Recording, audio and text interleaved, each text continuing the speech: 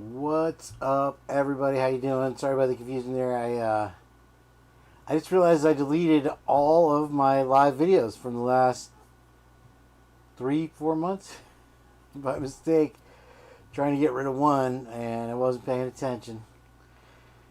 That's what I get. But here we are, and yeah. What else? I got my big old cup of coffee right here, and I know what you're thinking. And you're right. Let's get down to it, my friends. We're going to do it. Here we go. Oh, yeah. What's it going to be first? Oh, my. Brian Koberger.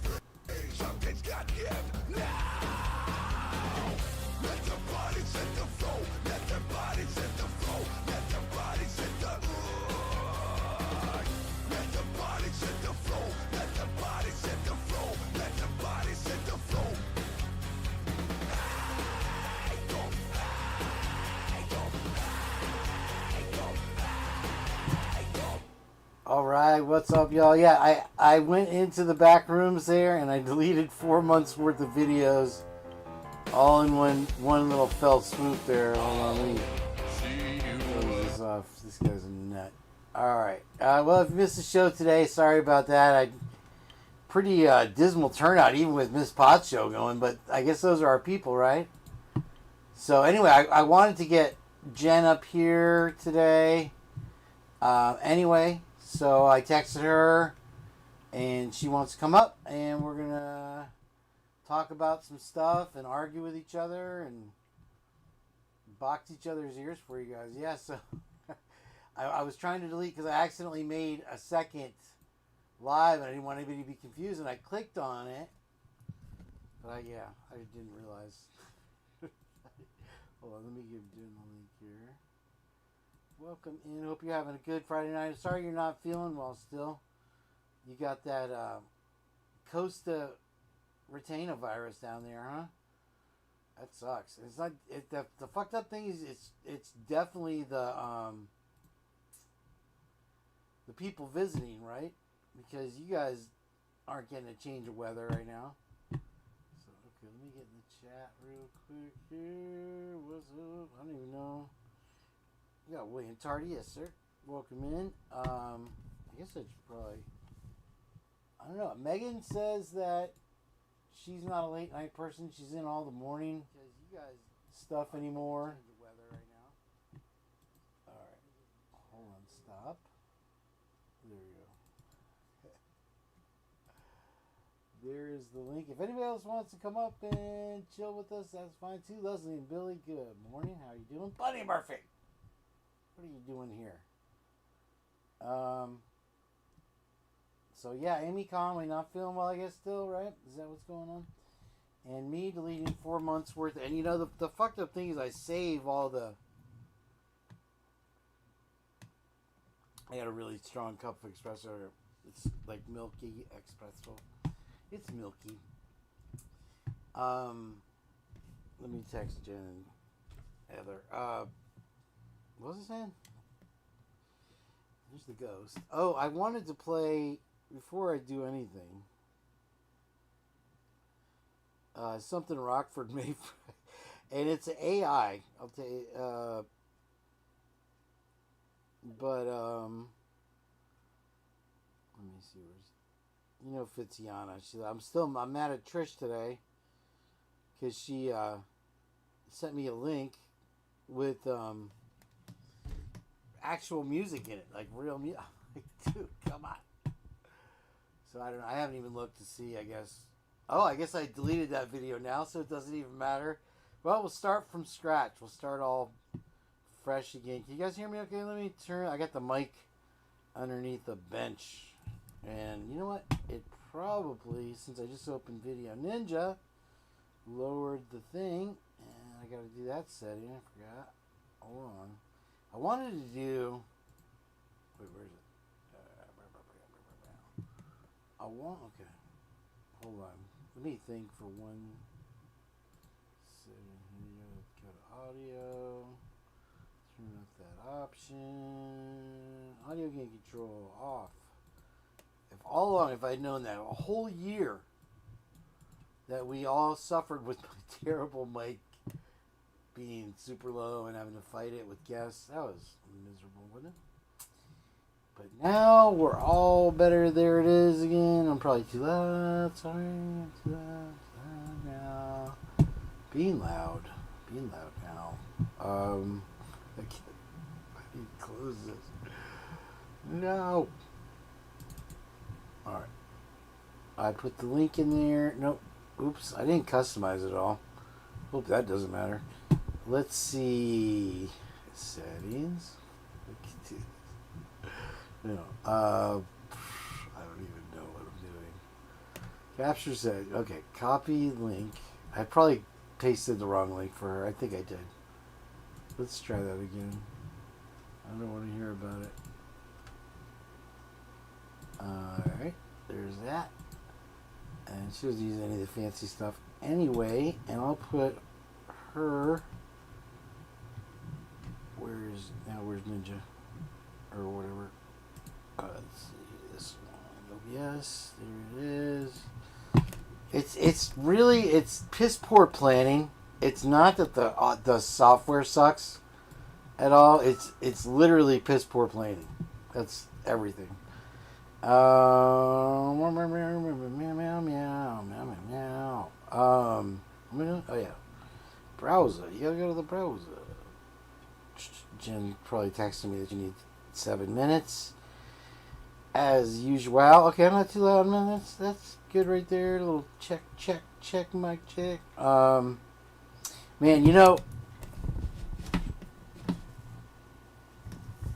I turned 57 the other day, believe it or not. And believe it or not, I pissed away all of my money, anybody that mattered to me.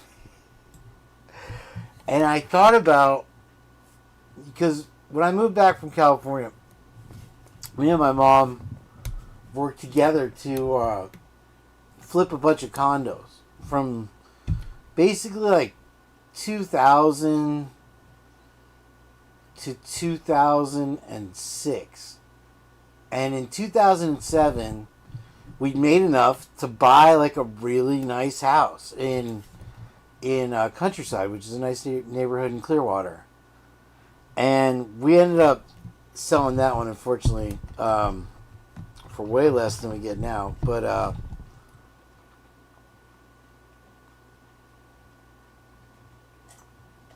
I did have a live today. It was a good one too, damn it. Yeah. And so I had a lot of time, and you know, I did a delivery to Tampa, and it was for $10. It was literally 28 miles. Because not YouTube, but yeah, YouTube does, but Uber Eats tricks you. They like to trick you. Tonight they offered me a 45-minute delivery for $4, and it had 2 restaurants and 2 different customers. I'm like, you gotta be kidding me. Who let the gate open?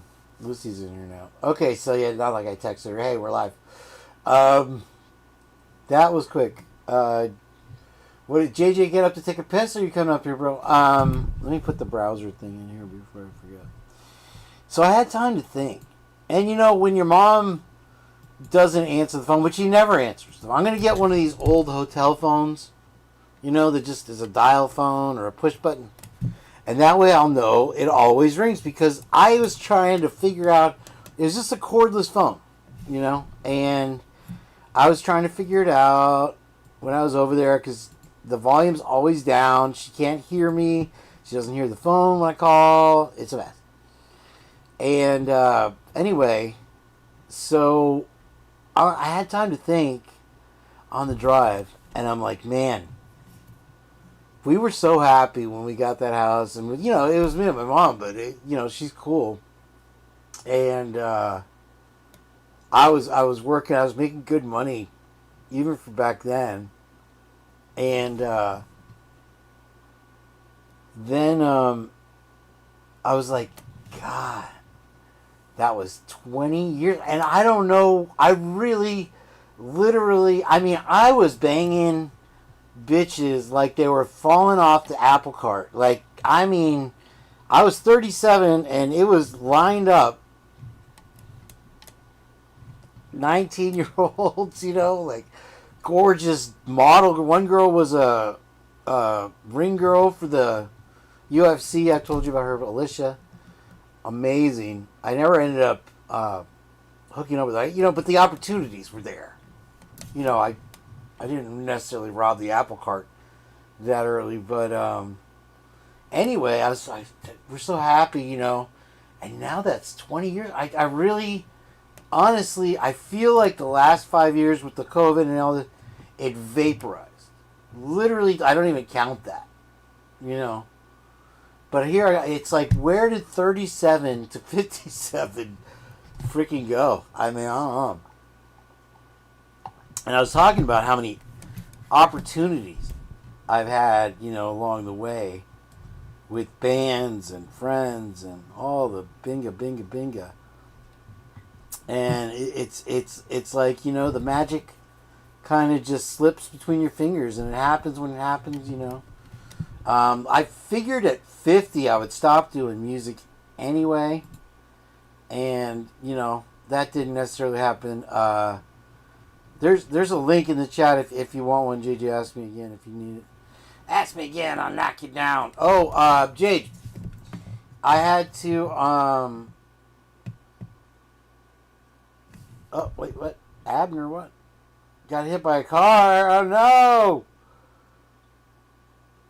Oh, my dog got hit by a car right in front of me. My beloved dog. That's my avatar. What was it? Anyway, I'm sorry to hear that, dog. That's terrible. And my dog had to have his jaw wired. I thought he was dead.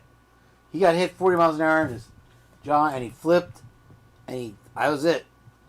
And I went, and he jumped up, but he had to have his jaw wired shut. I think I've told this story before, and the guy hit him. A week later, I was like, oh, bless you, you came back to check on him. He's been miserable. It's been really hard. How do you walk the dog? You can barely walk. And he's a big Dobie 100-pounder, bad as all get out. And so, did I do the browser? Yeah. Let me see what Jen said. He goes, yeah, I just need your driver's license. I'm like, what do you need that for? He's like, oh, for the insurance. He wanted me to bill my insurance for the headlight of him hitting my dog.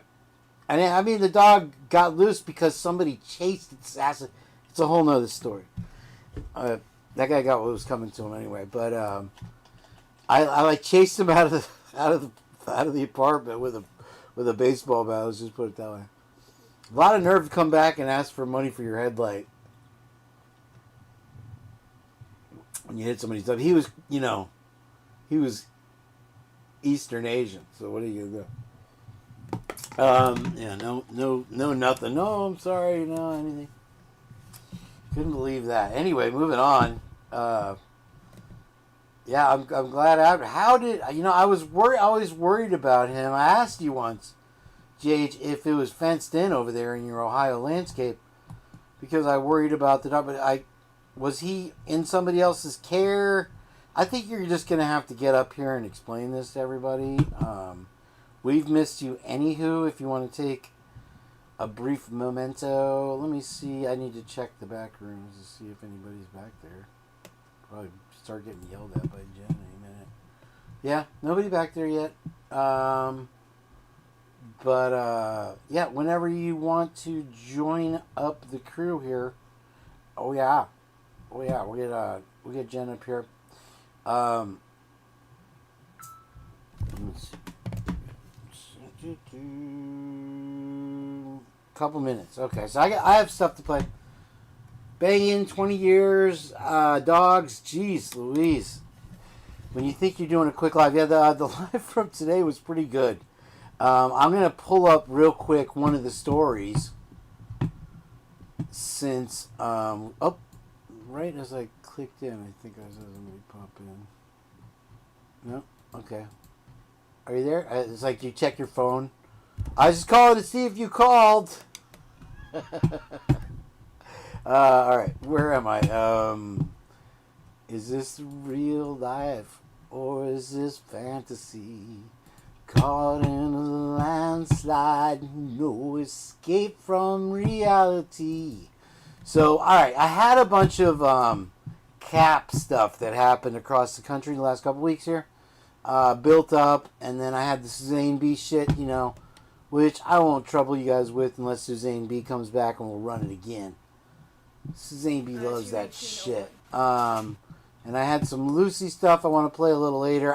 Like I said, I might go on a second cup of coffee for tonight. We're gonna hang. I used to say, we're gonna do shit like we used to, and more time, me and Jen are gonna fight like two old people, like we always do. And let's see here. I think this is the first one. Oh, this I gotta play this. Buck, what are you doing? Give me all the tickets! Come on, all the winners!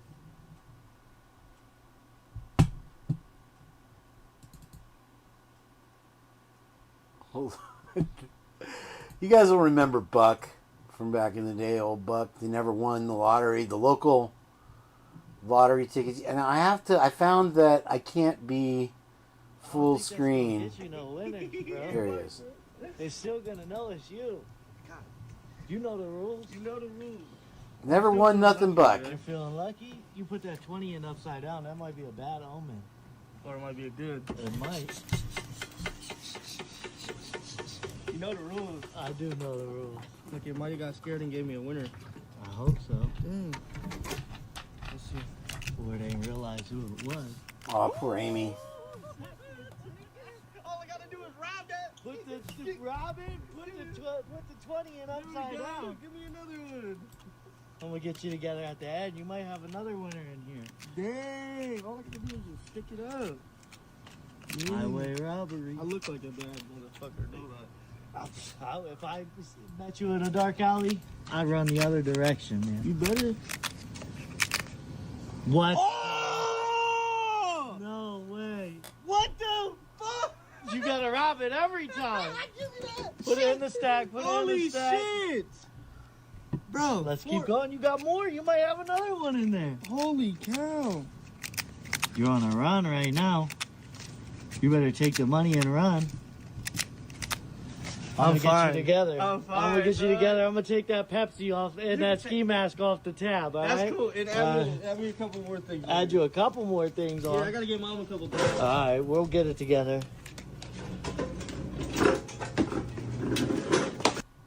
So all those times Buck played, he finally won. Good for you, Buck. All right, let's get to these stories. The one is really interesting. I had a couple of my Matrix and Senor Wiskowski. I guess I might as well run the whole damn show if Jen's going to be a couple minutes and JJ's 10 I wasn't even I even played a my character analysis. She was just talking about the new book there on Amazon, and I think she's a guilter or whatever, but she's all right. She seems intelligent. She's not a complete Viviana, for fuck's sake. And then we also got we were able to add 2 subs to Nothing Half-Assed. So finally, I can say she's at 500 subs. All this time it took, and God bless her. So I did a little bit of a binge watch. Blank, blank, blank. I got your message. It's me, Hitler. I know. I did what you said to do. We've got a coworker still locked away, and I got a message. You need to talk to me right away. What's the problem, boss? Didn't you say there was only 7 days on the AT&T records? What? They know. She knows. Lana? Yes, Lana. Oh, crap.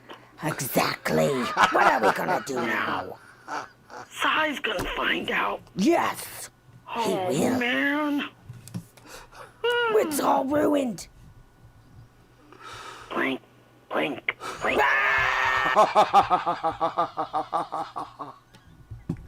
Dude, my absolute favorite one is, and I love the potato guy too, of course. We'll get to with respect to the media coverage. We acknowledge, as the court has, that will pose challenges for jury selection. The issue, though, is not whether there is a lot of publicity. We know there's going to be a lot of publicity regardless of when this trial happens. As Ms. Taylor said, people will continue to talk about this case. The issue is whether the court, using the procedures it has established, or maybe even modifying them as the court wants to, can seat a panel of impartial jurors. The Supreme Court of Idaho has found that despite widespread publicity, even on the day of jury selection, that is possible. That is possible in this case, despite the challenges. We'll look back at a couple things here. So, all right, we'll get to the cops. Jage, if you still happen to be listening, and maybe you're not going to come up, that's fine. But we need to talk about, what is it, the GIS? I think GSI, Global Positioning System that they use in the Army. And Lucy said you wouldn't answer me, but I think I can get it out of you. Did I, Mr. Anderson, welcome in, sir. Did you take the red pill or the blue pill? Nice to see you, RJA. Did I see, I thought I saw somebody say something about, no? Okay. Anyway, yeah. JJ, I would appreciate it if you come up here just for a brief moment and step into the principal's office, please, sir. All right, this is funny. All of them, I don't care. Unfucking believable. Are you kidding me? I'm never fucking donating blood again. The second you walk in the door, it's just questions. They're just like, where did you get it? Why is it in a bucket? Like, fuck. Why is it in a bucket? All right. Today we get a textbook example of waiting your turn and taking your turn in an armed robbery. Hi everyone, warning, welcome guys. to Trigger today's warning. research-informed defensive lesson here at Active I'll play one. Self-Protection. Ariana, I'm your host, the John gorgeous, the Correa. beautiful, the Today's lovely. video comes to us from Pageland morning. in South Carolina, and the clerk in this, is going to be on the ASP podcast. So make sure that you are listening for Mo coming on the podcast. Please listen to the podcast. Robber comes in, pulls a gun and sticks it at his head and says that he wants the money in the register. We have audio of what happens from here. Let's listen in. Right now. Let's go. Let's go. All on the girl in the bag. In the bag. Hurry up. I'll come right there. Come on, all of them. Put it, just get it. Don't take all back to them, bro. Let's go. Put the rest of it in there. Let's go. Put it in there, motherfucker. Everything. Put it in there. Put it in there. Put it in there. Put it in there, son.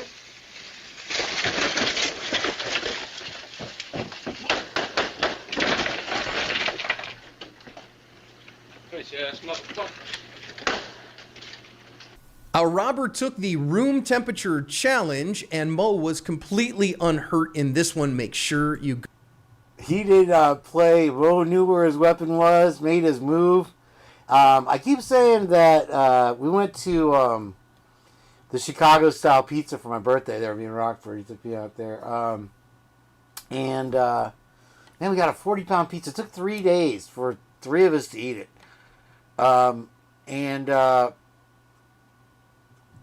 The band covering Karma Police. I forgot. That might be. I'll pull it up in a minute. I'll actually, when we take a break, Ariana, I'll pull that up for us. I forgot about that. That's a good one.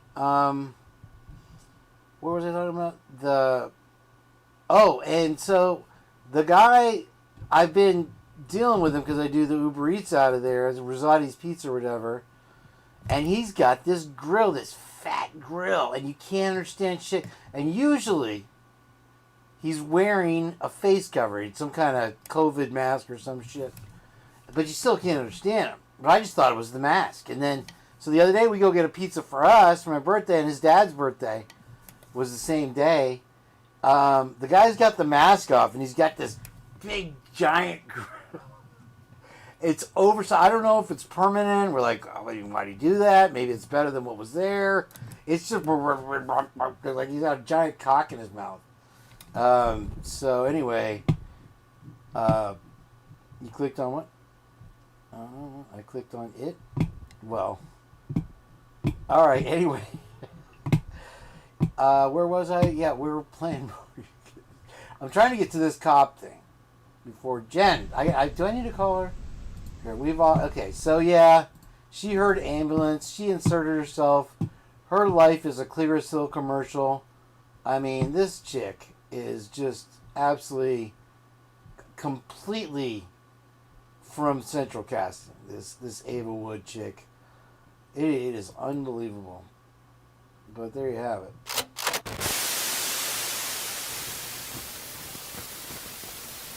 Senor Waz. Brian Koberger before? No. I remember when I don't remember. What the fuck, dude? I think this is the result of when you practice something 100 times before you have, and then imagine how many more times she was going over it before she had to go do the interview, the actual interview. Jose Cruz shit from, and I at some point way back in the day when we first talked about Jose Cruz, like Bubbly Waters, she had some unredacted video. It seems like most of the stuff talking to him, except for that first part, is redacted. Maybe that's what we saw back then. But number one suspect, apparently, Jack D. So all that time they were like, oh, Jack D. They were looking into him as well, I guess. I'm going to skip. Well, since that other show's not on record, I will, if I can. I'm gonna lose it. But Monday.com is super easy. A powerful Mexican drug cartel has allegedly taken responsibility for the kidnapping of 4 U.S. citizens and killing 2 of them. Now they apologize. Meanwhile, the bodies of the 2 killed are now back on U.S. soil. Derek Dennis has details.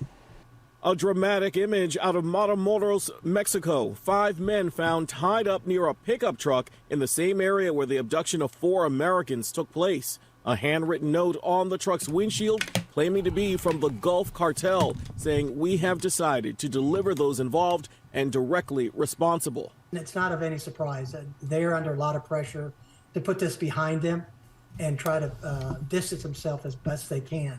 The abduction on March 3rd was caught on camera 4 days later after an urgent search. Latavia McGee and Eric James Williams were found alive inside this wooden shed.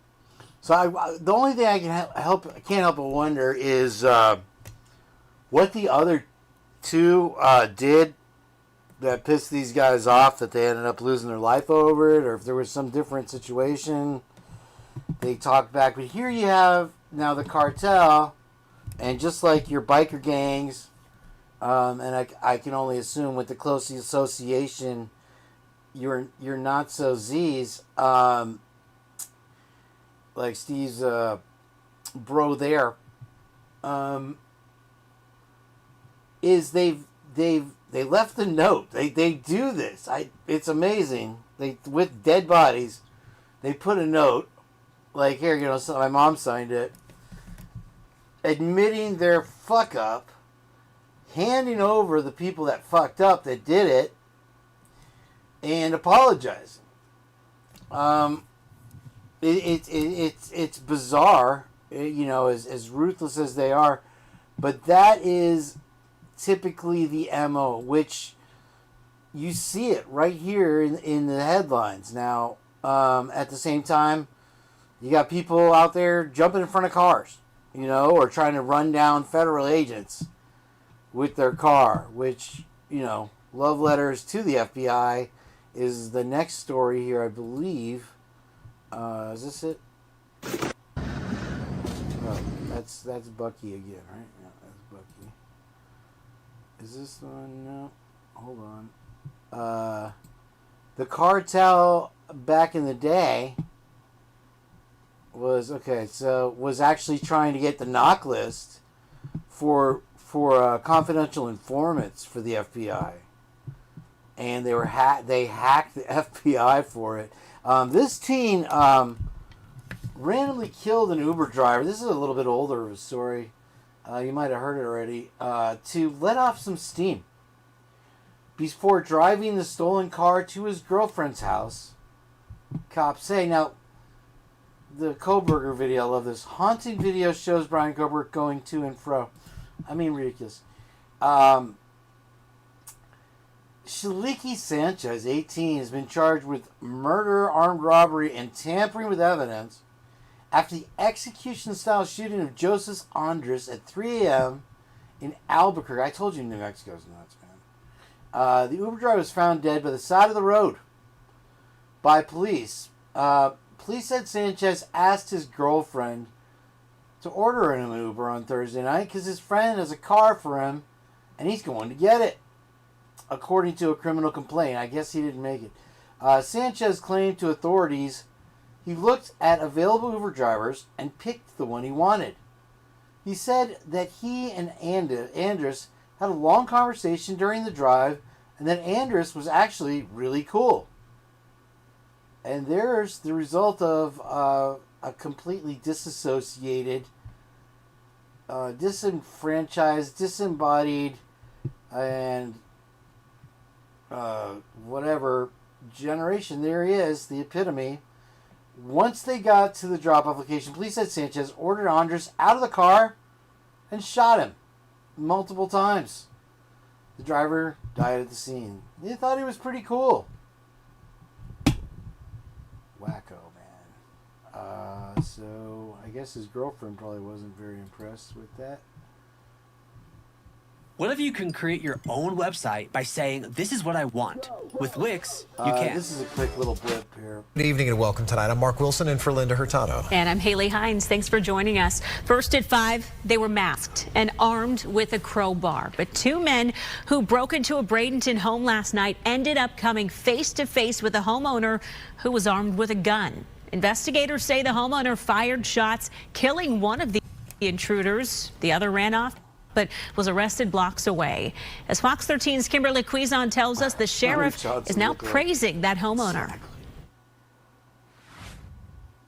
Manatee Sheriff Rick Wells says the homeowner did exactly what was needed to be done to protect his family.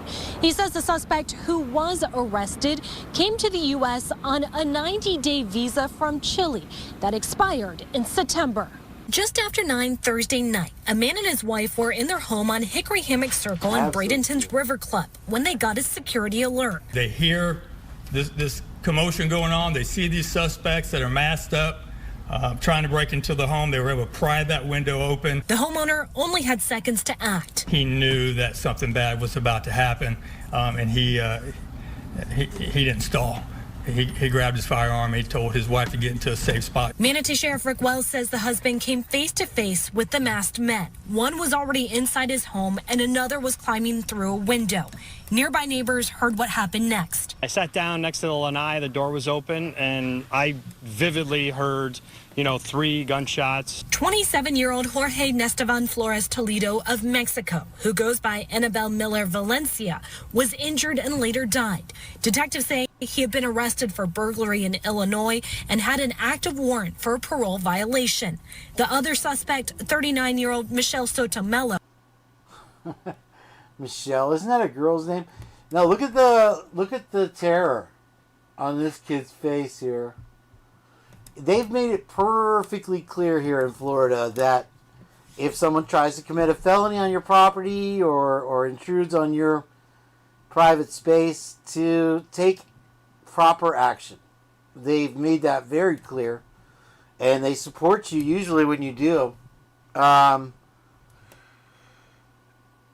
recently heard, where the fuck is Jim?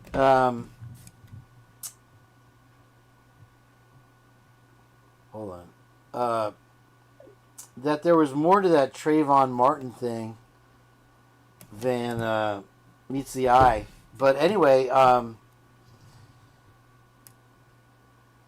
also, if some protester tries to get in front of your car, is one of my favorite ones, is make sure that you use your car as a weapon. Oh, there's Jen. Okay, I was just texting you.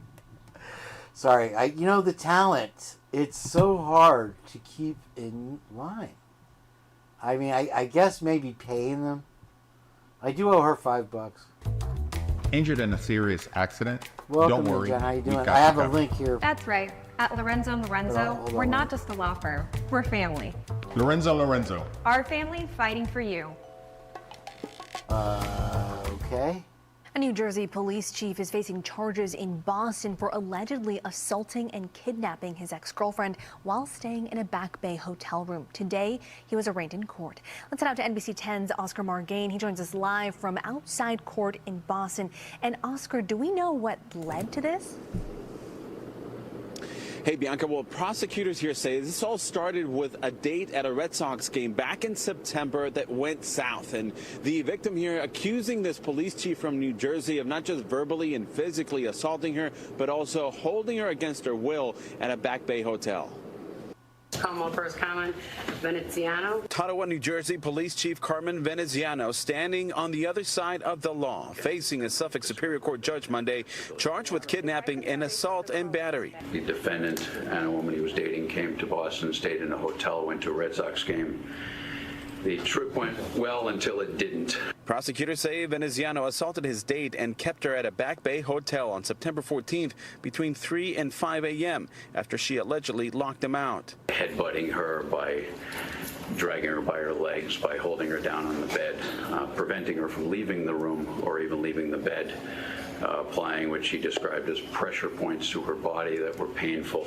Hotel staff ended calling police, and the matter seemed to have ended, leading both Veneziano and the victim to go home their separate ways. The victim, not identified by authorities, allegedly called Boston police days later to report what happened, eventually leading to a grand jury indictment. So I'm sure there's more to the story, but that's just the first one. I just want to finish up my little cop rant here, because this is going somewhere. Jen, thanks for being here. We had JJ. Hopefully he'll join us for a minute and explain what happened and give us a rundown of everything, because I haven't heard yet. Anyway, I guess, okay, there was another one that I didn't clip out in Brandon, that it was a domestic violence, but it was really serious, that happened the day, I believe the day before yesterday. And then there was one more. I think it was some type of assault and battery. Anyway, leading up to Houston Tipping death, this one I'll just let it play because it's so flecking wild. You're not even going to believe this. And, you know, I hope you're sitting down, because this will make you think about Idaho a little bit. This is a difficult case. The LAPD has always maintained this was a horrible accident, but the family of Officer Houston Tipping doesn't believe it. So it looks like this case will be going to trial. I'm angry, disgusted, heartbroken, and life is just different without him because of what they did. Shirley Huffman believes her son, LAPD officer Houston Tipping, was targeted and killed because he knew about rape allegations against fellow officers in the department. He was concerned enough that he was looking to leave, and he had interviewed, and that was his intention, was to leave. Attorney Brad Gage says Officer Tipping was an instructor at the police academy and was conducting a training exercise when he was gravely injured. After he became the instructor there, one of the accused officers signed up for that class, went into that class, engaged in intentional acts against my client, including putting him into a headlock, which he admits in his deposition testimony that we have, and also picking him up in what is known colloquially as a pile driver wrestling move. Officer Tipping was paralyzed and after 3 days in the hospital, died on May 29, 2022. But the LAPD calls it a tragic accident. LAPD Chief Michael Moore had this to say back in 2022. Officer Tipping was not attacked.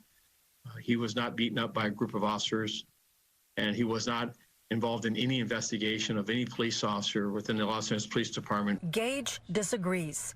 He's filed a lawsuit alleging wrongful death, battery, and whistleblower retaliation. Having an officer who is investigating criminal acts against other employees who then dies and is killed has to be distressing to everyone. It has to concern us for public safety. My son was a good cop. He loved being a police officer. It was what his fiber was. And I believe that when he saw something, he said something, and it got him killed.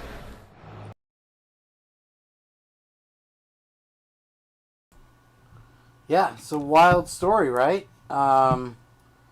These cops had already been trained, and they had rape allegations on them, and one of them signs up for the class, puts the guy in a headlock, drops him in a pile driver in his own class, and the guy ends up being paralyzed and then dying.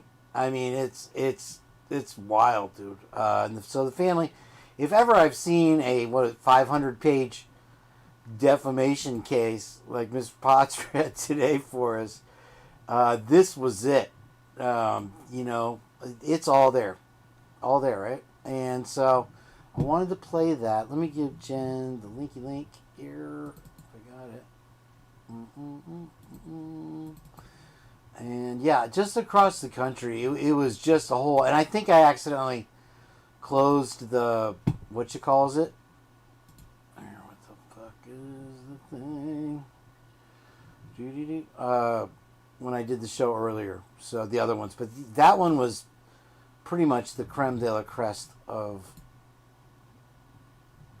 the info there.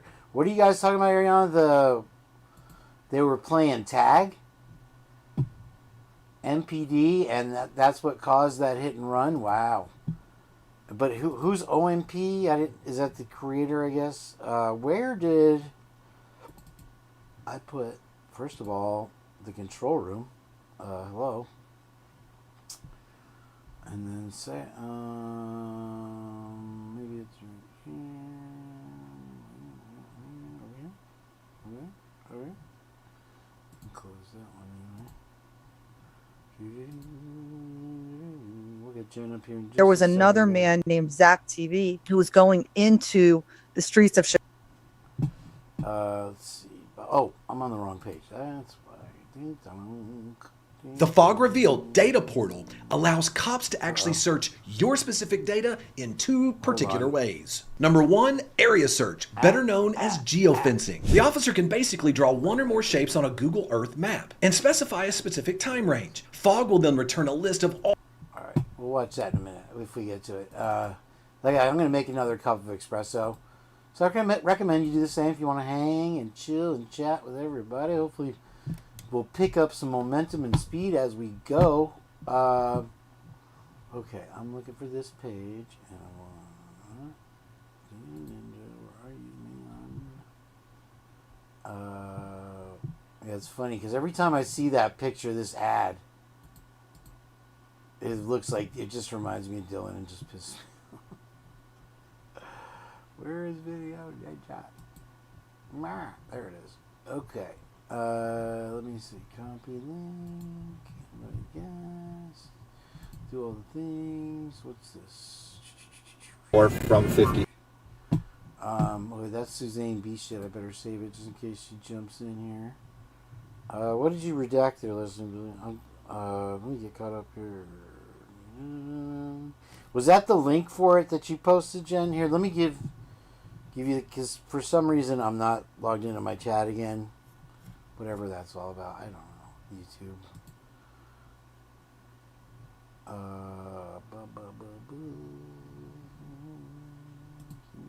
You can do it. Yeah, I was saying, what was I on Miss Potts show the other day?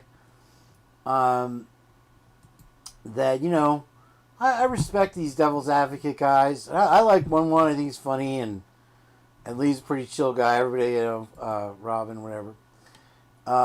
You know, but they're all receipt based on every. And I'm like, at this point, we've got to pretty much toss whatever they've given us out. Like yesterday's, and Lee's a pretty chill guy. Toilet paper, you know what I'm saying? Okay, here, Jen. Finally, I can drop a link, I think. I guess JJ was just up for his pee. We'll get that JJ back one of these days. I'm actually dying to know. So if you're just lurking, JJ, there you go, Jen. That's the link. Click on in if you can. If you can't, then you're Miss Potts. What am I gonna do about it? Miss Potts insisted that when I do the live with her that I had streamer. I'm like, look, I've got a whole conversion kit just for you. I set it up, and it's good to go. Okay, that's way back there. Where was I? What was I talking about? There's the cartel hack one. This is good. I shouldn't even be talking about this, but Powerball and Mega Millions are trying to put me in jail after I discovered how any American can hit at least 4 numbers. Turning to this story, the Sinaloa cartel using cell phone data and surveillance cameras to find and kill FBI informants. This is according to a new audit released by the U.S. Justice Department. The audit saying a hacker hired by the cartel accessed FBI special agent call logs and Mexico City's camera system and used that information to identify persons of interest for the cartel. The cartel then intimidated and in some cases killed those individuals. News Nation's Mills Hayes joining us live to break this down. Mills. So yeah, they were actually successful in breaking that knock list of confidential informants for the FBI. So it's love letters to the FBI. To the FBI. You understand what I'm saying? So that's pretty freaking amazing. And they actually were able to kill people on it. Now, at the same time, you have the apology letter from the cartel there, the Gulf Cartel, about those 5 people that were kidnapped and it was a mistake and they handed over the people that did it. At the same time, you have 3 people that survived being in custody or being in contact with them in a murder situation. So, I just pointing out, you know, anything at any time could go 2 different ways. I honestly think that Jen, was that you? I heard him. Whatever, dude. Oh shit! I heard you assassin, Kane. I don't appreciate that. Hold on, you're too loud, JJ. Shut your damn pie hole, sir. Welcome back, my friend. Holy shit pies. What a surprise, what a happy... You'll shut your damn ass if you know what's good for you, boy. Did Lucy send you back up here? Hey, how you doing, bud? Admonish me? Good, man. Good to see you, bro. Where are you? Let me see your lovely face there. I'm currently just outside the city of Angels, although I wouldn't call it that. Oh, are you sitting on a hill up high, thinking about the girl that left you, like Hollywood Nights? On those Hollywood I was hills? thinking about doing some when I was thinking about reenacting that Nicolas Cage film with Meg Ryan. Wasn't that called City of Angels? I didn't see that one. Was that a good one? Was that the best movie ever made? Yeah, right, dude. You have I guarantee you have the movie poster on your fucking bed, Kane. Don't sass me, boy. I didn't call in this late at night to be sassed, you know. So you're in the Californias, huh? What road are you on? Because I know LA kind of pretty well. I'm on the highway. Pinpoint, you're on the PCP highway. I'm on the meth highway. Oh, you must be near Fresno, then. Yeah, right near Fresno. I'm going to go visit the Gonzalez homestead. Oh yeah, they have an outpost over in Modesto.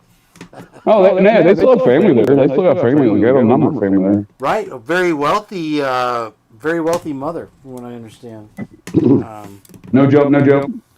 No pun intended. So we're all tragic about Abner, man. I'm so sorry to hear. Yeah, he's had a rough go. I'm rubbing his belly for him right now. He's doing all right. Well, much love out to you, man.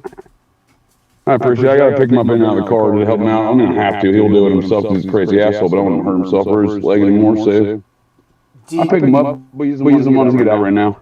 You're okay, Bo. You're okay. You need to get him some Akko tacos from Del Taco. Dogs love those Akko tacos. Right? Oh yeah. My dog's name was Aki, so I'd always call Akko taco. I introduced him to Whataburger the other day. Oh really? We have one opening up, and I keep thinking, like, what if I go and work at Whataburger and do things the Whataburger way? I'm like, nah, I couldn't do it. Yeah, I bet that was a nice treat for him, huh? He's gonna put on a couple pounds. Oh man. Yeah, they got chocolate malt shakes, some jalapeno biscuits. These boys are happy, but yeah, I mean, he's had a rough go at it, man. Some crazy Joe Biden voters. They want to call themselves a veterinarian and staff. Wanted to fucking kill Abner boy. What? Man, you people done lost your minds. Wow. Yeah, it's been I have so many. It's a complete catastrophe. But so I sold my RV to Camping World. Really? And then I signed. I mean, it's a quick sale. You know what I mean? I signed over the title, everything else like that. Gave them the fucking thing, and they're like, "Oh, yo, we're working on the money. We'll have it to you tomorrow." Whatever. I'm like, "Oh, whatever. You guys are a major corporation. I'll take the bill of sale and call it a day, right?" Oh no. Sure as shit. A week later, they were still BSing me, dude. I had to come back to Ohio, pick up my RV from them, go find a new buyer, and the new buyer was like, then bullshit me on picking it up because I sold it to an auction house by Gary, Indiana, and they were bullshitting me about picking it up. I'm like, look, dude, I got places to be. I got Mexico and shit, dude. I needed the rest of that my RV money to pay for the rest of my treatments, and then holy shit. Literally, dude, hours 2 hours after I sold my RV and paid for the treatments, Abner gets hit by a car. So we're on the RV, we're up in the auction house lot, and they're bullshit. They're bullshit all day. They're trying to, you know, I had a deal in writing and everything, in principle and writing and everything. They're trying to like shortchange me. I'm like, come on, guys. I'll just sit up. I'm gonna sit my happy ass out here. And then I drove up here to, because you know usually they hire someone to deliver. They'll go pick up RVs and stuff and deliver to their auction house, right? So I said, "Oh, how about you just pay me to do that?" You know what I mean? And they pretended like I just brought it up on my own. I was like, "You guys are out of your fucking minds." You know what I mean? I was like, so anyhow, the auction house is weirdly situated in the back of a salvage yard. The couple that owns the salvage yard have nothing to do with the auction house. It's very weird, but the woman, the elderly woman, she's probably in her 60s. She and her husband drives the flatbed, you know, tow and wrecker. But she's there all day long, so we're there for fucking 6 or 7 hours that day. You know what I mean? Because then they want to bullshit me about the money. So you'd already driven back from Mexico to do all this? No, I made as far as Minnesota. And you had to turn your ass back around, huh? So this is the trailer that you lived in, that you broadcast in the dining room. My studio/bedroom, sir. My studio/RV dining room, sir. Can everybody hear JJ? Okay, give me a thumbs up. I haven't seen the chat move in a minute. We got Ariana in here, by the way. Hot stuff. RJA's in here. Leslie and Billy. We're picking them up the team. I mean, it's been a hell of a run for these two boys because you know they do well and they're still they're good boys, but you know, you get antsy in the cars all the time and moving around, all these different things and whatnot, and I don't know. And then the owner of the salvage yard, the lady, the woman, the wife, she has 2 Boston Terriers she brings out, a mini Boston and a regular size one. They're both pups, and she brings them out to play with Abner because Abner's never met a dog he didn't like. If she saw Abner outside, she's like, "Oh, I want to." She didn't see Cruiser, but I'm sure I had the same response. But so I want to bring my dogs out. She asked me, like, "Oh yeah." I already asked the auction house people if I could have my dogs out of the thing, because they've been there all, you know, we were there for 2 hours at that point. We ended up being there for like 7 hours or whatever. I don't know. But anyhow, so Abner did not want to get back in the car because that lady brought them dogs out a couple of times, right? Okay. So she brought her dogs out a couple of times, bringing out treats.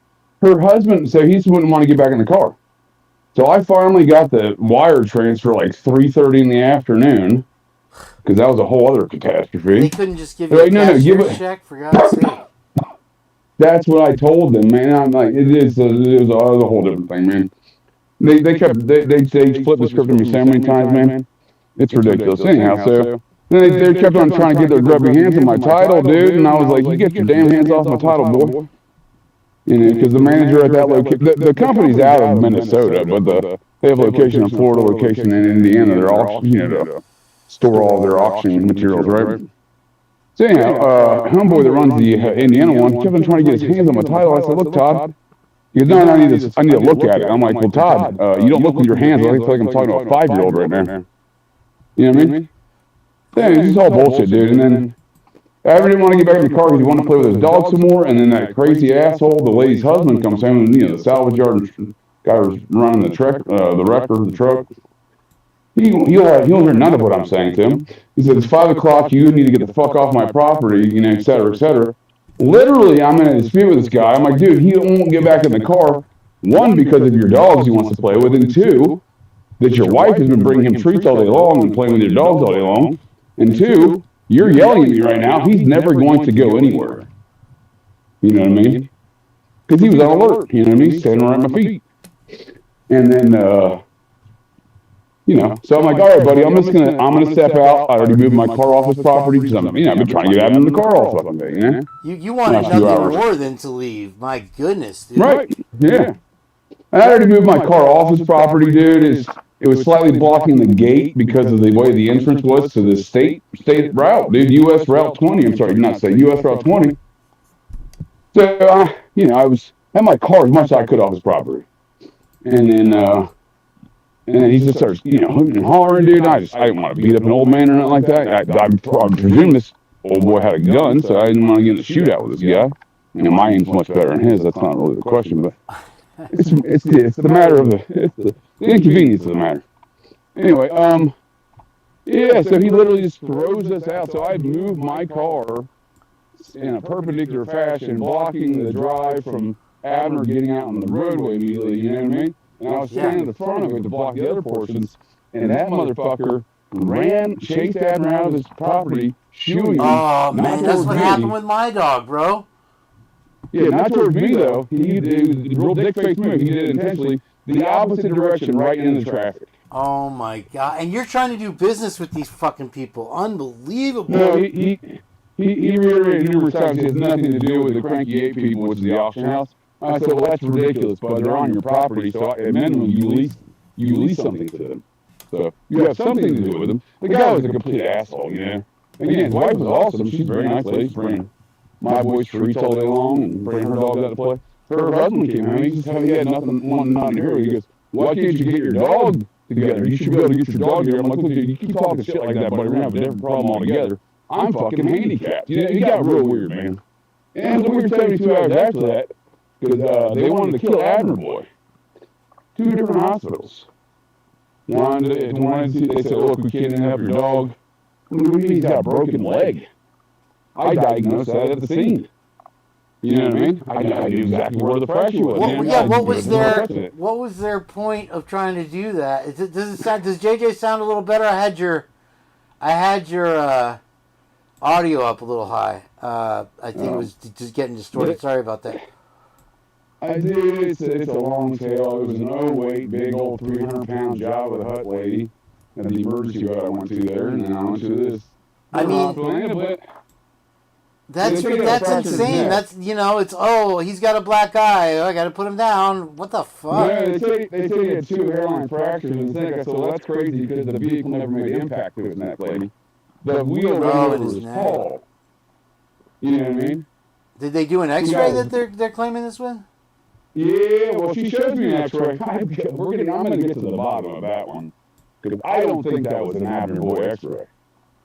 So. It was like a squirrel. It was a squirrel fucking nugget, huh? Oh, whatever it was, it had a hairline fracture. No, I've broken enough of my own fucking bones to know what a fucking hairline fracture is. You know what I mean? But it wasn't Abner. And I said, well, that's crazy, ma'am. She said, it must have happened in the impact of the car. I said, well, that's crazy, ma'am. But the car never impacted him. So that's weird. Oh, wait, it's echoing. Sorry, that's my bad. That's my bad. You're echoing. There we go. So on top of that, she's like, there's nothing we can do about it. We're going to have to, you know, they don't let me see him for 2 hours. I think the emergency vet, I'm the only customer there. They don't let me see him for, it's like, 10 o'clock at night or some dumb shit by this point. I'm the only customer there. Don't let me see him for 2 hours. There's everyone, all the job of the hut and her 6 employees with fluorescent hair, or staff members there. I mean, they were the least unhelpful people ever. I mean, like, I kept asking to see him. Like, no, you can't see him right now. I'm like, well, I mean, I don't want to, like, be I want to try to, I was trying to be respectful, as I always am, but these people are really pushing my fucking limits, man. I mean, like, thank God they didn't make some, like, executive decision on your ass and be like, oh, sorry.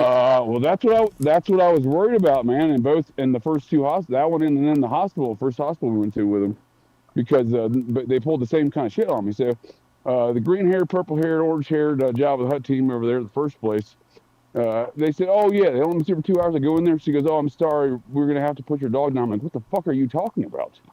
You know what I mean? At that point in time, I could say, I diagnosed his entire situation on the scene. His vitals were fine. You know what I mean? I even fed him and gave him water. I told this dumb Java the Hut lady this. I also told her that after he got run over, his paw got run over by the car, he got lucky, you know. I ran out in the middle of the road to stop the car. I ain't run in 7 years, by the way. I got a fucked up spine. That's when I went to Mexico. And then I literally sprinted 3/4 of a mile down the road. I'm telling this to Java the Hut. I said, his neck's fine. He ran just as fast on 3 legs as he does 4 legs because I didn't gain an inch on him. And she's like, no, your dog's got to die. I'm like, what the fuck? So that's what I'm saying. See, I'm 99% certain, which is what I told her in the room, actually. I said, those x-rays are not from my dog. I'm going to need to see the fucking background where you got that picture from, lady. I paid her $800 for some fucking x-rays. And she showed me some shit. Some fucking shenanigans, dude. So, I don't know what she's trying to pull. I have no idea. Because the next move she did was, all right, so I said, okay, well, I appreciate your opinion. Come on, boys. I said, I appreciate your opinion. I'm taking my dog with me now. Thank you. I paid your bill. Take my dog with me. She goes, no, you can't take your dog with me now. There was a number of disputes. Well, I didn't want to get physical with a 300-pound overweight. I mean, cardiovascular disease is her enemy. And, her staff of Joe Biden voters. There was six total women. I'm not hating on them. They're all just, huge lesbian kind of Joe Biden voter, purple-haired. In nature, it's... Did they try to jump in front of your car and stop you from leaving? Dude, they would have... I'm not even kidding you. Their first option was not to care for Abner Boy. It was to kill Abner Boy. And they would have killed me in the fucking parking lot if they had the authority to, dude. So I pull in there, and they're screaming at me to get my boy Cruiser off of Abner. And I'm like, lady, he's worried about his best friend. He's licking him because he's fucking concerned. Are you a vet? Why are you screaming at me about my dog? It's the whole thing, dude. It's just... I've never... Usually they try to talk you out of putting your dog down. Oh, no. She's like, there was no option of care for my dog. We have to kill your dog. He's got a fractured neck. I said, no, he doesn't. I sprinted with my fucked up spine behind him for 3/4 of a mile down the road after he got hit when I watched him get his paw run over, and there was no impact with the car, and there was no damage to the car. I told her all of these things before, after, and during her fucking shenanigans, but so I told her I had some tense negotiations. I tried to not call her fat, even though she was 300 plus pounds and clearly full of shit. I already told her she's full of shit. So that's not my dog's photo. I told her that in the room when she showed it to me. I said, my dog don't have a fractured neck. He never made impact with a car, because she gave me some bullshit excuse. Oh, it must have happened when your dog got hit by that car. And I was like, look, bitch, he never got hit. He never made impact with the car. His paw got run over, you dum-dum. What kind of bullshit you pulling here? So, I'm probably going to sue the shit out of that clinic and that fucking job with that doctor. I'm just saying. They pay pennies for those I'm not a very man. litigious person. I'm not a very litigious person, but they have to have records. So in between our tense negotiations, when she wouldn't let me leave with my dog, I said, I'm going out in the parking lot for a second, because I said it. Upon the initial, you're not taking your dog with you.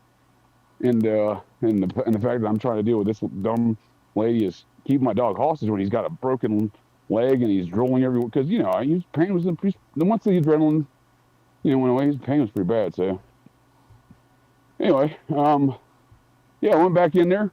She's like, oh, I called 2 more doctors, and she rattled off 2 names, which I told her sounded made up, in the room real time. And I'm 99% certain they were made up names, right? Wild, so instead of ever, dude. Yeah, instead of ever providing, I'm the only customer there. Instead of ever providing any fucking care for my dog's got a broken leg, they pull all this shit, dude. So I'm there for 3+ hours. I get no care for Abner Boy. I get a bunch of I get fake X-rays that I call out in real time. I come back in, she's giving me fake doctors' names. So those things better be on file when I request those records, because if they're not, it's just fucking, they didn't give him like a splint or set the fracture or anything? No. I said, no. Dude, they put a piece of cardboard box around, like in a makeshift cardboard box that they taped together around his neck, not even in a manner in which it would be stabilitating or provide any stability to his neck, dude. There was nothing going on there. That's what I'm saying. They didn't even I'm just getting fired up, man. I'm just saying, I'm not a litigious person. Dude, that's like you went to the hobo vet care clinic, man. What the cardboard box? Did they give him a 8-ball too? Here, suck on some King Cobra, man. You'll feel better. Like, what the fuck? And it's not like I went in there not paying my bills or nothing like that. No, I paid my bills. I asked them for care. They refused to do all of these things. They made up stories. You know what I mean? And yeah, I mean, $800 for, by the time that machine is paid off, is costing them pennies for these X-rays. Is insane. When I had my arm thing, one picture, dude.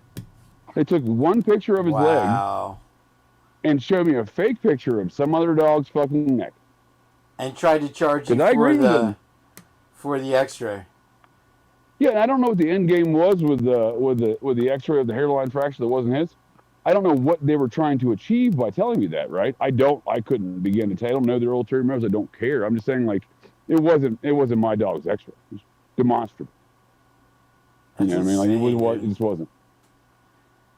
So then as a result of that dumb bitch, then I had to go get a fucking CAT scan of Gavin Moore because, you know, I wanted, you know, to make sure. But not only that, she then calls the next hospital, right?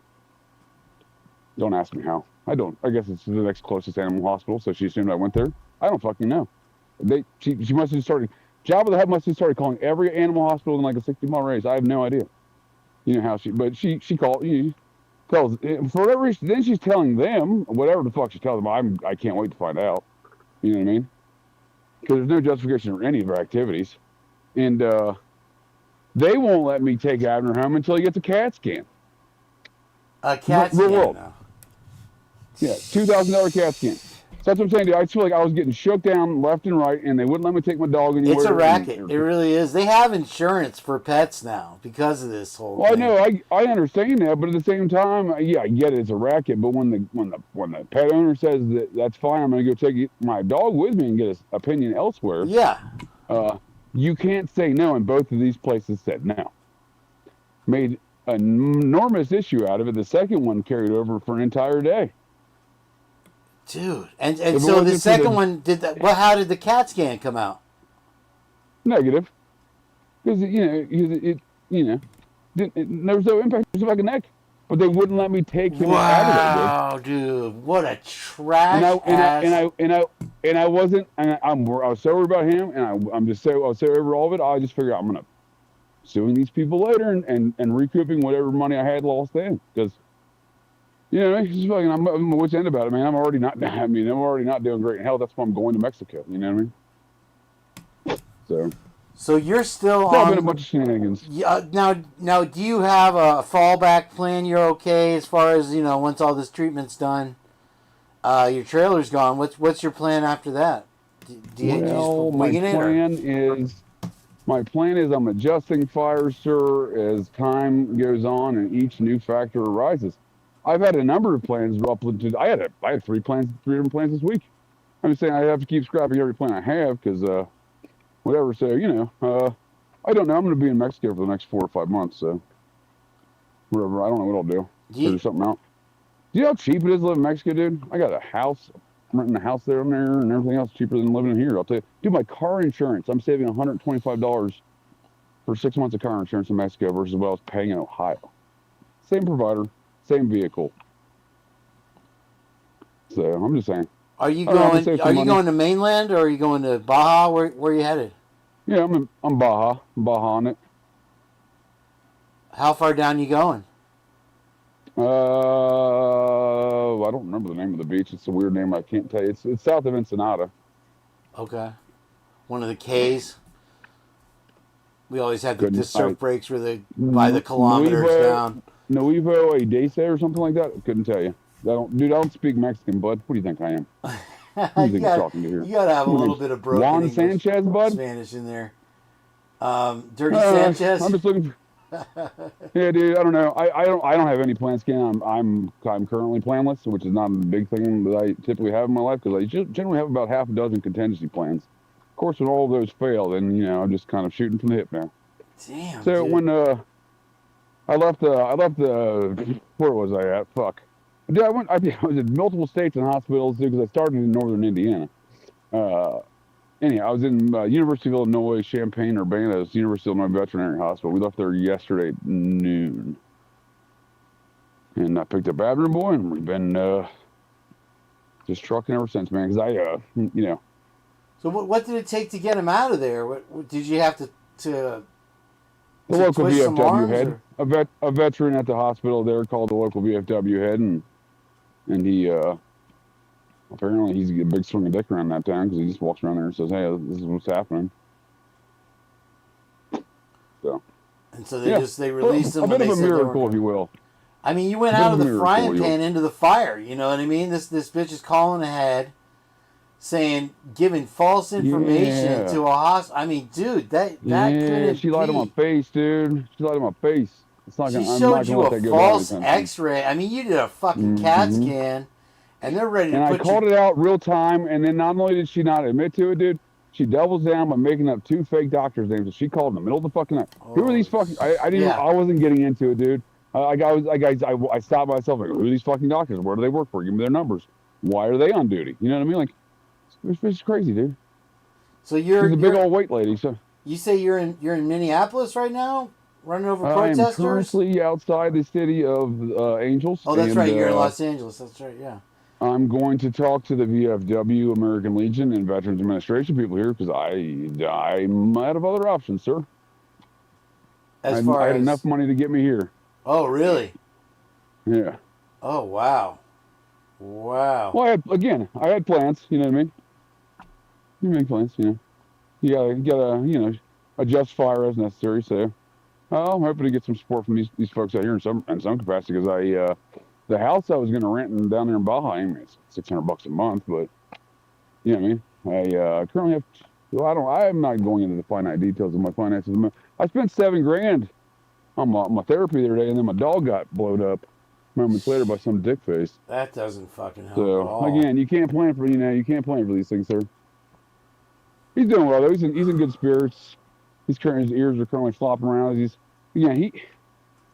figured he'd just lose a step when he's got 3 legs. I was chasing him down. I couldn't catch him at all. He went down the woods. Thankfully, the folks that hit him, it wasn't their fault, and they were all apologetic. And I just look, I remember they came out and I said, "You guys aren't gonna apologize." My dog, that guy over there's a dick. He ran my dog into the road.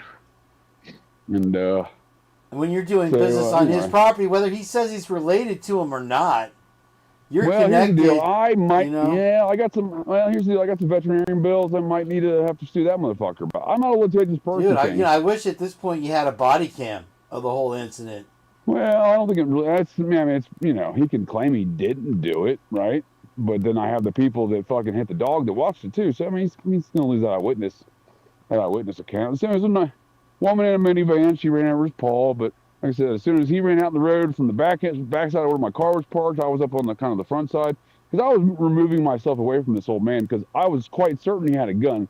He was making gestures as if he was reaching for his belt. So I went around to the backside of my car where my headlights on, and I was going to light him up. You know what I mean? I want to make sure he saw me though. You know what I mean? And light. You know what I mean? So wasn't like, oh, he's hiding in the shadows. Now I'm going to shoot you right in the light, buddy.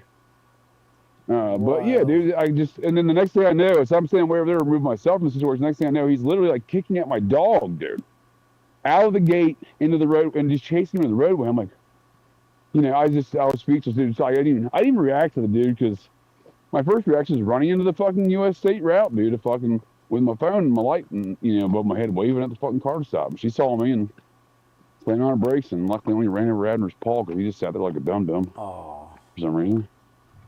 Deer in headlights. And then he ran off.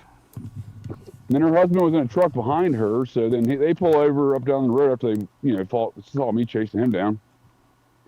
And he came over and helped me get him out of the woods, but, tried to. But I said, hey, buddy, I appreciate it. And, you guys ought to apologize. I said, I'm sorry that guy's a dick and ran my dog into the road in front of y'all's car. I mean, last thing I wanted on their conscience would be, well, I don't want my dog dying, but I'm saying I don't want it on someone's conscience either because some dick face is trying to attack my dog. For no reason. Anyhow, yeah. It's been good times, Kane. Damn, bro. Are you guys staying at a hotel or anything tonight? Or are you just crashing in the car? Well, I'm just driving, buddy. You know what I mean? I'll take a couple naps if I need to the rest area, but I stayed at a hotel the other night, came out, and someone worked my car over for me. They what? They worked my car over for me. Not well. Got some nice vandalism. Basketball-sized dent above my right rear tire, my passenger side rear tire, and then they did a really and it's all cosmetic, anything good there. But I don't know what they used. I was kind of impressed because of the size and the, where it's located and everything else. But like, they hit my right tail light with something, but they, probably kids or some dumb shit, man, because it was they didn't do a very good job breaking my tail light. They just broke the cover. Were you driving through Idaho at the time, or this is in L.A.? Yeah, I was in Bill Thompson's fucking driveway. We're having a barbecue. They let Brian Cooper out of jail for it. We were all over there hanging out together. No, that is the nature of. I have been finding Lucy Morningstar keeps me up to speed on her Lucy Morningstar Underworld News Network. So, and I do agree with a lot of the current discourse. I think I heard you talking about some of that too a little bit. Cruiser, get back here, boy. Come on, boys. I heard you talking about the discourse in between. Well, yeah. Jen's gonna get up here and talk a little bit more about the documents and stuff? My name's JJ. Don't sass me, boy. No, I'm just saying, like, you know, the current discourse of even the state around the case is like it's just devolved, man. It's all a bunch of nonsense. Like, I keep, you know, I laugh when, and I, you know, occasionally when I catch things or Lucy Morningstar sends me something there, I'll be like, oh, well, shit, we talked about that 7 months ago on The Purge. You know what I mean?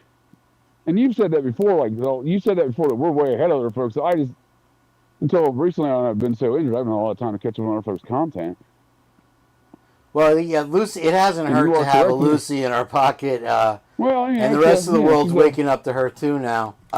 Valuable resource. Absolutely, but Jen's come out with a ton of great shit that you know. I think you're missing my point, sir. I think you're moving past my point.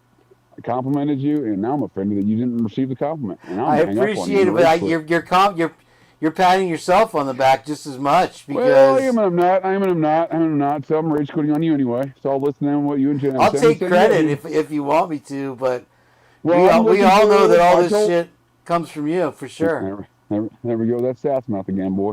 I told Lucy Morningstar last week that, you know, I'm looking forward to trying to get you to do another purge at a reasonable hour. I mean, I guess I'm on Pacific Coast time now, so I guess my hours have gotten a little more reasonable for you. But yeah, I plan on doing one Monday or Tuesday next week.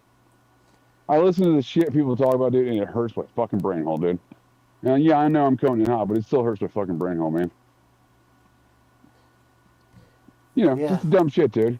As far as dumb shit. Are you talking about as far as mainstream media goes? I mean, there's generally anything you're talking about is what I'm talking about. No, I'm talking about all the like Idaho4 YouTube content creators is not exclusive to one party in any means. The shit people come up with makes me want to fucking unplug things and start breaking the things that were plugged in, dude. Because I'm like, do these people use their fucking brains, dude?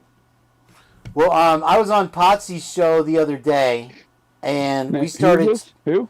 Annie Potts, Miss Potts, and. Oh, I listened to that. I listened to that last night, actually. Oh, okay, good. Yeah, then you know what I'm going to ask you is about the GSI that they used to locate each other on campus. That they used. Well, here's the deal, sir. I appreciate your time and your discourse this evening. I think you know good damn well what my answer is. I can't confirm. Do we lose JJ? Uh-oh. Rage quit right now. Don't rage quit. But yeah, we wanted to do a show on the Purge on Monday or Tuesday if you can get some clearance on that as far as combining that with the drones. Because I've been saying since the beginning that... Did we lose JJ? JJ, come back. Let's see. Maybe I'll drop the link anyway for Jen, and JJ may need to click that again here. Thanks for being here, everybody. Appreciate you joining in. White Rabbit, always a pleasure. Good to see you. I saw Noelle pop in there. And Ghost Girl 58. Yeah, just to get you caught up, sorry being vague. JJ is on a trek cross country to Mexico to have his neck worked on. He's been having trouble, and long story short, he was selling some stuff to somebody, and they chased his dog out into the street. So that's what happened there. Let me see if I can't find the chat. And it should be right here. Put the link back in. There we go. God, the chat is moving so fast. Holy shit. Did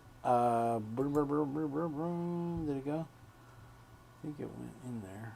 Wow, look at that. Is it just not caught up, or is it... It's moving slow inside here. Let me see. Let me try it again.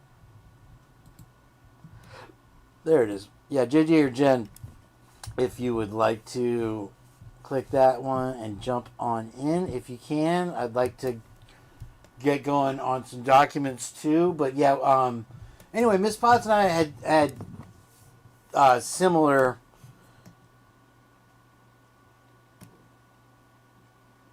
Yeah, I guess that's the story, White Rabbit. Something in his bulging disc in his neck or whatever it is. That's what he's going down for. He's got a house reserved there.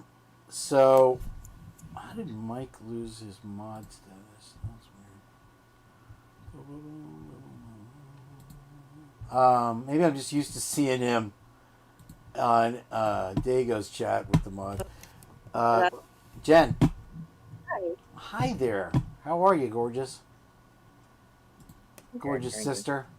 Does Jen sound okay, guys? I had JJ up a little too loud. Now I think you're a little bit on the quiet side. There you are. Let me turn you up. Oh. Okay, there's 100%.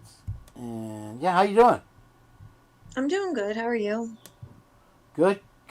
Yeah, I've been missing you the last couple of times. I ran a show today, and then Yeah, I was taking a nap. well, I accidentally made 2, and so to avoid confusion, I went backstage to delete the extra one, and I deleted like a month and a half's worth of shows. So all the MK and Ultras Oh my god. are all gone.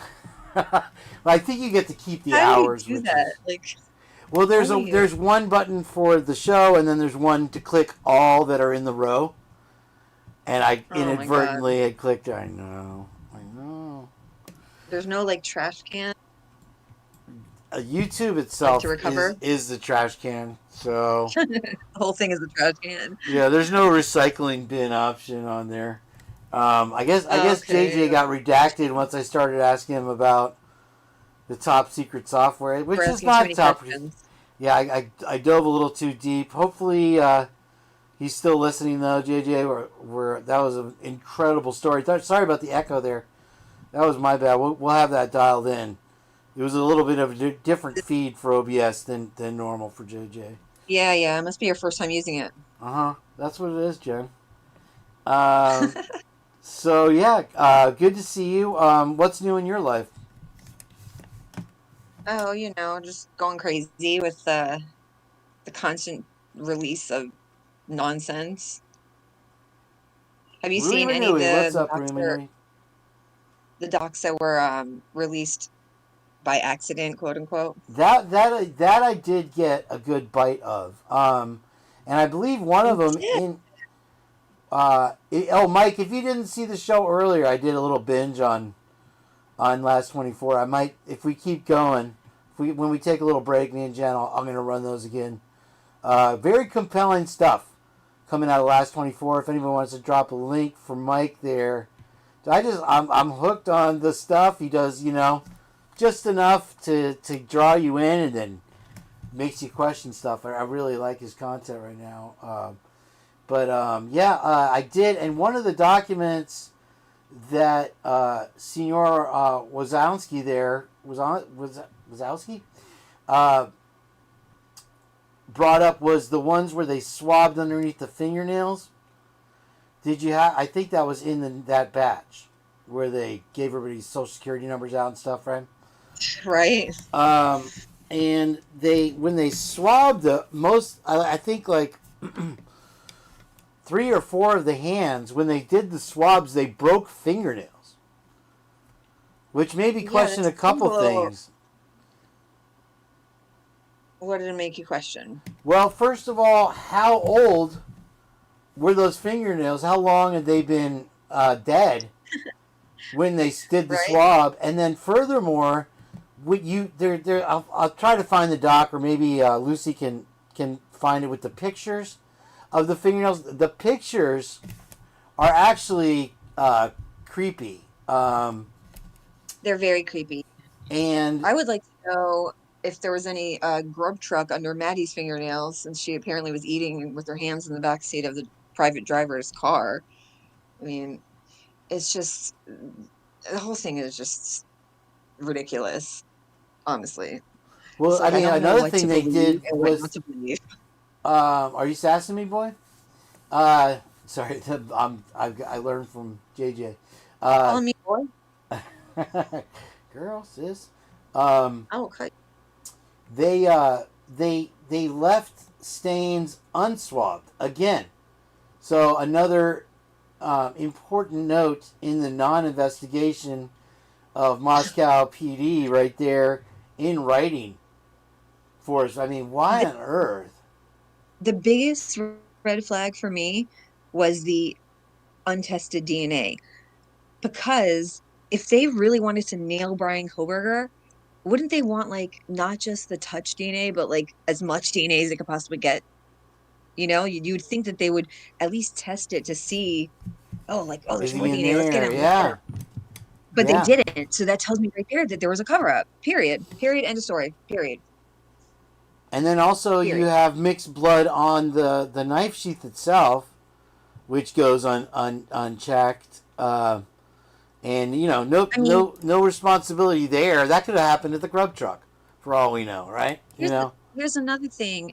Did you know? I don't know if you saw the document, but every window was locked except Dylan's, and I think in Bethany's. And Definitely Bethany's. Dylan's. Yeah, Dylan and Bethany's. And then the middle window on the third floor, like that middle, like kind of like foyer area. But all the other ones were unlocked. But they're usually good about locking their doors, as she says. Give me a break. Not passing my security. Forced entry.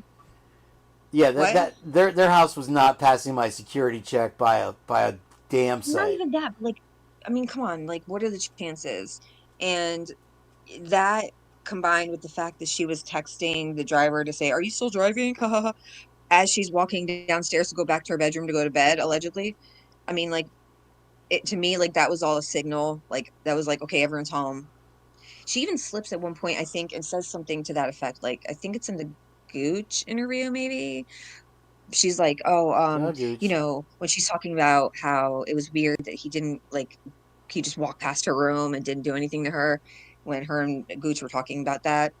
She said something to the effect of like, oh, like he's had to know the, you know, like who was in each room, and you know that everyone was there or something like that. I don't know the exact words. Hello? Yeah, I'm here. Yeah. No, my computer, like, I don't know, like timed out for a second. So that, and then her literally straight up saying that they didn't even go outside of Bethany's room to, you know, to use the bathroom because they, quote, didn't want to deal with all that. Like, she literally said it. Going back and re-listening, it's so eye-opening. Like, she literally says they just didn't want to deal with all that. And I'm not, I'm torn. I don't want to put it past anybody. I'm not saying they necessarily did this, but I do believe they know who did this if they didn't do it. I mean, period. Whether it was intentional or they thought it was going to be like something else that got kind of out of hand, I don't know. But I would bet my life on cover up and that they know who. Now, oh yeah. I don't know. Well, you know, an interesting point that Miss Potsy brought up when I was on her show the other day was that if you look at all of the pictures of the bathrooms, and in one of the bathrooms you have the laundry machine, there are 0 towels. There's the toilet paper roll has one little square hanging off of it. You know, it's what would be the first thing that you'd use in a cleanup? Well, big there's all those thirsty garbage towel. bags. Listen, that house in the corner on Taylor and King, right? Which is an off-campus sorority house. I think it's for Maisie's sorority, I believe. I don't know. That's just I'm basing that off like social media photos taken outside that house. Anyway, that one right there in the corner had big black trash bags, like 6 or 7 of them, on the roof. Yes. On the roof. Mm-hmm. Like, what a good way! What a good place. I mean, look at that. One of the dumpsters is like overfilling onto the ground, and then the other ones are like empty. I mean, I don't know. It was just weird. You would think that they would be kind of evenly spaced. I wonder what like garbage day was, because like even days later, it looked like that one dumpster wasn't even picked up yet. There was still a mattress. Right. Like, that whole situation. Well, I don't know if you've caught any of the shows where No, I don't watch the channel. Where that 1112 folks in the morning, like around 8 o'clock, 9 o'clock, take this big heavy tub out to the truck, and all 4 of them are just immensely interested. One person is dragging this tub, but they're all like making sure that it gets inside of the truck unfeathered. They come from 112, and then the guy drives off with it. Right in front of the cops. Did they come from the camera house, or did they come from that corner house? The camera house, 1112, but 1112. Listen, so, but that house in the corner, right?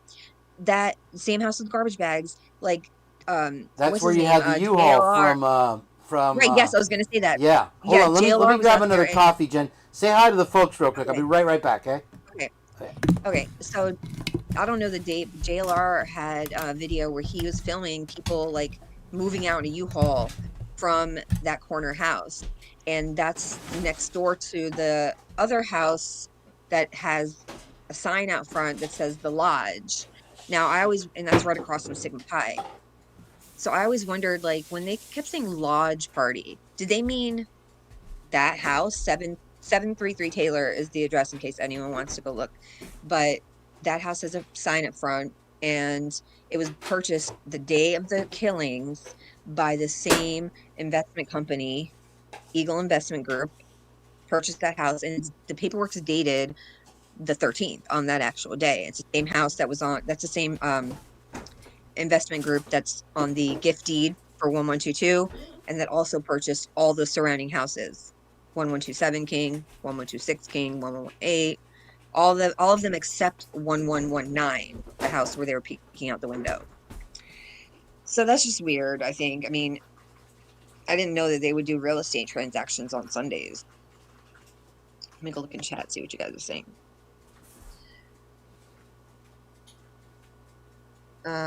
Oh wait, oh shit. Hello? Is this a purge? So, yeah, I thought it was weird that all those freaking garbage bags were just sitting on top of that roof, and then you got people moving out. Candace Warren, it's called Eagle Investment Company or Eagle Investment Group, I think. It's based out of Viola, I don't know how to say that word, Idaho.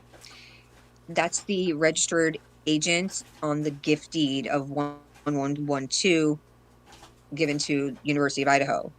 But Eagle Investment Group is also the same investment group that purchased 733 Taylor Avenue the day of the murders, November 13th, 2022. And then I think in June or July of 2023, that same investment group, Eagle Investment, also purchased 1112 King Road, 1118, 1126, and 1127 for like over $1 million each. Like those houses were not worth that much money. And I guess it's the title agent, I don't know, but there's ties to Givens Pursley law firm, which is the same one that Hitler used to work at. And David Barry Ochoa's mother is like a paralegal or something at that place. I'm just remembering, I hope I'm remembering correctly, but I'm pretty sure that's it. There was another, Lucy, what was the other tie with Givens Pursley? I know it was Hitler, and then Lucifer Morningstar, your brother. Yeah, RJ, it almost seems like they're like intentionally trying to like keep that group of houses like in the family. Like we're gonna keep it in the family. And the fact that they had 1122 under 24/7 guard, that's what makes me think that there's something like tangible in the property, like that cannot be moved to storage facility for safekeeping. There's something physically there that needed guarding, right? Like there's something physically in that area that they were trying to keep under wraps, and that's why they had the same investment group come in and purchase them all at once. That's just my opinion. I don't know. Are you saying there is or was? Huh? No, I'm saying, well, I mean, at the time, the fact that they had that house under 24/7 guard, even after it was boarded up, to me, it felt like there was something on site that was being guarded. Like it wasn't just a crime scene. Like there's crime scenes all over the country. Like they never put it under 24/7 guard. Like put a fence up, board it up. I mean, put cameras if you must. I mean, I don't know. Well, That's a huge cost. Weren't they sending a cleanup crew to Yeah, that house and within you know like what crazy? 48 hours or something like that? It wasn't 48 hours, but you know what's crazy? Think about it, okay? They took out bloody bloody mattresses, right? But then when the cleaning crew came, they had to put up that freaking tarp to try to block the door. Like, why? You know what I'm saying? Like, we can see the bloody mattresses come out, but we can't see cleaning supply. Like, they, to me, like, they were definitely hiding something. The Cowboys, and you know, okay, the Cowboys, Ghost Girl said something about the Cowboys. Did they come get cameras? Remember when the guy got smashed in the door of the van? I didn't. Oh yeah. When he was trying to open it, he was trying to like scoot in there real quick and Yeah. stumbled. I remember that was funny. I That the guarantee you date they of that. had some kind of equipment in that van they didn't want us to see. That's why they were so... Oh, for sure. Right. They were trying not to like open the door really wide, or someone was in the van they didn't want to see. But the date that the Cowboys went there was December 9th, I think. And you know what's crazy is the next day is when the FBI told Othram to stop doing their thing. Coincidence? You be the judge. What do you think they took out of there? Nothing, huh? They had I don't something. One of know. the guys had stuff in his pockets, like a lot of stuff. Oh, Somebody pointed out. they definitely had bags of stuff that they were taking out. Another okay, one thing I want to look at, okay. I was going back and looking at the size of those mattresses that they put in the back of those pickup trucks. Like, didn't they look a little like I'm just trying to like do the math, the dates, because that was in December, right? I believe it was does anyone know the date of the mattresses? Anyway, if I remember Wouldn't correctly, everything already be removed at that point? Is right. what you're saying, Or right? no, but I think there was a some report and it said something about sorry, my chair's squeaky. It said something about Ann Taylor wanting or it basically said something about removing the mattresses, but it was like way after it already happened. So like I'm just wondering, I don't know. I'm dying to see pictures of whatever that quote unquote empty room looked like. Has anybody seen those pictures? Like, why haven't we seen the empty room? And did you guys notice? Because I didn't pick up on it until the second time I listened to Bethany's um interview. I think the one with the what did she do, Blaker or whatever? I don't know. She says her room is the first one on the right when you go into the door. She doesn't say hers is on the left. She says it's on the right, and she says it twice. So that's kind of weird to me. It's like it makes me feel like I don't know. It's just I don't know. This case makes me crazy. Last 24. Mike, I think the Cowboys, no, I think the search warrant for Dylan's room was the 18th, if I remember correctly. Now, Kane, I don't know if you want to pull up those docs, and I think I might have talked about it already, but did you guys notice how the ISP report for Dylan's room, which I think was on the 18th of November, it it's different.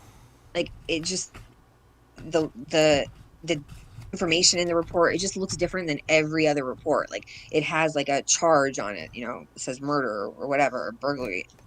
It doesn't say agency assist, it says something else. Like there's just details on that report that are totally different than every other report, and there's hundreds of them. So like that really caught my eye. I look at those little tiny stupid details, but sometimes they're important. Maggie's room was super tiny. Yes, that's what I'm saying, RJ. The mattress sizes don't match. And then also, like, okay, I mean, have you guys, what was I don't know if it was a Dateline it was a Dateline episode, I guess, the one that came out, I think, is that the one that Gilbertson was on it? ISP Detective Gilbertson or whatever his name is, and the other FBI agent. Do you guys remember? It was him, it was Gilbertson, and then the guy, the FBI guys, shit, Stevenson or Anderson or something. Anyway, this guy's Darren Gilbertson's literally sitting there and he's like, okay, yeah, he's like, Xana took her plate into her room and she got her DoorDash, and then, like Kaylee was doing this and that. Like, so that just makes the whole story even worse because it's like, do you really, so we're supposed to believe that like Xana was awake and Kaylee was awake, and Dylan was awake, and nobody heard anything. Like, even if Dylan Bethany didn't hear it, like, you tell me, like, Kaylee didn't hear something happen to Xana, or Xana didn't hear something. It's ridiculous. I can't even deal with this. Well, okay, so two things that we talked about on Annie's show the other day was, one of them was when they show the pictures of the Elantra in the evidence room there,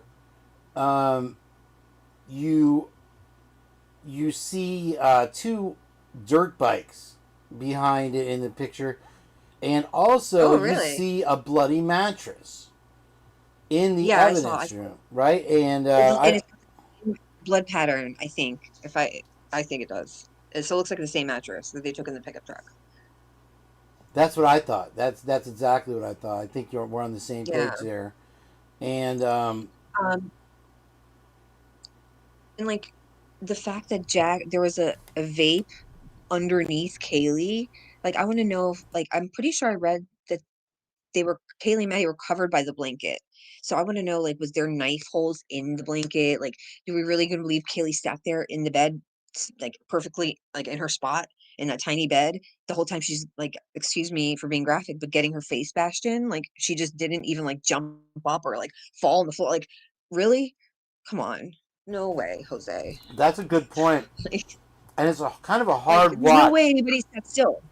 But right, at least Xana was on the floor. Miss Potts did a whole show, and it was like an hour long. And if you think looking at the fingernails was bad, talking about the blood spatter and everything, and if you look at all of the victims, the way they're positioned, the way that everything, what it looked like to me was that there was more blood transfer from whoever was doing the crime or moving the bodies, is my opinion, onto the nightstand, onto the wall. Then there was blood spatter, where you would expect this fight, this terrific fight where people are losing fingers and fucking all this shit. You would expect to be in the hallway, on the doors, on the ceiling, everywhere. And all you have is this, what looks like swipes, where somebody... It looks like someone took a dropper, like an eyedropper, and like just like kind of like, oh, we're just gonna spill it over here, we're gonna smear it over here. Like, that made me wonder, like, maybe, what if they, okay, I don't know if it's possible, like medically possible, but like, what if they were shot, right? And then staged, like, post-mortem, like, would blood still flow? I don't know, I don't want to be gross, but, like, because maybe... well, I can tell you this. If you're shot... I don't know why. From watching all the body cams that we watched here, I can tell you that, unless you're shot, like, in a major artery in the head or something like that, you don't lose a whole lot of blood necessarily from a gunshot, because you just usually have the entry hole. Unless it's like some kind of exploding shell and you blow the back out, usually you just have like a little trickle. All of the damage is internal. And so what I think is that once you've moved it to that location, going along with what you're saying, now you start to stab, or you're cutting out, like Sam, the Gonzalez sister said, they cut out Kaylee's heart. Then you would have more of a pooling of the blood. That's what I'm trying to say. Like, I wonder if that happened, because, like, maybe... I think that's exactly what the picture paints. What would be the reasoning to do that, though?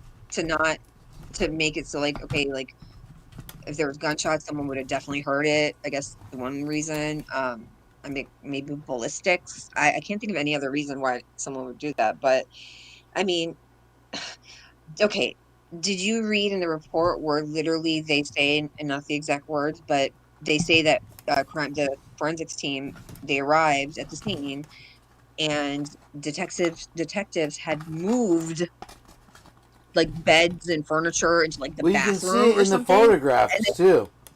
And then they had to restage it as accurate as possible to retake photos. Like, what?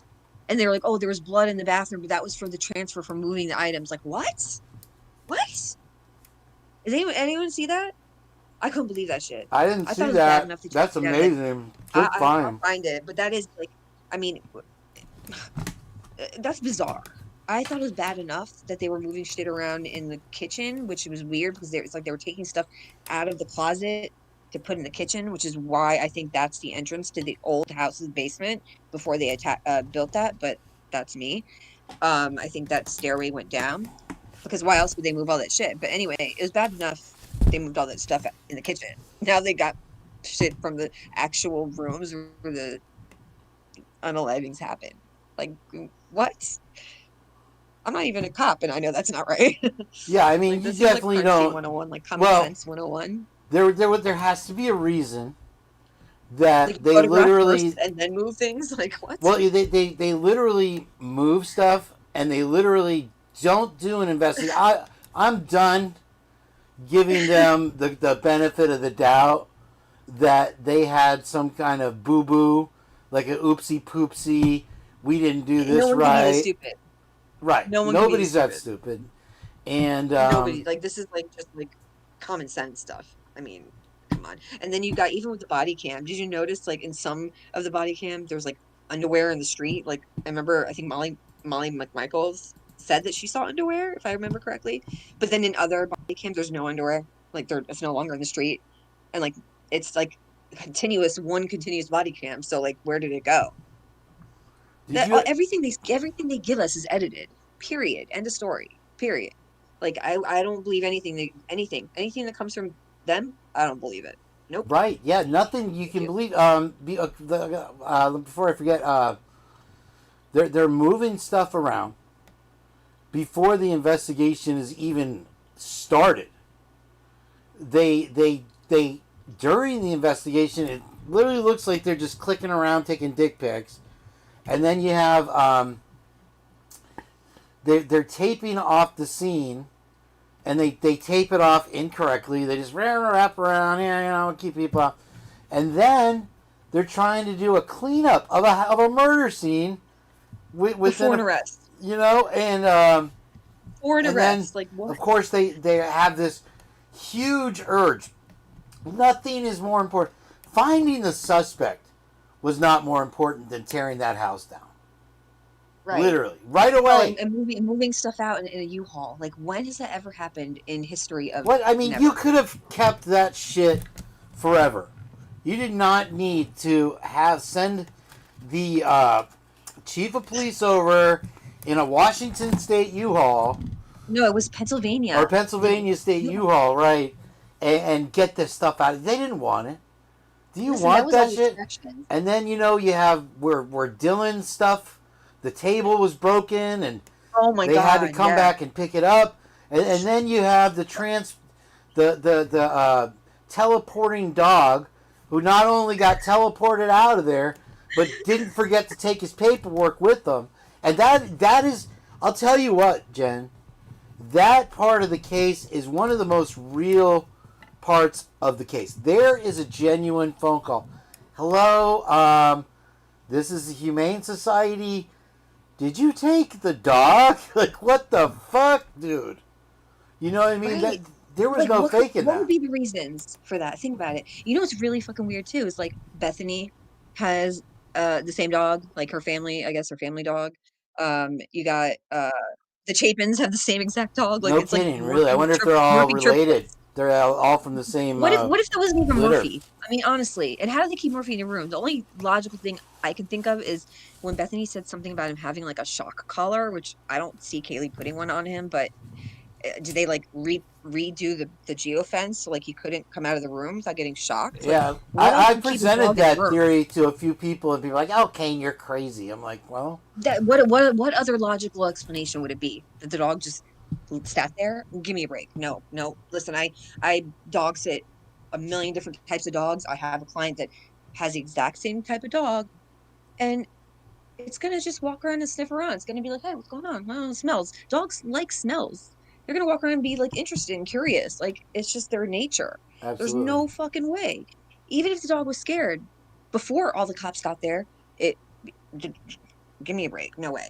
No. And what's your reason for secretly kidnapping the one witness Right. to the crime and then taking him and getting a blow and fluff. You know what I mean? It's so Like, weird.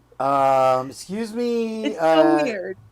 And who gave that order? Where is that, directive Right. given to somebody on their day off, by the way? And that's not He even... was off that day. He was off, and he had no reason, that we can see to go and do that. Who took the dog? Rosie Rosie, yeah. Rosie. Okay, wait. If I remember correctly, I don't remember which officer it was on the scene. I want to say Snyder, but I'm probably wrong. One of the first responders, he was trying to call like Casey Green and trying to call Tesdall and Rosendahl and like couldn't get them on the phone. You remember that? Anyone? I wonder like what time he finally. We should try to get their phone records. Can we do that? But yeah, if you got $36,000 probably for the FOIA. Listen, this is okay. What they're doing is straight up illegal.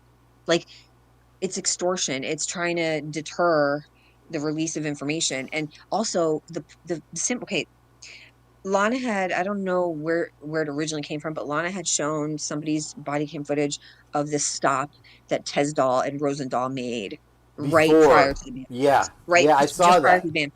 It was the 12th. Now, there's nothing redacted in that one. You can see everyone's face. Right. They say their names. So they're obviously picking and choosing, and that's not legal. It has to be like equal across the board. And they're supposed to use the lowest paid qualified employee to do these redactions and stuff for these requests. They can't just use the freaking city attorney. Like, there's got to be someone beneath her. And what doesn't make sense is that, like, let's say you'll have like 7 hours of footage, right? But then you'll have like the detective that got paid for 4 hours. Like, how did you get paid? How did it take you 4 hours to watch and go over and redact a 7 hour long footage? I'm just throwing those numbers out there, but like the length of the video footage never matched up with the length of time it took these people to fucking look over it. So, are we still live on the air? Because I can't see the thing. Yeah, I think so. Yeah. No, the chat hasn't moved in a minute. There we go. I don't know about the Mike. I don't know about the Delta thing. It's moving for me. I don't know about the Delta thing, but I do know. Okay, I don't know if you want to go over it tonight, but I haven't I need other brains to help me because the Delta with the time. Hold it before you go there. Before you go there, hold on, let me throw something in while it's still on my mind because I keep forgetting to say it. Is that the fact that so you have these witnesses in the area or whatever, and it's brain scrutiny and obnoxious to think that all the people in the area are keeping a secret, that nobody has said anything really. But at the same time, you have everybody with the same story. Oh, I went to bed at 8 o'clock. And then they literally within the same story say, yeah, we were up at 2 watching this or doing that.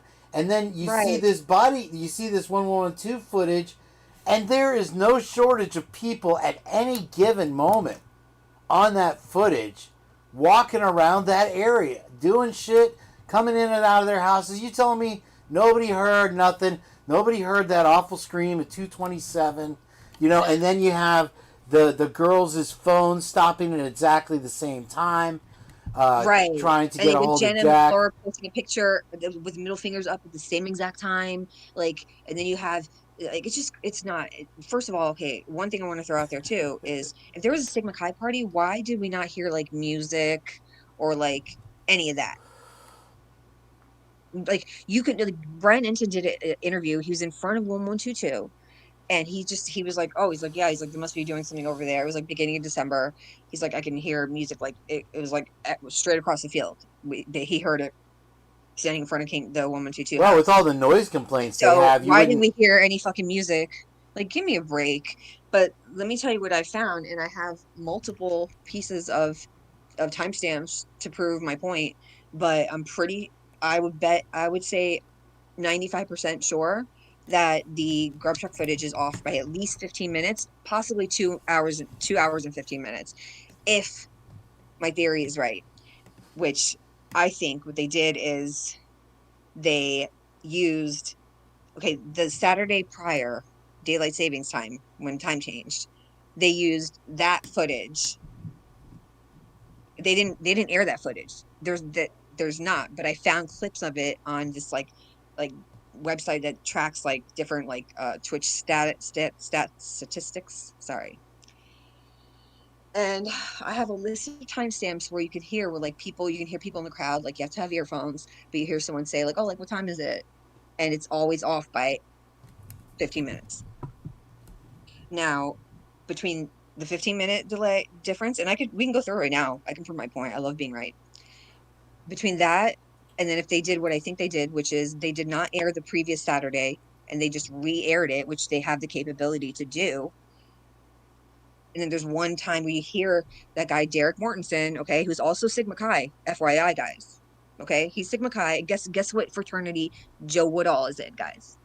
Guess what? And I have proof of everything. He's in the same fraternity as Hunter Johnson, which is also the same fraternity as the governor of Idaho, Brad Little. Pi Delta Theta, I think it's called. But yeah, so you got a Mortensen, Sigma Chi, you got a Pi Delta Theta, you got a Thompson. I don't know if this is related, but I mean, it's just weird. But I think that they definitely reuse that daylight savings time difference. So then an hour, so possibly an hour and 15. And maybe the whole thing got thrown off by an hour because of fucking Dylan's dumbass with her fucking confusion with the timestamp difference in Boise and Moscow. Like, it could be something as simple as that, and they just didn't want to admit that they were dumb enough to fuck that up. Because originally it was 3 to 4 a.m. and then it changed. Like, well, one of the reasons that I brought up the blood spatter show that Ms. Potts did was because in it she noticed that there was different levels of what's called skeletonization in the pooling. What does that mean? That means that would imply that one had been there longer than the other. Now, she said on different surfaces it skeletonizes different, so you have to take that into account. But at the same time, there does seem to be evidence that the people were not, bled out at least at different times in those different rooms. Another thing that we talked about was that her whole life was somebody get up here and prove to me that Kohberger could have done this by himself in the time allotted and gotten from his car, from the house to his car within 1 minute without shedding one piece of DNA anywhere onto the vehicle. Please explain that to me. And I said, well, if he had disrobed outside of the slider, there would have been something that indicated that in the snow or the dirt. And then one of the guys in here right now is like, well, actually would have been on the concrete. And there's no report taken of that. So, fuck, where was I going with that? Okay, so there's no way in hell there was not a trail of some sort. There's no way in hell. Zero chance. Well, that's the other thing. That was the other thing. Is there's no trail from room to room either. Not only is there no evidence of this big battle and exchange that would have more than likely taken place in the doorway of the hallway leading up to Xana's room by the bathroom. And, they've moved stuff around already before the investigation. So how can we know?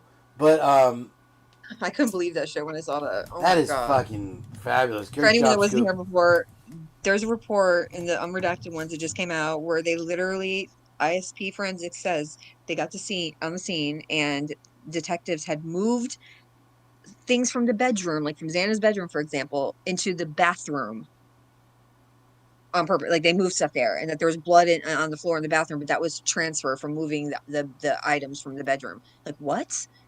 So they had to place all the items, try to, accurately as possible to retake photos. And their excuse was to put rulers or some shit. Like, what? Like, you're detectives. You're due to the detecting. Let the forensics do their fucking job. Oh my It's so god! I couldn't believe that shit. Could not believe We're just it. gonna It made me so eyeball angry. it. You know, we'll get it within a couple It made me centimeters. That'll be so. fine. I mean, that explains why like we have photos where everything looks different. I mean, they couldn't even look at a picture and be like, okay, let's place everything in the exact same spot. Like, how hard is that? And they didn't even do that right. Oh shit. One thing that I think they overemphasized and exposed themselves with was, again, on Annie's Live today. She read this document about the lawsuit, which was literally took 5 hours. She was cross-eyed at the end of it, and I couldn't deal with that. That document was stressing me the fuck out. yeah, it's about this fucking lawsuit, and what they kept saying over and over and repeating was the corruption that we know about that happened at WSU. Well, those two areas are lumped together. What's up, Amethyst Noir? Nice to see you. Nothing half-assed. Always a pleasure. What's his comment? Yes, Amethyst said the lack of towels, like toothbrushes, tampons, Right, like yeah, that's what we were just talking about like what? before Like you got none here. of the normal stuff. Not to mention, if there was such a big party, right? Where were all like? I know there was like cans scattered around the house, like Yeah, I think the ones that were left over were like they were only on Somebody the was saying side. it was probably from their chaw. That's what they used to Like dip with. there was no spills on the floor, like no like like liquid that was spilled, like, and the cups and cans all had to be, they were all like on the sides of the walkway, like perfectly, like so perfectly placed. But yet there was no like garbage bags on the outside with like all the empty cans, like the recycling. Okay, maybe the recycling bin was full, but I would think there'd be way more than that. You know what I'm saying? Like, it just looked like so staged. It was so obvious. Ghost Girl, that's a good point. When do they knock on the back door? But when do they also lie about having knocked on the front door? They didn't knock on the front door at all. There was a delay. They cut out part of it, which is weird. And how did he's like, oh, I saw the fucking speaker, the JBL. How do you see? Yeah, how do you know from way down the fucking street 100 yards away? No way. Zero chance. Zero. Not impressed. You know that there was in Pullman, like during COVID, there was some guy, they never said who it was, but some guy was going around and taking pictures of, like, pretending to be a cop, like mask enforcement, and taking pictures of students' IDs. Yeah, he went into the property and he used his dad's ATF, I was talking about ATF jacket. Yeah, that's the guy. Oh, okay, That's I thought you were talking about him. guy. Yeah, So that's just wild right there. And so you have a bunch of nosy people right away. I think it's safe to say Ava Wood, the Clearasil commercial. Let's talk about her for a second. Yeah, I was going to ask you about her. Gives me the fucking the heebie-jeebs, right? Yeah, like there's something off, okay? And then, okay, let's think about this for a second. Okay, there's a definitely a football department or whatever, training department, whatever it's called, connection, okay? Because Emily worked the game and worked the football game. She does something for them. Ava is the one that kept track of the quote-unquote babysitting spreadsheet for the coaches that Kaylee babysat for. Yeah. Sus. Super sus. Okay. Hunter was a trainer. I think he was going to school to be an athletic trainer, I believe. So I feel like there's like a connection with the athletics at UI, right?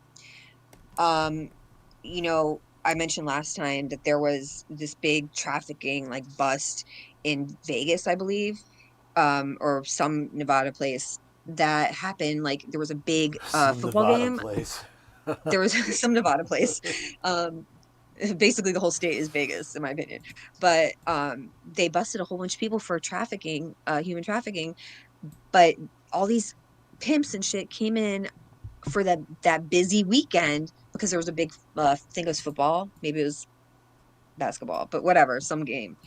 My point is, when you have busy, last home game of the season, you got alumni coming into town, they're tailgating, they're getting sloshed, they're campers, like that kind of shit happens. Okay, these married men, they want a little fun. I mean, some hot college girl, that shit happens, and I will stand Well, on it. it's interesting. Another clip that I forgot to clip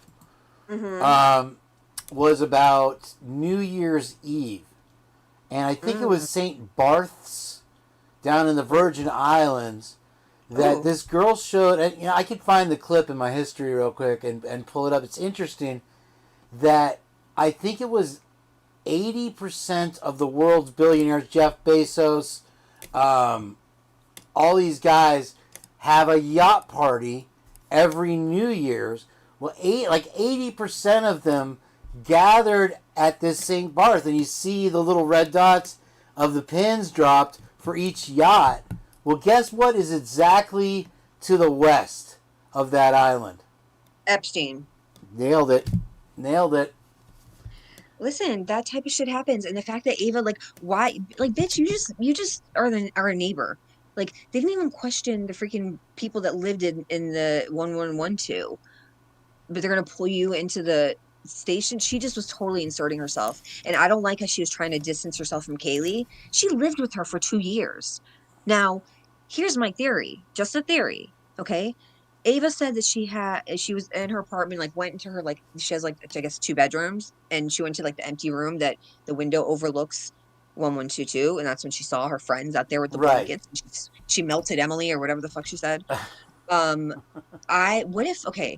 always assumed that her and Kaylee lived together, like, in the sorority house, but if they got put on probation, I don't believe, according to my interpretation of the fraternity sorority rules, I don't think they can live in the campus in this on site on campus in the house anymore when they're on probation. I think that's have to live. From what I understood of that, listen, let me finish. What if Kaylee moved in with Ava, and something happened between them, some beef, and that's why Kaylee was staying?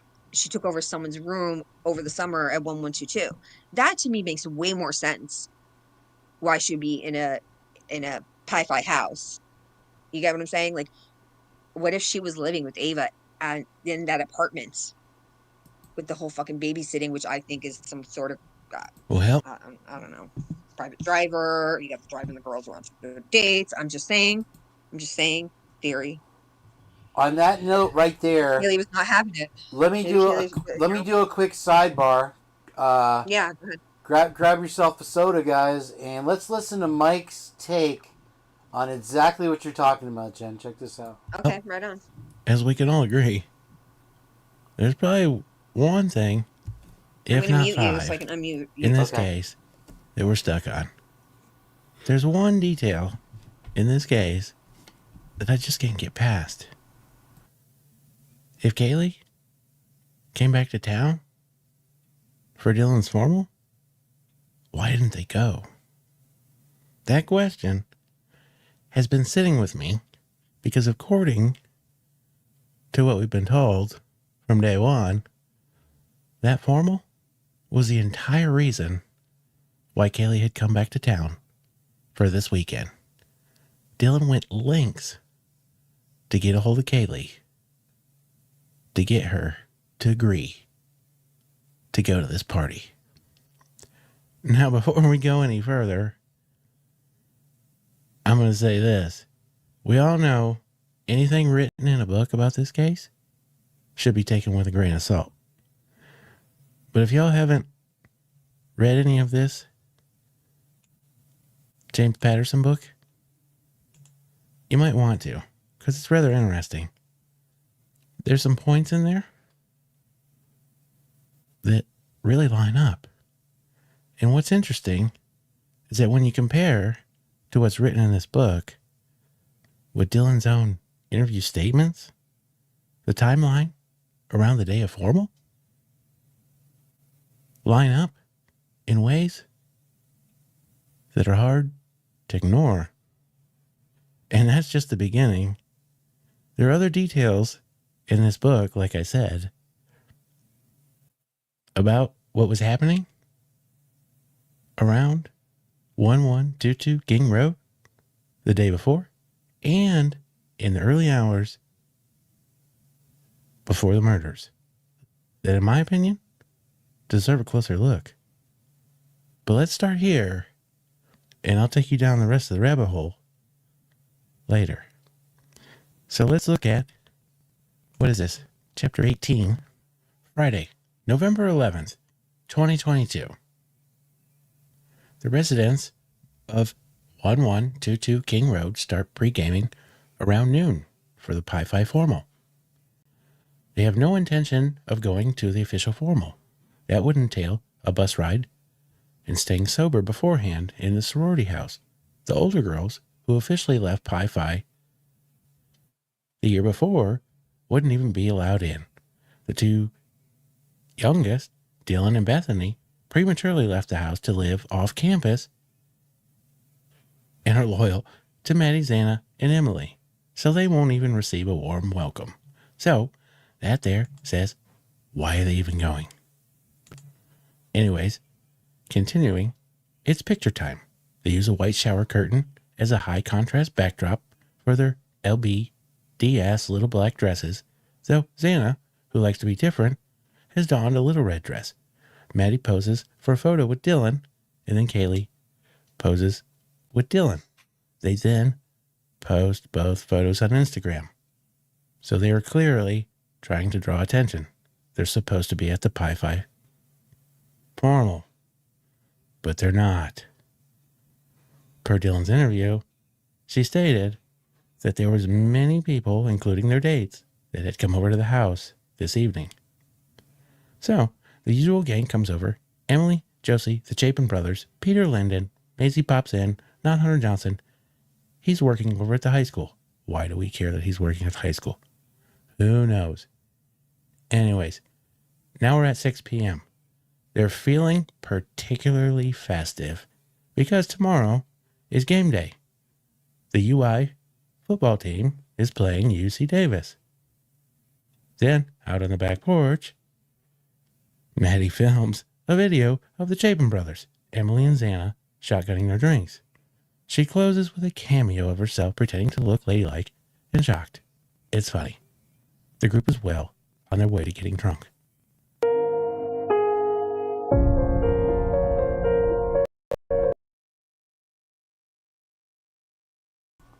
Welcome in, Claire Riley. Very nice to have you. Good morning to you. What are you at? You're at about 7, 8 o'clock in the morning over there.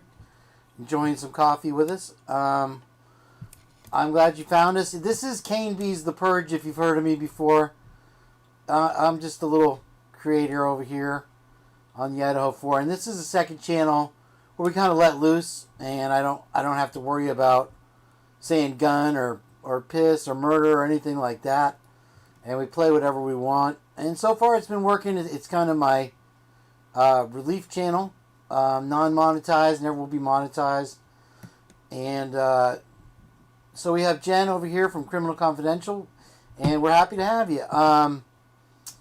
So another thing before Jen comes back up. That I'm here, sorry. Okay, no worries. Yeah. What did you think of Mike's thing there, right? Great, I agree with all of it. Not welcome back there. Why would you even, agree to go and come back just for that? Basically, I don't know, but I think Kaylee posted that. I don't know. The photo looks totally fucking photoshopped. You could see through her arm. It doesn't even look like her. But anyway, I feel like if she did post that photo, like Dylan's +1, it was like tongue in cheek. Like she was trying to like get somebody's attention, and that just made me like wonder, because like all the other like her TikToks and all that shit, it's 4 o'clock in the morning.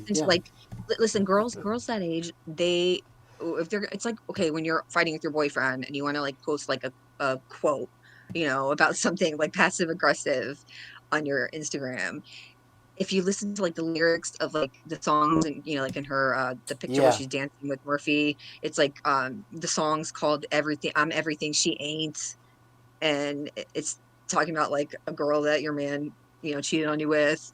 They're just, I don't know, like it's just I just get this feeling, and it's just a feeling. I have no evidence, but I just feel like she, maybe it was Jack, maybe it was someone else, I don't know, but I feel like the reason that she was staying at that house, because it's very odd to have a Alpha Phi, whatever, at a Pi Phi house. It's weird. It's not normal. It had to be something like that happened suddenly, like where she like kind of didn't have a choice, where she had to move out of wherever she was. I don't know. Now, where was she? Who knows? Something's off with that for sure. Well, but what I was gonna say, just let me interject real quick. Yeah, go ahead. About the live again. It was a great live that Miss Potts did. It was kind of just a low key thing, but I think a lot of good questions were asked, and I think a lot more were brought to the surface, which is what we get here. We don't get answers; we get more questions. Love questions. Is that what was it again? Shit. Now I went completely blank. I shouldn't have gone to Rockford tonight. Darn it. About the stuff in the book. Okay. So her whole thing on her live was, how can somebody get up here and argue with me and explain to me how Koberger didn't transfer any DNA to the car in 1 minute, and if he did it Dexter style, then how did he do it? When you bring up the Dexter part of it, if you watch Dexter, you know that what he'll do is usually inject somebody with some type of sedative or poison. Bingo. And take them to another location, let them bleed out on a tarp or whatever when he's doing his stuff. Yes. With this crime, you have what is considered, as in comparison to Dexter, a bloody fucking mess. It is a sloppy crime by definition. And it was an all-out personal attack. If you're going to do it planned out, way ahead of time, you're going to have all kinds of little things that you do, sedatives, or bang them over the head, or something like that, and then go do the crime somewhere where you can control the crime scene. That's the only thing that makes that's sense, the thing about this crime, is you literally have a combination of both, in my opinion. You have a wild stabbing fest and cutting people up, allegedly. On the last one we talked about how Sam, the Gonzalez sister, said that there was rumors that they cut out her heart. Allegedly, in a TikTok post. That I have no evidence of that. So you have this whole messy thing in each room, regardless of what you want to say. Each room had its own disgusting, horrible mess. Okay. People are getting stabbed 3 but at times, the same 50 time, times. you have nothing in between the messes. You don't have any. You're just gonna sit there and poke somebody 50 times. That's up close and personal. And Quickly. you're going to tell me you're not going to get a drop on your shoes that's going to be on the floor on the way downstairs? No way. It's like, the faster you're doing it, you're putting the knife in, yanking it out. It's going to be flinging everywhere. No question. Come no on. question. There's no freaking way. It's just not. No. Yeah. So, it's such an insult to my intelligence. That's funny. It's such an insult to even think that some people, the fact that they think that they can get away with this is such a. It's like they're laughing in our faces. Honestly, they really, honestly, are so cocky about it that I think in some of that body cam footage is literally the crime happening, and I think that they even overlaid pictures of the crime scene onto the video. Yeah, I agree. Because you can do something called a blend. Like I could do it right now. Yeah, do it right now. On the live here right now. Do it right now. Literally, I'm doing it with your face over Mike's background. That's a blend. Oh, okay. And I could I could change your opacity and make you into translucent if I wanted to, but I don't want to do that. Gary, you're not my keyboard. Anybody. I want to be myself. Amethyst was talking before about Extreme Networks where Kaylee worked, right? I think I was talking to you on the phone about it. Was it you? I wonder if there's any connection with the owner of Extreme Networks, the one who did the GoFundMe for Kaylee on LinkedIn. His name's Jeremiah Shea.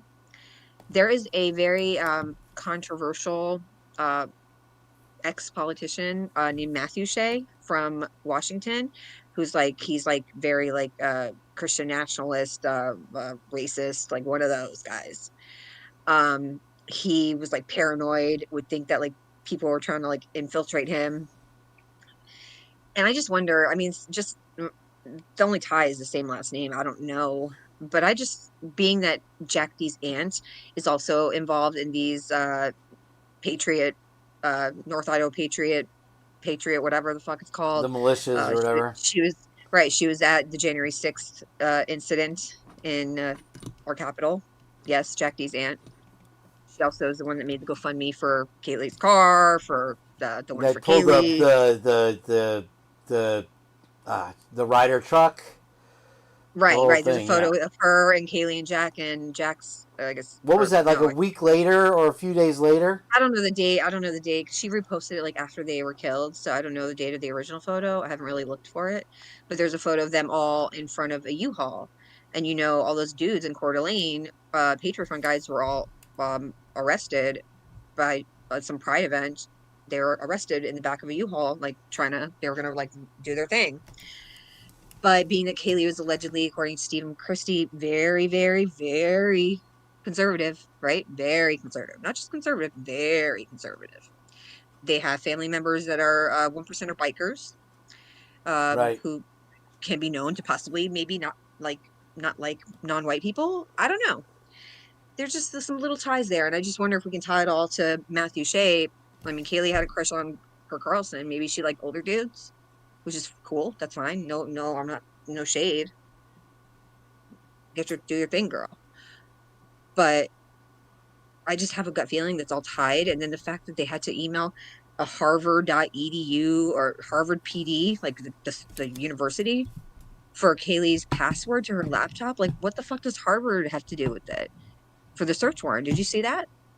It's so bizarre. Absolutely. Very big point that Lucy has been bringing to our attention. Thank you for that, Lucy. Nothing. If you would like to join the discussion, I would be honored to have you. This is the link here, or any of you folks that are all the esteemed Idaho4 people. I appreciate you being here with us.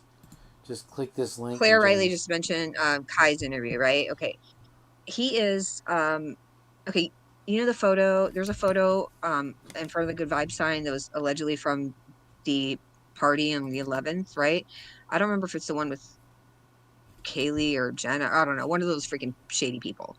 But you can see Bethany kind of like in the hallway coming from Xana's room, and then you see another, some guy holding like a vodka bottle coming out like right by Xana's bedroom door. You can like just see in the corner of the picture.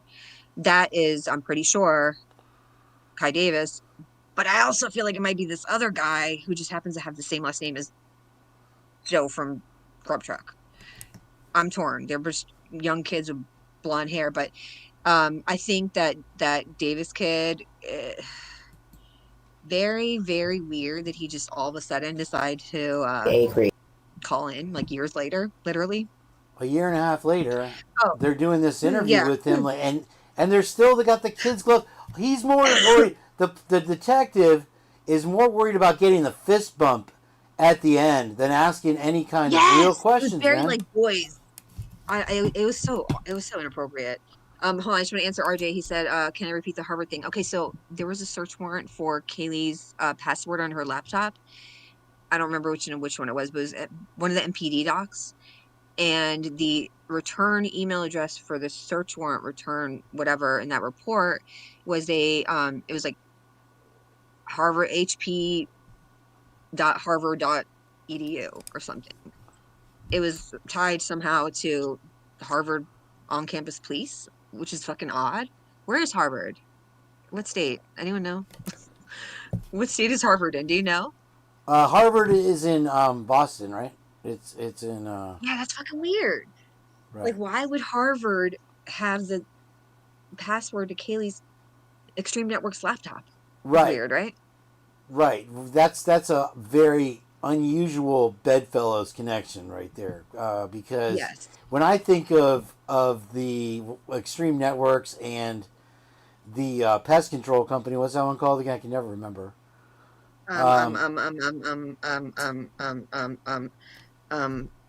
Why is it evade? Somebody will remember in chat. Anyway, Shit. It's right on the tip of my tongue. that's okay. I think of like the lowest of the low schemer kind of scammers, in my opinion, allegedly, of kind of party people, non-academic, sort of like, I mean, I would classify them as scum of the earth, and then you're associating that with this prestigious Ivy League school. Where's the connection? Well, maybe this is a connection. Hear me out. Okay, so there's that girl Jordan Quesnell that spoke at the memorial for the victims, the one that Jackie was at, right? She was saying something about how Kaylee, they were practicing for their praxis exams, which is like what you take towards the end of your education career in order to get certification to be a teacher. Like you have to take your praxis, and then you do like some sort of like internship or whatever the fuck it's called. So it was always weird. Okay, that Kaylee, like, how do you go from taking your praxis exams, which is like pretty much you're already almost done. It's like taking your MCATs, basically. And then you switch to IT with no experience. Like that's why I was wondering if that Matthew Shea politician dude is related to Kaylee's boss at Extreme Networks, Jeremiah Shea, because that would explain like how you got a job with no formal experience in IT. You get what I'm saying? Like, oh, my brother owns a company. I'll get you a job. One of those things. Eco Shield was the name of the company, by the way, Jen. Yes, Thank you for that, guys. I appreciate that. But why would you go so far as to take your praxis exams? And I think the report that is for one of her a professor, some shady dude didn't want to give his DNA or his phone, and he like brought his 3 daughters to her sorority once for like a fundraiser. Remember that one? He said something about how like I'm assuming, I don't know if it's called a teacher assistant or an intern, but whatever it is, maybe that was for her degree as well, which would mean that she was really, really, really towards the end of it. Like, so maybe she got hired at Harvard. It's like the only thing I think of. I don't know. That was my point. Basically, I might have my doubts as a on teacher, that. I mean, No I don't offense to know. Kaylee, but another thing, I don't know if you guys were talking about it before you came up, but I'd like to know what you guys were talking about because I kind of missed that whole convo. But you might be happy to hear if you haven't, is that now Bubbly Waters is starting to think that Hoodie Guy was not Showalter. Yes. That it was Kai. I agree. And I know all along you've said, I'm not sure that was Showalter. They do refer to him in the Moscow PD documents as Hoodie Guy, though, right? I don't know. I don't think so. I don't know. But here's the thing, okay? Like, okay. The timing is what we always have to remember, right? Like anything, I feel like anything they have given us out of the goodness of their hearts, right? Can we take it with a grain of salt? So like, I think anything they've given us, it can be tossed out in the garbage and used as toilet paper. Like basically think of the exact opposite, right? Go the exact opposite of that. Banfield, for example, like there's bugs flying in the air. Like there's no one, like you can't even see any of these dudes' breath like in the air, like when it's cold, and it was like below freezing. I will always stand on this fucking point that like that was not like a lot of these footages or footage, whatever footages. Is that a word? I think it's footages. They're not taken from that night. They're like repurposed. Just well, like maybe it's like oxen. It's like footixins or something. I don't know. Sorry. Footages? Footage? Is that the plural of footage? Footage. Oh, don't whip your footage eye out on my show. Come on. But think of the timing of everything is my point. Like, okay, the cleaning, the removing of the victims' stuff, right? That was the same days they asked the public to go on a wild goose chase for an Elantra that wasn't even the Elantra. Then you have the day of the arrest. They want to go and clean up the house. It was like the timing. Then you have the "What did you say to Adam?" video that got released and MPD wouldn't even verify it. They're like, it wasn't through official sources. We don't know. Absolutely zero follow up on that. I mean, right. That was released by the same Facebook group, okay? The same fucking two ladies, shady ladies, if you ask me. That that's the same group that Papa Roger was in. Same group that Christchurch people, the same group Papa Roger's in, was the same one that released the fucking Adam video, and the same one that released the still shot of the corner club, right? Like, they just got so lucky to get all those pieces of evidence. Like, give me a break. Like, no. But my point is, well, they own it. If they own the camera, then right. And they're doing stuff outside of approval. They all had their backs turned. But listen, let me finish my point. Yeah, that came out. The Adam footage, and that came out right. I think it was like the 19th or the 20th or the 20th. It was right around the time that they allegedly are now saying they got Brian's name. And in one fucking swoop, you got Adam, Jack D, and Hoodie Guy all being cleared of suspicion in the court of public opinion. Like, okay, we gotta get suspicion off these guys because now we got our guy, guys. We got our guy. You get what I'm saying? It was like that was fucking spoon fed to the public to manipulate them into forgetting about Adam and Jack D. Like, oh no, look, they're all in the same picture together. They're talking. They're cool. They're friends. Look, nothing to see here. They lived in the area. They didn't drive a white car to the scene, so they couldn't have done it. They were socially acquainted. No one walks with these people, and that's my point. Is that this was so personal? This was revenge for some. This wasn't even I hate other people. I'm going to do it all sneakily and try to get away with. This was as gross and messy and violent as possible, with no regard for tomorrow. Okay. But somehow all these people didn't hear a thing. I don't know. That's where it really stirs the pot. When you start thinking about it. Amethyst, I didn't know this. I didn't know that Adam wasn't working that night. Had you heard that?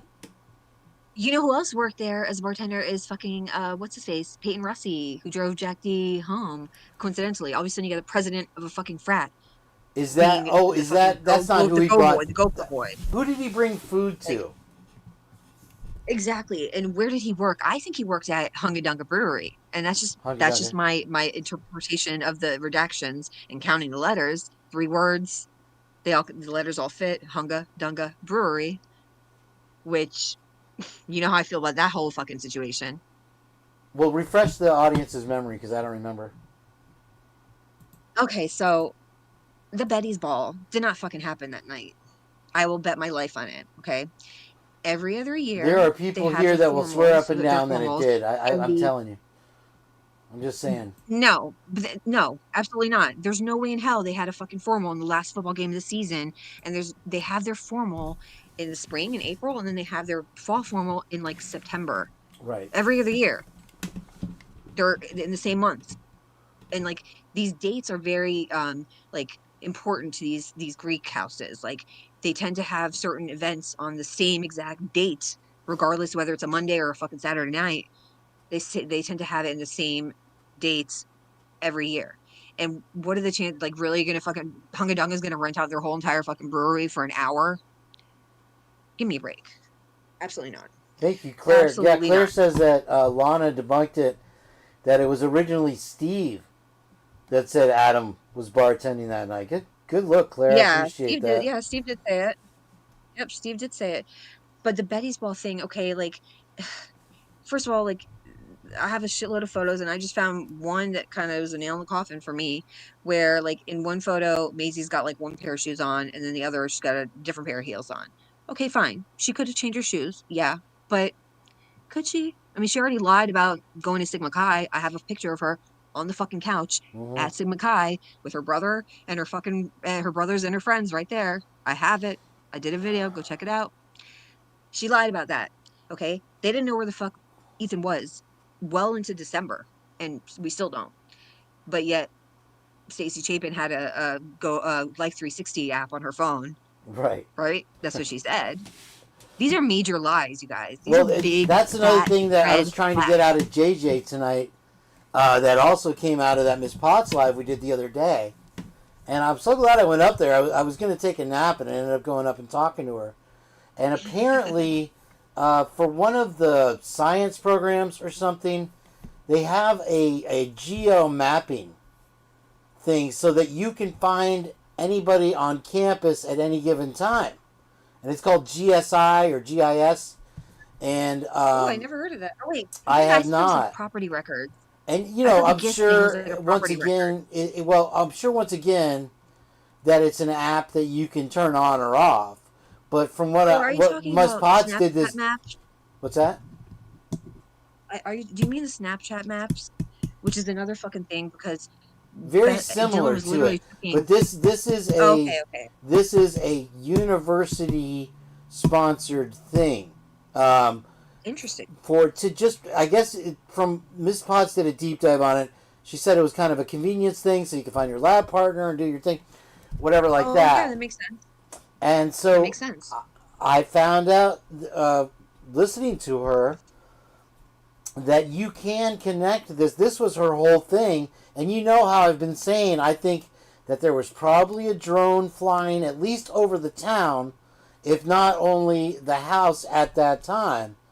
Yeah. For whatever, you can connect that app to the drone. Yes, and you so can. here's the real bombshell on it, is that guess who was in charge of the drone program?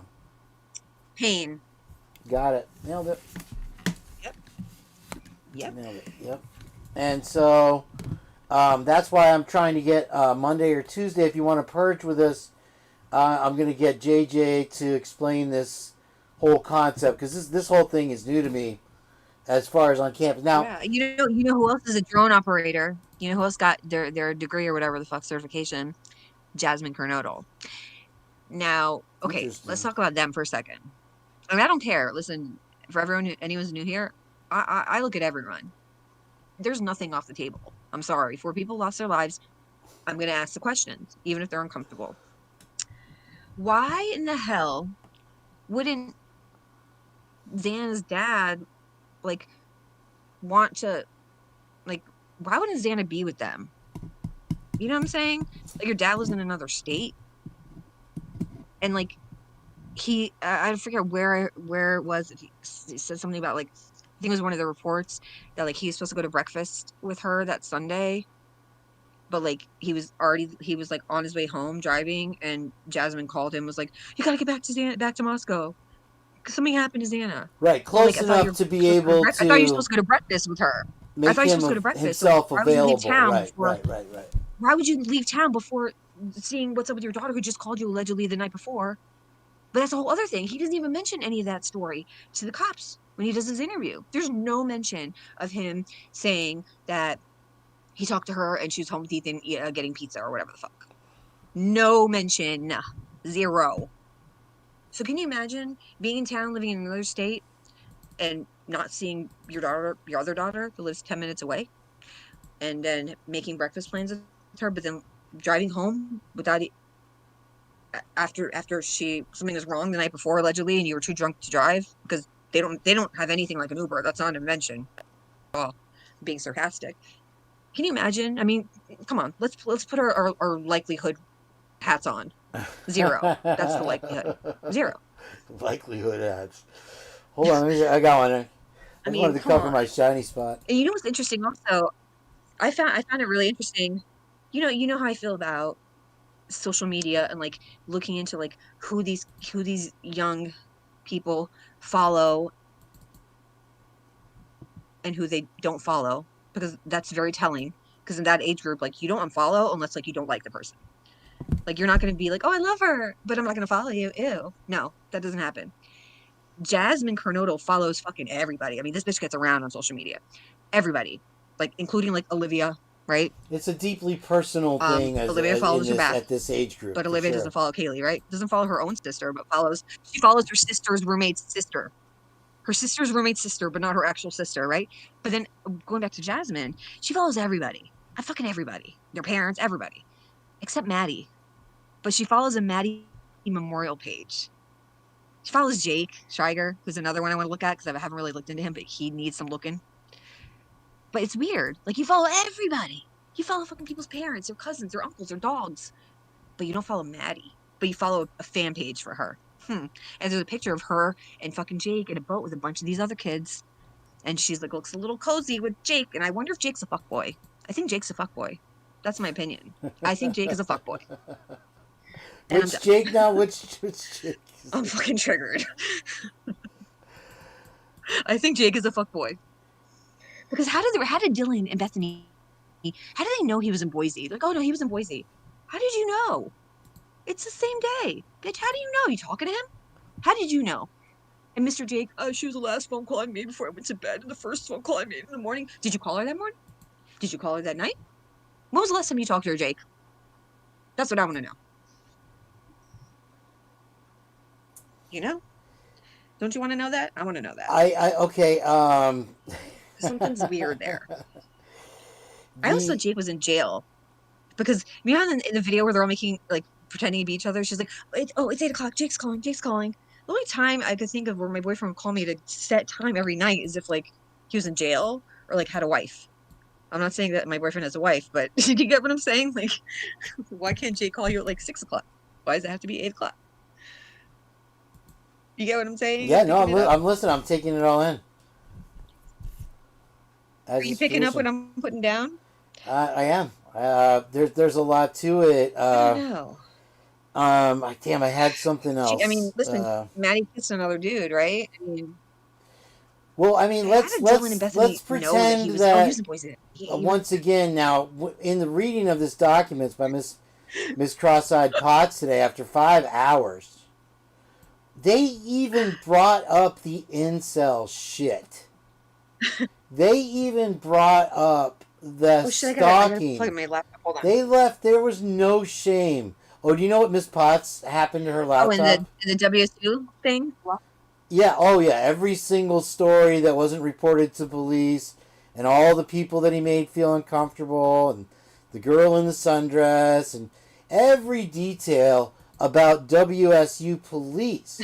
And what I was trying, I didn't get around to saying all that they listed every single incident in this document of corruption over the years by WSU and making it out to be the terrible organization that it is. Well, in this general census of things, WSU and Pullman are literally lumped in with Moscow when, you know, they're basically considered one town. Do you think that 10 miles has separated them from this corruption? Or do you think that they're just better? No, absolutely not. At getting away with it in maybe in the smaller town. And, no way. You know. Listen, they are corrupt. MPD just got, the first responders had just got in trouble for hiding evidence in the sticker gate case. So are we supposed to think like, oh, we got to believe him this time, though. Got to believe him this time. Come on, give me a break. And why did MPD hide the involvement of WSU police and Pullman police? Like, they totally hid it. They were like thinking like, oh, thank you, thank this department, thank like Chip and Dale. After you. Mention of WSU. Yeah, no, they and that email that we found with them saying, "Oh, send the tips to me at WSU, not to Moscow." Yeah. I mean, dude, are you working together? Are you working on two separate cases? Send the vibe. What the fuck here? It was so weird. For you guys who didn't see that, sorry, I'm eating a gummy worm. Yeah, I'm gonna make another coffee here to keep going. Keep going, Jen. I'll be right back. Chris Engel. It was the whatever, like some higher up Pullman police sergeant or whatever. He literally was sending an email to like the entire department that says something to the effect of if any locals or residents give you any tips, send all viable tips directly to me. Any other tips can go to the FBI.moscow. whatever the fuck that website was. So basically he said, send the viable tips to me, but anything else, all the unviable ones, just send them over to the tip line. Like, what the fuck is that shit? Couldn't believe that shit when I saw it. Claire, do you mean the Luke Tyler. Okay, I have something really weird I want to show you guys, but I have to email it to Kane. I've been sitting on this for a while. Sorry, I'm chewing. So I had taken screenshots a very long time ago from WSU Sigma Chi website, like their official website. You can see the stamp at the bottom. And it was announcing like the death of, like the hazing death of some kid with the name of Christian Gilmore, I think is his name. It was very detailed. I'll send Kane the screenshots and if he wants to show you guys. But it's not there anymore. And I can find zero evidence of this kid dying. Like zero. But there's a whole fucking article about how he died on their own website. It's so fucking weird. So weird. WSU doesn't employ Washington PD. It's so weird to me that like Jenkins, like how do you retire? This is the guy who the ex-Pullman chief who interviewed Brian, right? For anyone who doesn't know. He retires and then like a month later goes to WSU PD as interim chief or whatever. That's weird, I think. I don't know. Like, he even slipped up a couple times because he said that Fry had called him the morning of the 20th, right? They had just got Brian's name, allegedly just the name, right? Just the name, just a tip. The evening of the 19th. But then the next morning, you got Fry asking Chief Jenkins to come to MPD in the morning for their, little powwow and don't tell anybody, right? He said, don't tell anyone else. Keep it to yourself. Right. Why are you guys jumping the fucking gun? You got the prosecution team, Thompson and Jennings, at the fucking meeting the morning of the 20th. You got Jenkins, per his own words, said that when he walked in, it was like their entire investigative team. Like everyone was there, like the whole fucking department, including Scott Green. And that's when they told him about Brian. It was like they already knew. Like that seems a little premature. Like all you did was you got a tip, just Brian's name, and then all of a sudden drop everything else. 12 hours Okay, later, there you guys it were is. already Yeah, right. well, You're already calling WSU, calling the prosecution. Hey, come in for a meeting. Shouldn't you guys investigate him, the name first before you fucking tell everyone? It was weird. I mean, if you were Like, interested in defending them, huge. You could say No. that they were so swamped, they were so drowning in any kind of clue on this case, that they took the first straw they get. But we know, I mean, that's just ridiculous, dude. And if you're new to MK and Ultra, thanks for being in here. If you're just chilling, watching, having a dirty whiskey or something, I left the chat open. Don't forget to hit that like for me and Jen. And hit that subscribe button also. I appreciate it. You're welcome to jump in the chat either way. And then if anybody wants to support the show, you've got the Venmo for Jen over there by her face. And if you're not familiar with The Purge, Jen and Heather and I and many people in this chat, too many even to list, have been more or less together for about, 3 solid years now. And like I was saying at the beginning of the show, when I had time to reflect over the last 20 years, that the last 5 years like vaporized, the last 3 have literally been, I know for all of us, dedicated to this case from waking moment to waking moment. And I've been lucky enough to kind of have my own insights, but to follow along with you and Lucy as far as everything goes, and just kind of ride. We threw away the PCA like, I don't know, week 3, week 4. We're like, holy shit, this is a stinking lard of shit. So we're past the looking for receipts and proving everything that they say. We've kind of come to our own conclusions. Here's the thing, Jen. In a long story short, sum it up kind of thing. I think we're less likely, and I probably said it before, to see a whistleblower come forward as we are to seeing a a lapse in coverage where they finally fuck up enough, and maybe it'll be in another area, but Moscow PD and that whole area, somehow something will come to light that is just the nail right in the coffin. Wouldn't you agree that's probably the most likely way? At this point you have to question, even if it went to trial, to break the plea and all these things, if we would ever get to enough, Yeah. You know what? I mean, all darkness comes, does eventually come to light, but I don't know. I don't even know. This case is like starting to get like comical. I hate to say it, 'cause 4 people lost their lives. I don't mean it comical like that. I mean, it's the a comedy. It's a comedy of insanity of errors. it. Yeah, it's a tragedy You can't and a make shit up. comedy in one. And the iron. I've always said that to myself. Right. The irony of the if you remember your college classes where you studied the Greeks, they would perform, and it was all men that would perform in an amphitheater. So you had this little stage, and then you had this big audience, right?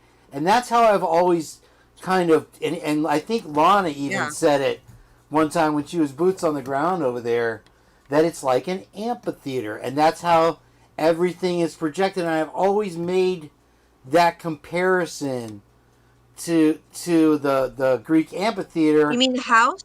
Yeah, the Yeah, I was house saying is that like the too. center It's like, stage of everything, and the rest, the no, it's like surrounding area it's like picks up medieval every. times where where you don't have an entrance to the balcony area from outside. It only can be accessed from like inside the castle or like the Pope. That's what it reminded me of too. I totally agree.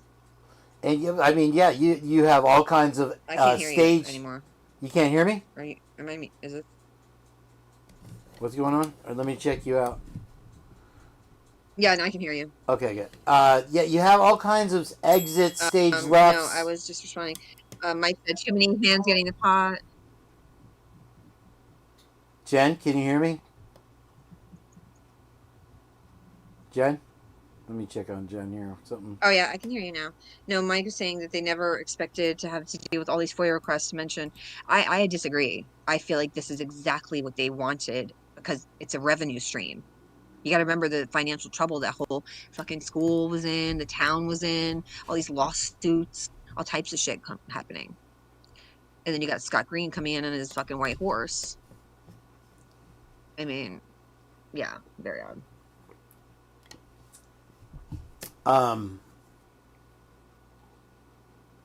Well, WSU had to pay the lawsuit. They were like, it was a very it was like a new thing for a school to be held accountable for a hazing death, which is that whole situation with that poor kid. What's his name?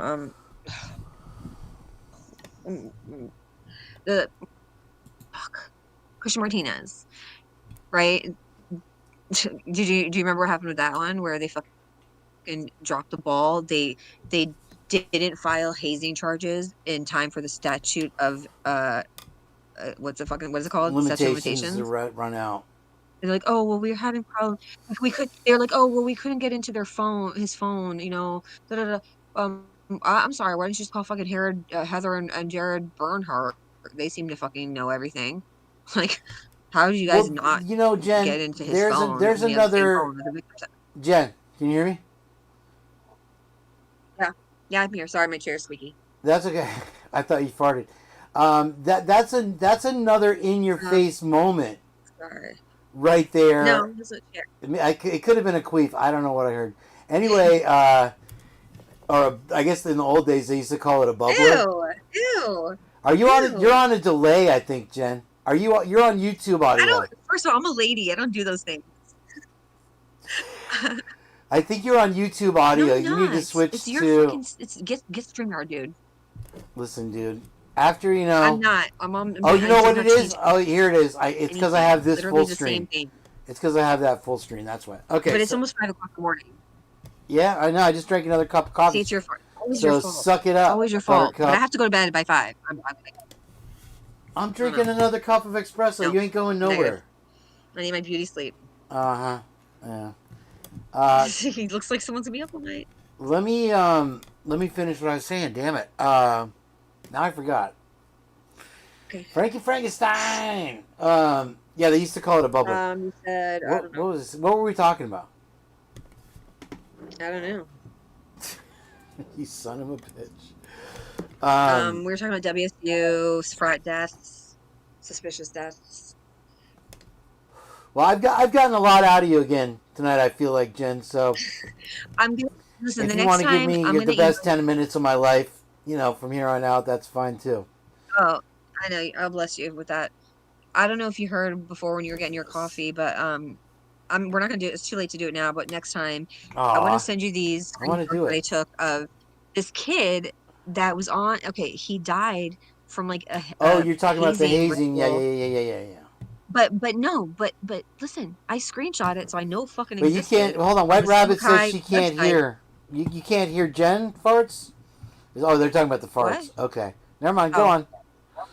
Anyway, my point is, there's a whole article that was on the WSU Sigma Chi website about this kid being dying during a fucking ritual, and the other fucking kids were like filming him on Snapchat or some shit.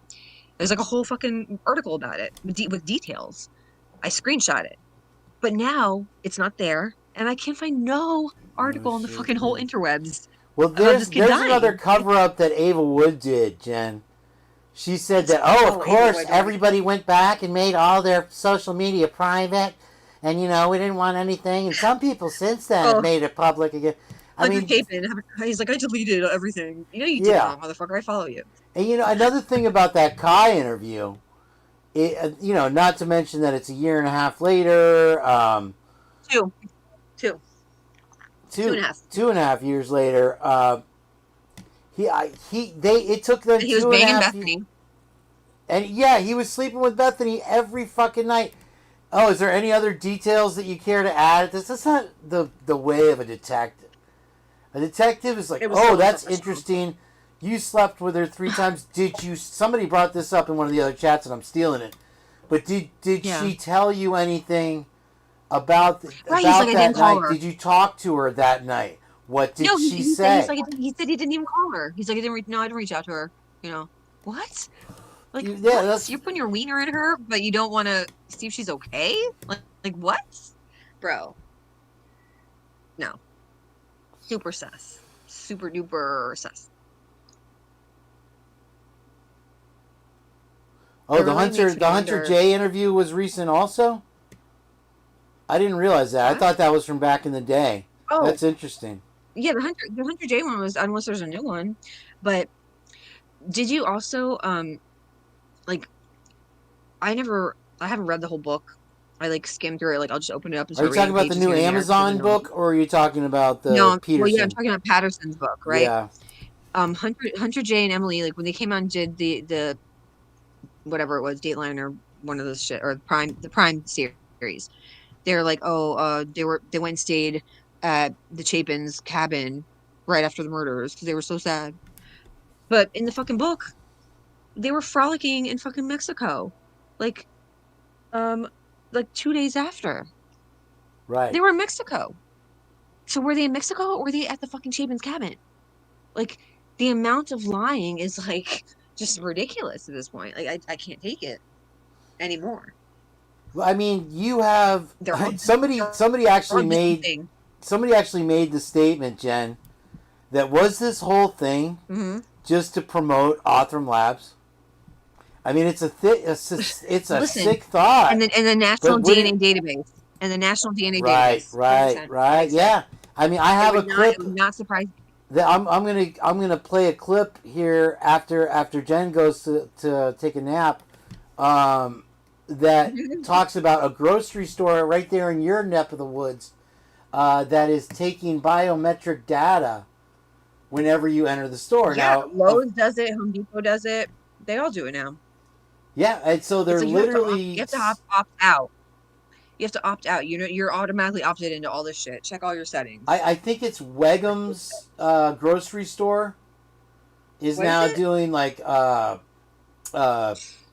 facial Wait, what? scan and all kinds of biometric data on their Home Depot customers. does that. I didn't know Home And Depot Lowe's, did it. and they have a fucking connection with the ring doorbell cameras and Amazon Sidewalk and all this shit. It's crazy. Huh. Yep. Well, that's a stretch. Listen, we are all. It's gonna be like the real life Minority Report. I'm telling you guys. Next thing is gonna be fucking predictive policing. Like, oh, you know what? She's gonna commit a crime in the future. Well, Lucy keeps saying that they're trying to start a civil war. Maybe. At this point, I think there's enough idiot communists out there for us to have a battle or two. I think that Minnesota and a lot of these blue states, and I'm sure some of the Republican states just as well, are as corrupt as could be. You have these Somalis, though, that are taking the lashings for they didn't set this shit up. This is some white person that had the scheme, that's collecting the checks and not being connected to it and letting the other people take the heat for it. Right. And now what's that? Sorry, go ahead. No, I was gonna say speaking of the DNA thing, that the company Verigen, that like I think the parent company is called Quiagen. I don't know how to say it. Quiagen. Quigen,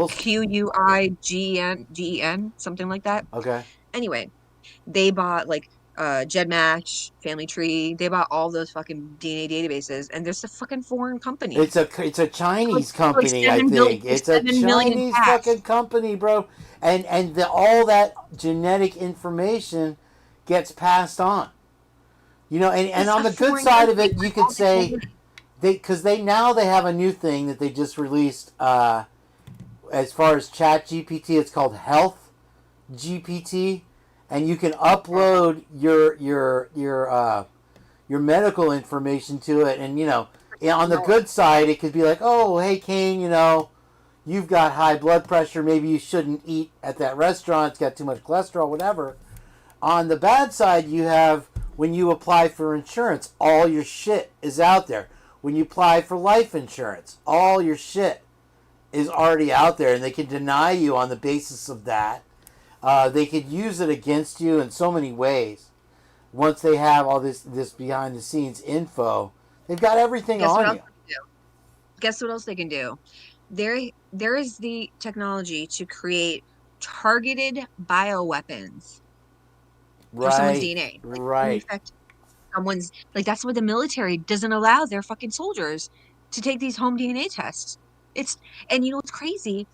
There is an article that was from 9 years ago or something. I can give it to you if you want.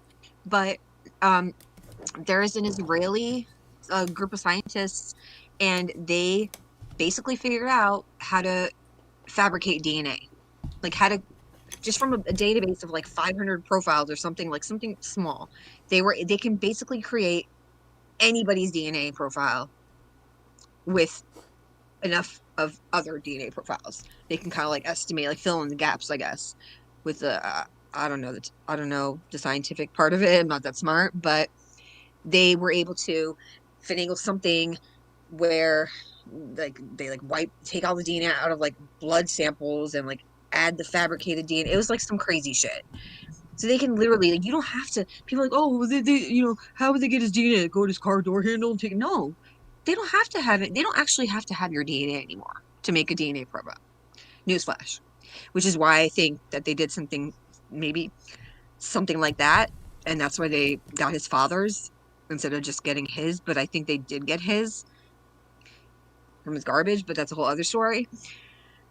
But they sent this fake DNA to the top labs, 30 of them or something, and none of them could detect it, or maybe 2. It's fucking scary. And this is an Israeli company. That just ties it all into this government fucking rabbit hole. We got Trump and his Israeli. The whole thing is fucking. It's too much for my brain to compute. But my point is, it's scary. It's fucking scary. Barbie. Yeah, White Rabbit was talking about the blow weapons because again, that's an untraceable thing. If it's some type of toxin that's only toxic, especially to your DNA.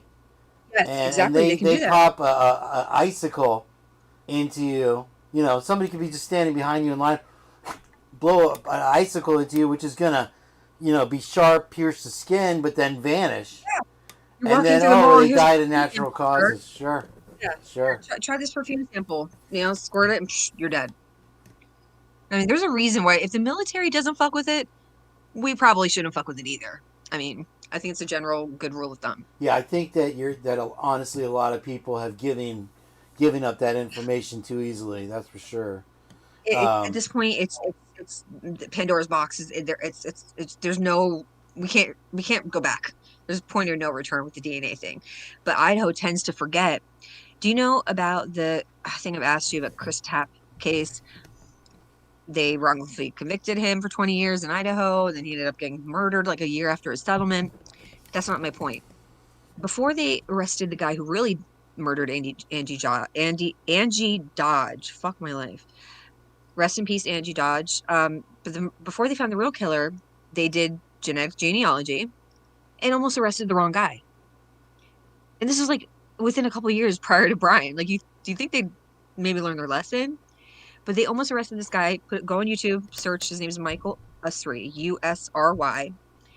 He is a filmmaker, indie filmmaker of horror, of the horror genre. Okay, so he looked suspicious. He loves, blood and gore. They found him because of his father he's like a Mormon in Utah or something, did a DNA test, and they ended up thinking it was him. And the fucking police brought him in and did an actual DNA sample to do the direct comparison. But like for like a month, he's like freaking out. Like, when are they gonna get back to me? Like, what's going on? I've never been to Idaho. But they really they were. If that was MPD, they would have just arrested him. But in this case, they just took his DNA sample to directly compare. But before that point, they looked at him as a suspect because he looked suspicious. He likes horror movies. He's got fucking weird shit on his Instagram. He's got, I think his father was from Idaho or something. My point is, they didn't learn their fucking lesson. It's bizarre. They don't give a fuck. They just don't. They would rather be right. Well, I mean, why would they change their tactics if it's never called out? I know. I don't know why I'm even surprised. I mean, this group of people in here, no one barred, has honestly spent an exorbitant, way too much, people would say, time on this silly little case. I mean, think about all the other tragedies and horrible murders that have happened, and we're still as fascinated by this case as we were the day we stumbled upon it. Even Lana herself is desperate to find, the dentist case to get out of this.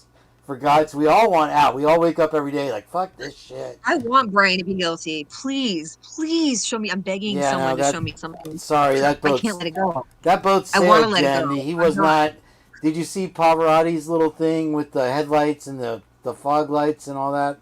No. So the state's whole case basically was resting on the Floyd's cannabis shop video, showing that he was coming into the area. I saw that. Yeah, and so it's like they literally do not even have him in the area yet. In the WSU lawsuit, they're citing that again, that he stalked the house 12 times, and just going there again. It's just like, bro, fucking A. They left no. Are you guys really that fucking what? Yeah. Oh no. They're just making shit up at this point. It is just unreal, man. And literally, two of the pictures that were used as examples. Lucy was pointing out that one of them was Brett Norton, and then Lucy, who was the other one? Are you kidding me? Yeah, it's just like, I mean, it's central casting. It is. Couldn't be anything else. It's a mockery. It's a mockery of the judicial system, honestly. Before I go, because I'm tired, if you want to play that video before I go, the Michael Usry story, I just post a link in there. Does it have music in it? No, it's just a video. Okay. I don't know. It's just a regular video. Commentary. Fair use. Because I used a link that Trish, was that me? Who was that? Huh? Did you see that picture? Oh no, I'm gonna meet you. Okay. Millions of people use to learn about their family history has now become a potent tool for police to crack previously unsolved crimes. Tonight, William Brangham is back to explore the growing privacy debate around this new technique and why some people are urging that we slow down. This is part of our regular series on the leading edge of science and technology. That was me. Uncle David, Uncle Derek, me. After her dad died, Brandy Jennings, like millions of Americans, used one of those DNA testing kits to learn more about him and other relatives. I didn't have a close relationship with my dad, so, maybe find some family members and just kind of learn about his side, But when she got her results, she tried something new. She uploaded them to a free public DNA database to find out more about her dad's side of the family. I uploaded it, and then it takes a few days for it to upload and analyze, and I just kind of forgot about it. But months later, Jennings was shocked to learn that police had used her DNA information from that public website and used a technique called genetic genealogy to identify the killer in a 40-year-old cold case in Iowa. Authorities arrested 64-year-old Jerry Lynn Burns of Manchester this morning. Turns out the murderer was a distant relative of Jennings. She thinks this new crime-fighting tool is a great thing. I mean, I think that every person that's ever died or been killed or raped or whatever deserves to have justice done. But not everyone is so eager to have their DNA end up in a police dragnet. 5 years ago, Michael Usry Jr., largely because his father had done DNA testing, ended up in a police station in downtown New Orleans. Police suspected he'd been involved in the brutal 1996 rape and murder of an Idaho woman named Angie Dodge. In fact, almost the entire time they had me in the interrogation room with the one-way mirror and all, they really didn't want to give me any information. I kept asking questions like, did somebody I know do something horrible? And finally, after maybe about an hour or two, they had to just basically go, no, we think that you were involved with this crime. And I'm like, me? Usry was targeted because investigators, using an early form of genetic genealogy, linked his father's DNA to DNA from the murder scene. Usry's dad seemed too old to be the killer, but Michael was not. And then police learned Usry had traveled through Idaho. Plus, he made these grisly, violent, low-budget films. But Usry knew he hadn't done anything wrong. It was almost like a dream. When it came crashing down was when they walked out of the room and the biggest state policeman that I've ever seen in my life came in with latex gloves and a cotton swab and said, I'm going to take your DNA now. It took around a month for police to process Usry's DNA to see if it matched the DNA from the crime scene. So you spend 3 or 4 weeks thinking, I'm a suspect in a brutal murder. What were those weeks like for you? It was scary.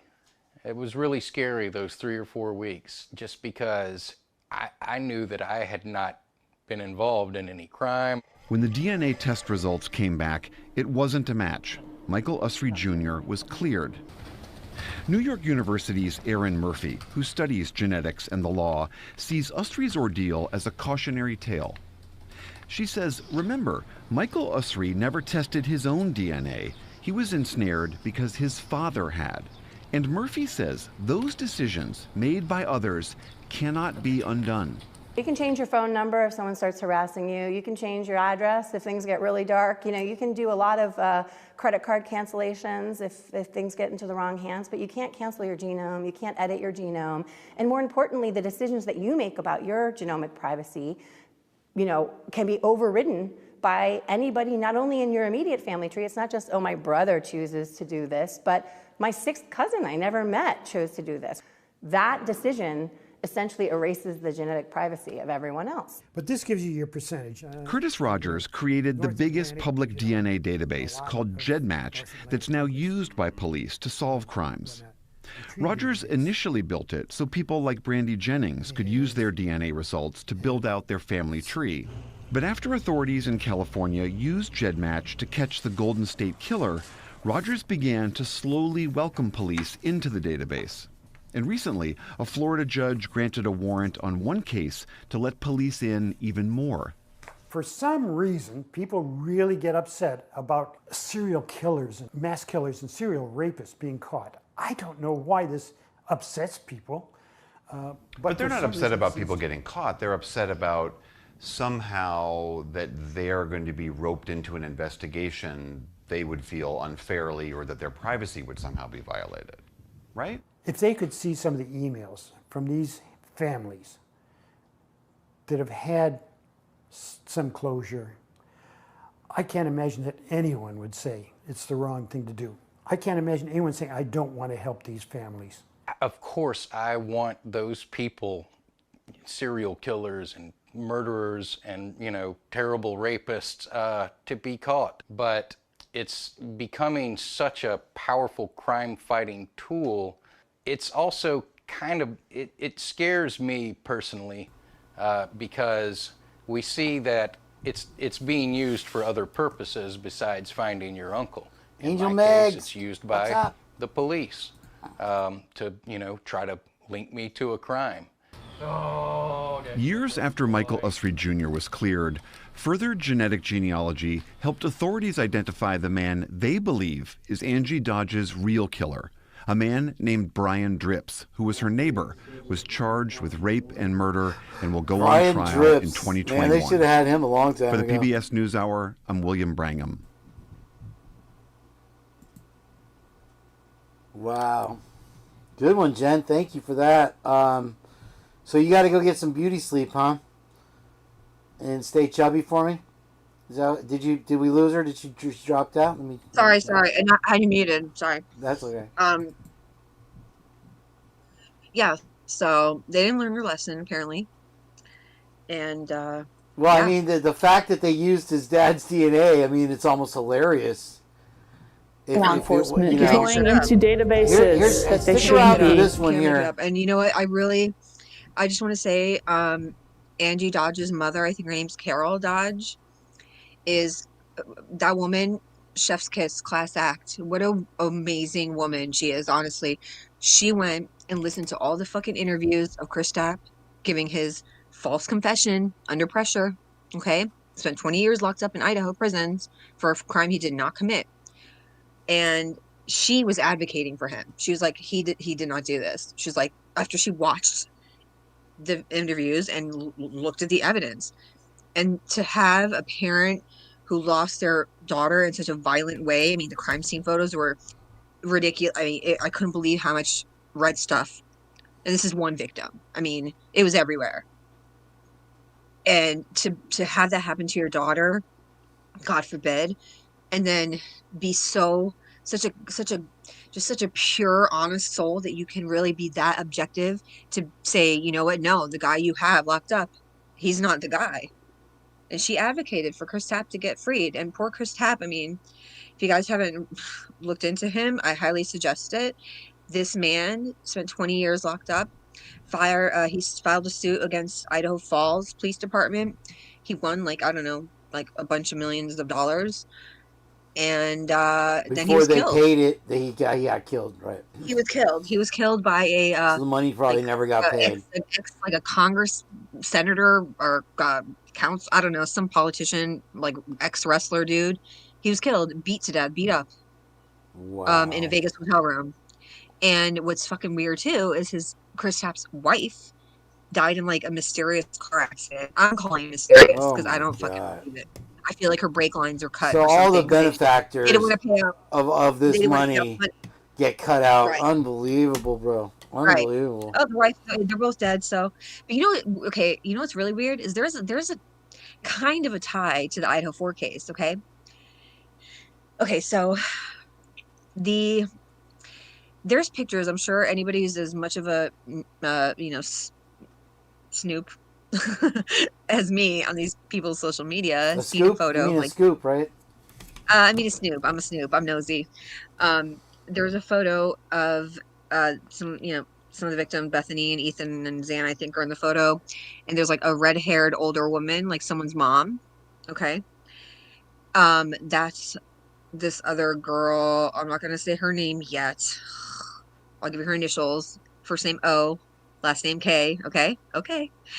And that's her mom, the redhead, and her father. He's like older, like hot. He's the hot dad. He's hot.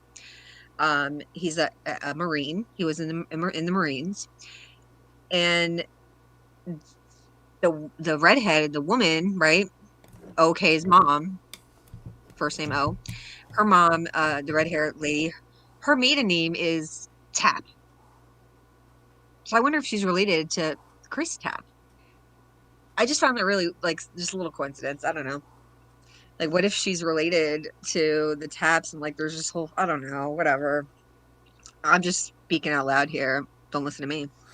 Well, hey, before you check out this video from Heather Fitzgerald real quick. I look at Heather. You mean Lucy Morningstar? Right. Law enforcement is going into databases that they shouldn't be, and they don't want people to know. Genetic genealogy is a new technology that is coming with very little oversight by the judicial system, and it's being abused by law enforcement. Say you have a serial risk going around your community. Law enforcement, you don't have a suspect. And what do? Is they send the evidence sample from the crime scene to a lab that's an unregulated private entity, because there are no rules, there are no statutes, there's no regulations on these people. And they test for something called SNPs. And a SNP is this vast array of information. It's everything about your biological system. They then use that profile to look in databases online, which leads you to a person who is now your suspect. The testing itself is an invasion of privacy, and you need to understand that if you have a case where they do something like this, genetic genealogy standing on its own is not probable cause. In fact, most of the labs that produce reports specifically state this is not an identification. Subscribe to the NACDL channel.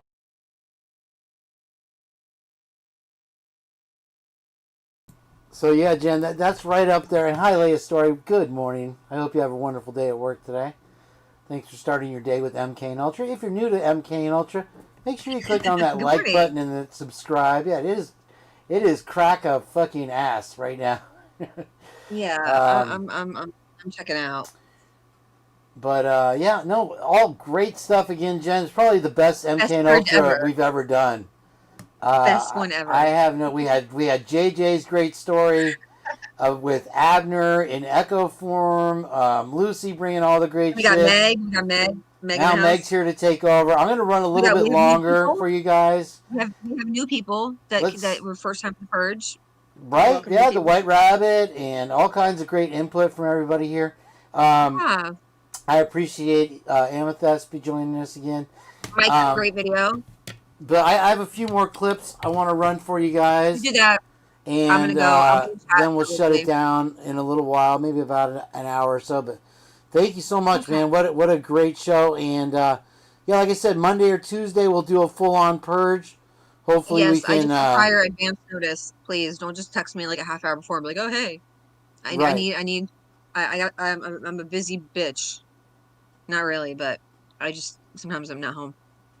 I'll do my best on that. You know how it goes. But you know, with the purge, I like to have a couple days notice for everybody to be able to get in there. I'm not asking for a couple of days. I'm just saying like at least a couple hours, if possible. Just like a little a foreplay. You're saying? Yeah, exactly. Don't just try to stick it in. Don't just be like brace yourself, Jen. Here so rough. Rough. All right. Well, you have a great little siesta, and we will catch you in a few days. Should I say good night or good morning? Say good morning, Jen. Good morning, Jen. Bye. All right, say good night. Give some love to Jen, everybody. Thank you for being here, Frankie Frankenstein. All you awesome people. All right, so we'll keep going here. Wow, lots to chew on there with Jen. Amazing. Let me see. Okay, well, we could leave that up there. Let's see. Where would I leave off here? I think Lucy is now scratching the post of her couch or the armrest. I'm not going to get into the Suzanne B shit. Yeah, I'm hoping as soon as we catch Miss Potts in her early morning routine, then I'm gonna shut it down. We'll go up till then if you guys want to. So here's another little tidbit from Mike. Let's get on it. Well, they showed up in true fashion. I don't know if you want to say better late than never, or Santa Claus finally came to town. Anyhow, new duck drop. Jack D, #1 suspect. The name that was under the black boxes above Brian Goldberger's name that we looked at for months. Jack D, #1 suspect. And they waited how long? To fingerprint the #1 suspect? You tell me. Seems like too long, boys. But you want to know what? Kind of don't surprise me. Because did they really put Jack D at the top of the list? To fit the story. The ex-boyfriend. #1 suspect. But yet, they didn't do what they seemed. A whole lot of investigation. Even down to his fingerprints. Until months later. But, you want to know what? Gotta put something down on the paperwork. Yep, gotta fingerprint him. Push it, boys. We forgot about this. Over and out.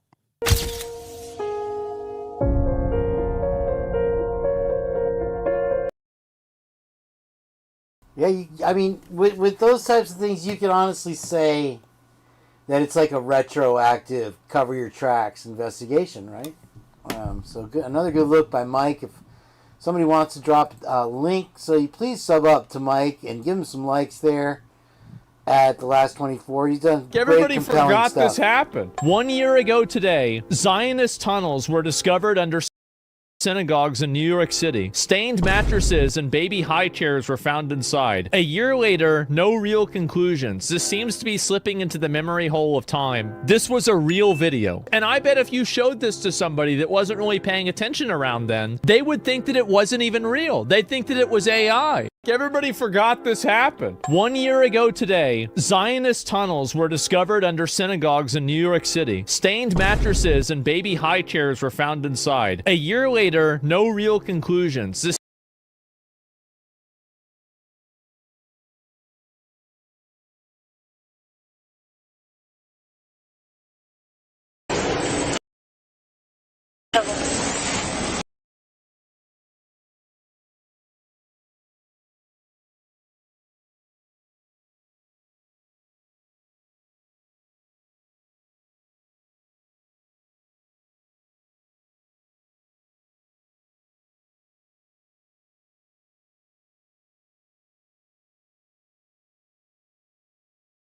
put judges in jail? Big reversal in a $7.2 million fraud case in Hennepin County. The judge has thrown out the jury's guilty verdict. This wasn't some technical hiccup.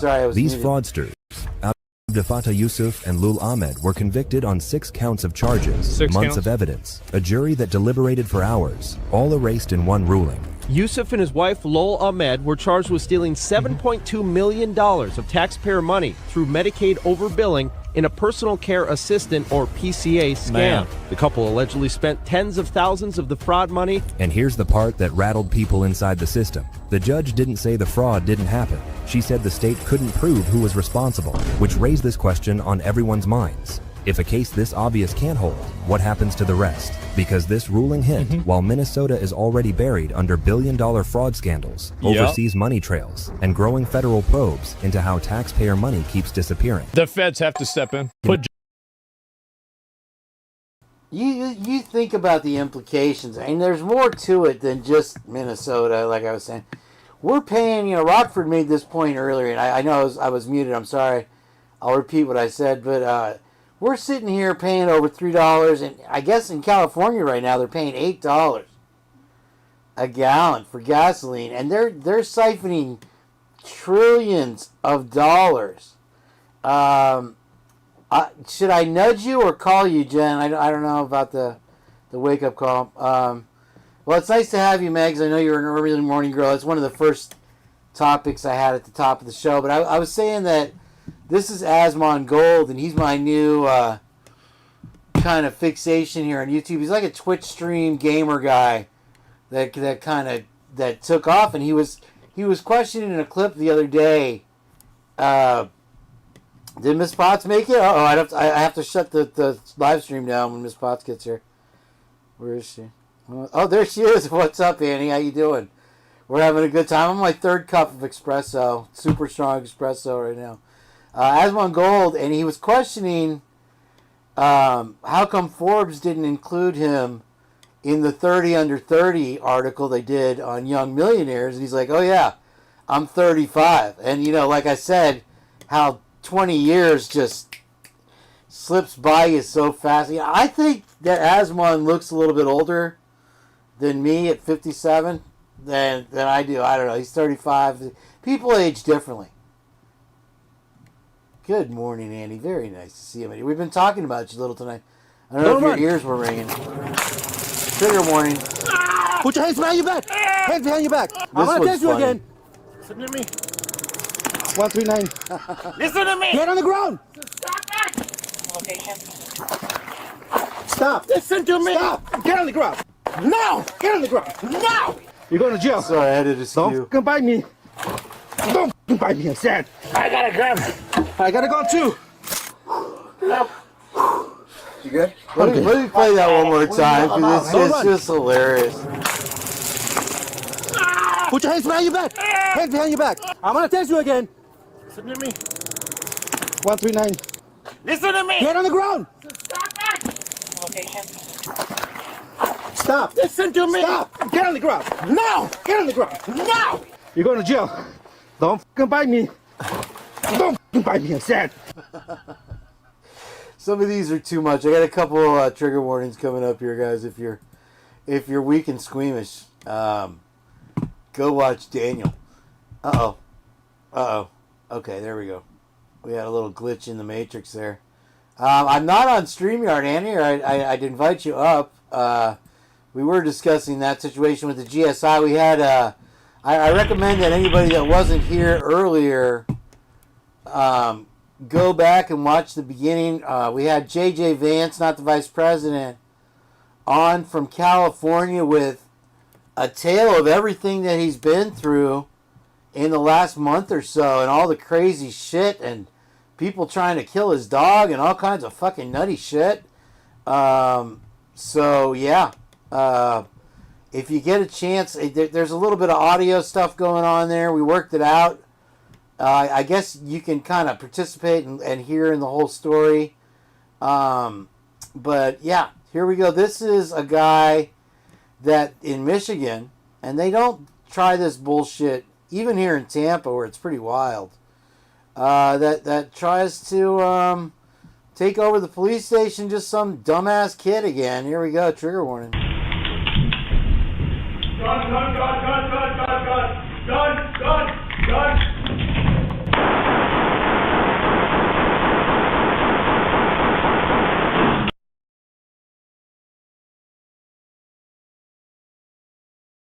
I mean, right there, in front of God and everybody, man. You just, for whatever reason, he thought he was going to be king of the hill that day, and the hits just keep coming, folks. Here, Annie, I'm basically doing a rundown. I did leave a message in your chat when I went to go do my show today, and it ended up only being an hour-long show, but these are the clips, a lot of these I played in that show. And then when I went to go make the thumbnail for tonight, I accidentally deleted like a month and a half's worth of MK Ultra lives.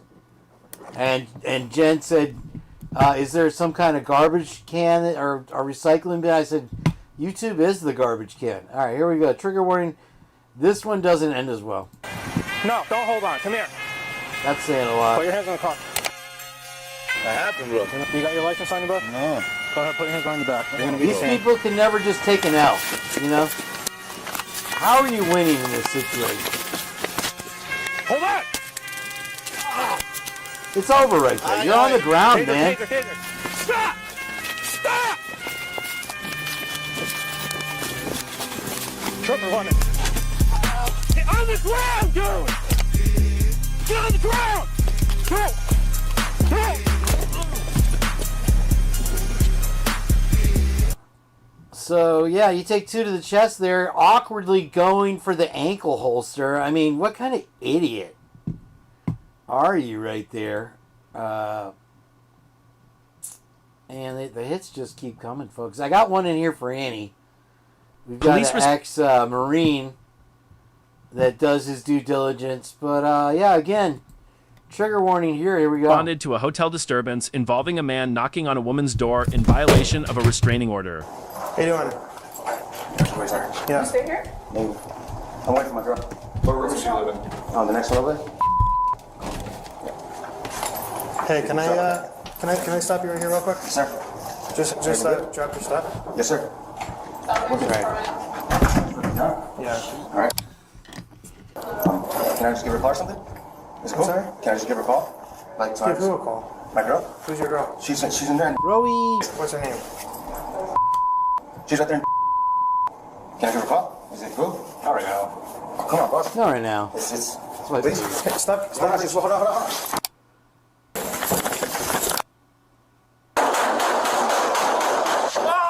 You okay? I'm ahead. Shots fired, shots fired, shots fired!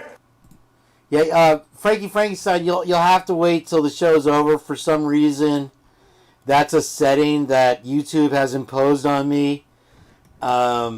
Not being able to rewind my lives during my live.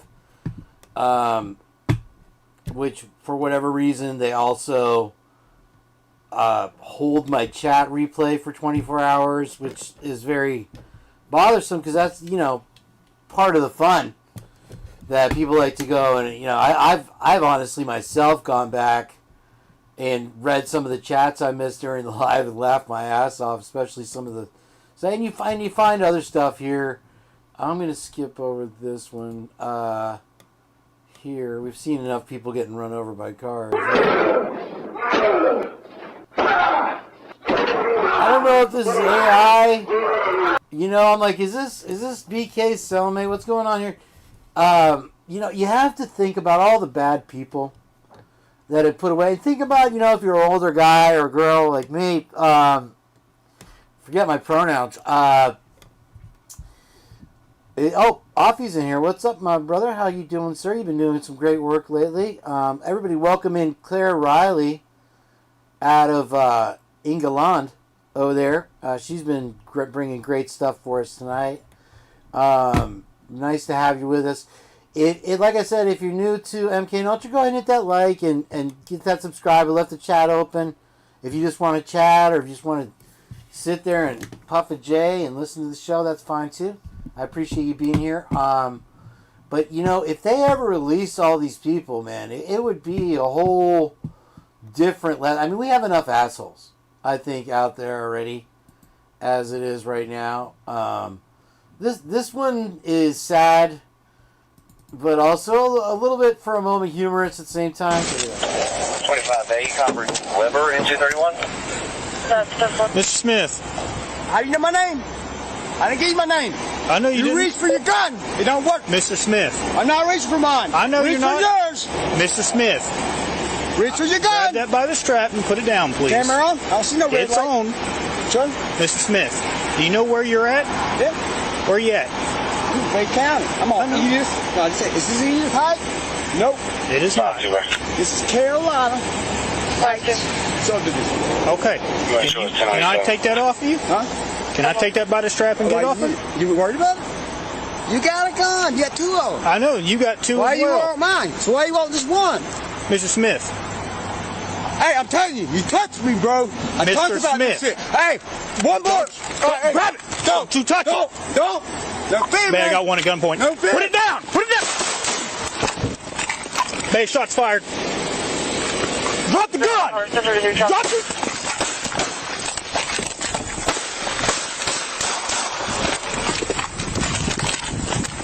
I need code 3 now. I got shots fired. This one just keeps going on and on.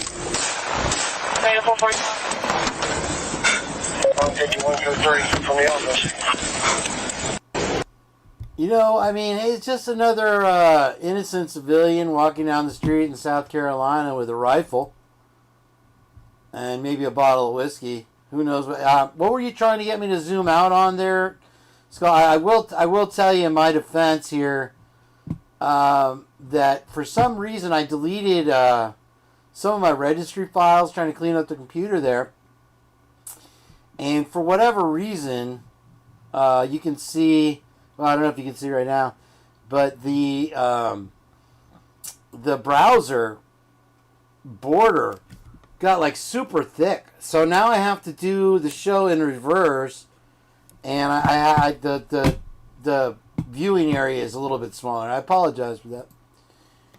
On my other computer, it's still normal, and I tried to copy and paste and I even ran a Twiz program to fix the registry files, but that's the one thing I couldn't get back. I do have the font enlarged so I can see it. That might be part of it. I mean, otherwise it's like micro, even on the big monitor here.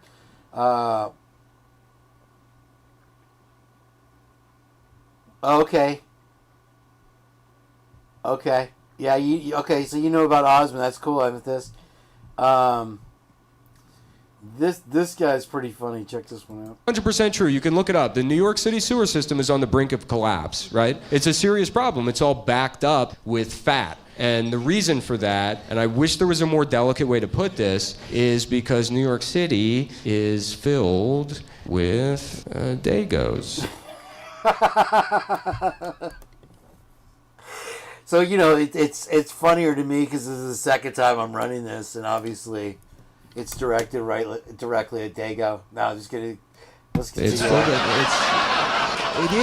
It's filled with Italian people that just keep dumping olive oil down the kitchen sink all day long. They can't stop. They wake up, they're like, yeah, lasagna breakfast, and they jam it down the garbage disposal. To the extent that they have to run fucking PSAs where they're like, please stop flushing ravioli down the toilet. In the PSAs, they call the fat clumps, they call them fat bergs, which, hilarious to blame it on the Jews, even though... Fatbergs. Anyway, all right. Sorry, I didn't have that one clipped right. Sorry. All right. I think this is the Marine guy, and he never drops his six-pack. And you see him take out the culprit. I think this is the one I clipped for you. I might have deleted the one for you anyway.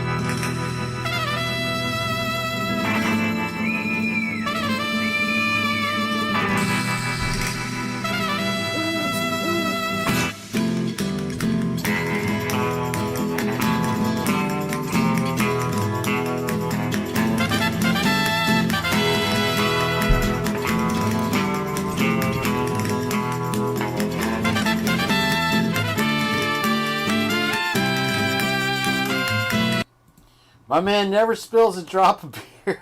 I love it. All right, continuing on here. Let's see. I do have another one in here, I think, somewhere.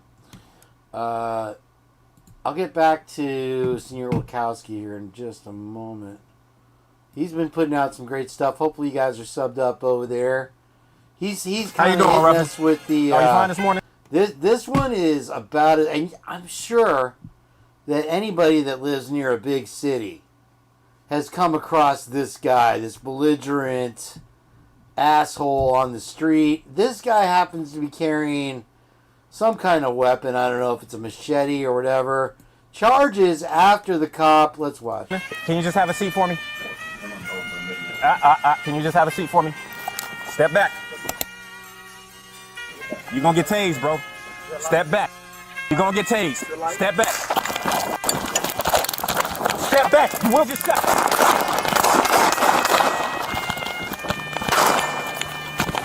Shot fired. Shot fired.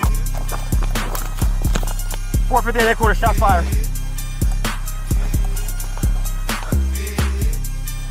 I'll tell you one thing. It just always amazes me that these guys keep coming after, after they've taken 2 or 3 to the chest. It's like they're just full of some kind of adrenaline juice that's like inhuman. Oh, Annie, also, if you're still listening, we did talk to Jage about not only the stories of Abner and his tales of trekking across the USA so far. He's in California right now. He joined us for about an hour about the GSI. And as soon as I brought it up, he dropped down and feigned some digital problem. But I'm sure we're going to do a purge Monday or Tuesday. I'll run that in StreamYard if you want to join us. As soon as I asked him about the GSI and the drone things, he gave me the standard I can neither confirm or deny response, which means that he's fully into it. So let's check this one out, yo. 2, vehicle is slowing. They're bailing. They're going to be bailing. Go. Get the driver. Get the driver. Get the driver. Get the driver. Get the driver. Go. Oh, shit!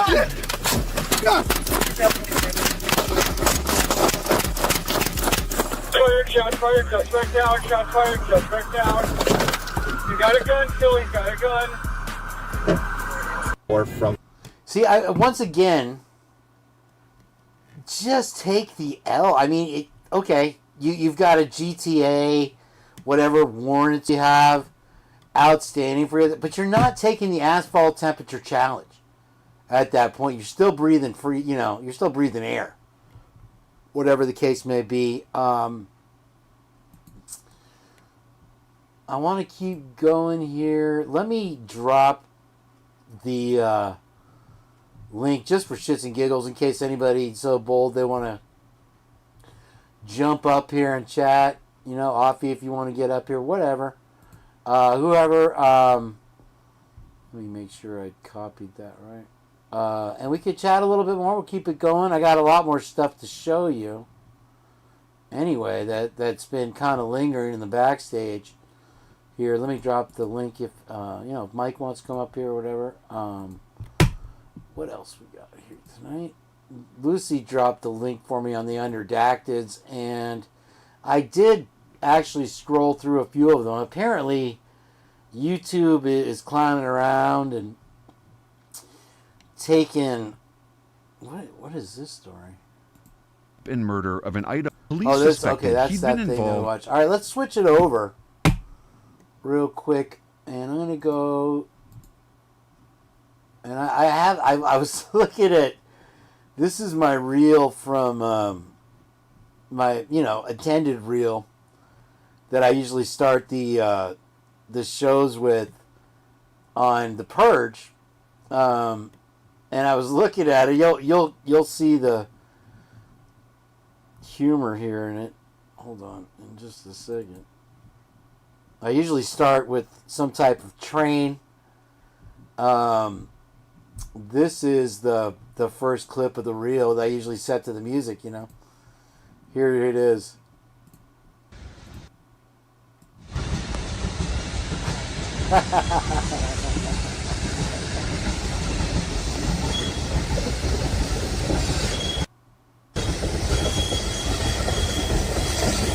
Oops, sorry.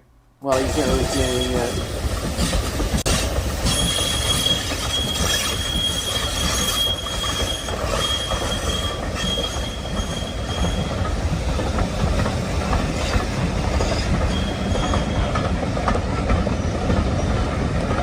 So yeah, the last purge I did wasn't really that long ago. It was right around Noel's birthday, December 26th there. And let's see here. So this will be a little bit more. We'll get them close together. I like to have Jen all fired up like she was tonight. What a great amount of information she brought. Following JJ, gave JJ his space and his turn. That was nice. Now we got Miss Potts in the chat here enjoying her coffee. Did you end up going to work last night, or did you take a warm shower and get a bottle of wine? I was interested to hear that. I can't. Linda Wayne. This one guy, he gotta have a All right, here's a pretty good one, I think. I want to get through these because I'm gonna probably make a new reel for the purge on Monday, because we got a lot of new stuff to talk about anyway, and a lot of new stuff out there. People running over ICE officers, this type of thing. Speeding ticket because cops pulled him over and he had a Rubik's Cube like on his lap. The cop's like, "What are you doing with the Rubik's Cube?" And he's like, "If I told you I could solve it in 1 second, would you believe me?" And he's like, "No." He's like, "I'll maybe give you like 20 seconds or something." He's like, "All right." He mixes it all up. Yeah. And they're counting and he gets like 20 seconds. He solved it. The cop's like, "That's crazy." He said, "But remember I told you I could do it in 1 second?" And he's like, "Yeah." And so he mixes it up again and he throws it up and catches it and it's solved. The cop's like, "What?" And he's like, "Now watch this." He's like, "I'm going to throw it behind my back." Mixes it all up, throws it behind his back, catches it. It's solved. The cop's like, "That's insane." He's like, "You're free to go." You're a witch. Get out of here. "Sir, do you know I pulled you over?" "No, but there is something behind your ear." Brooms up, everybody. Brooms up. All right, let's do it. All the mobile device signals seen in that area during the time. Each result includes the device's identifier, the time, and the coordinates. The results will then appear as a red dot on the map so that investigators can actually visualize all the pings. The geographic range that's allowed to be searched here is huge. Literally, it can be up to 12 miles wide. That means FOG, as well as the cops, can actually look at millions of people's cell phones to find out of exactly where they are, where they're going, how long they were there, and here's what's crazy, it actually can date back to that particular phone's history up to 180 days. And the most shocking part about what FOG revealed does is they allow cops to gain access to their database and they can draw the map, get instant results for it, and no one's looking over their shoulder, which means they can essentially use this on anyone. See, they're using these things. You got FOG, you got Flock, you got the body cam company Axum bought what is it FLIR, which is the cameras, thermal cameras that they use on drones and to triangulate stuff and see. And so what they're doing once again, and this is what Lucy keeps saying is the federal connection or the matters of national security, is that they don't want you to know that they are using private companies to run their shit and then using it in court cases. So they use it covertly in court cases, say it's a matter of national security, so they don't have to reveal their techniques. And even if they get caught, like with the genetic genealogy, they're doing it through a private company. So they're hands off on it 100%. And this is just another example with this FOG thing. Here we go. Keep moving on. One question being if she had ever seen Brian with anyone else. F told me they did remember a time when they returned home and said they saw Brian sitting on the stairs leading up to his apartment next to a male. F and A described the male as having light brown skin, a sleeve tattoo on his left arm, wearing a sleeveless shirt and shorts. F said the male was riding a dark color, blue or black, Harley-type motorcycle. F said the motorcycle was not a sport bike and was very loud.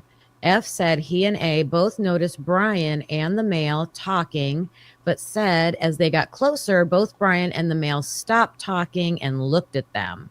A said Brian acknowledged them and asked how it was going. A said it seemed as if Brian was acting overly nice.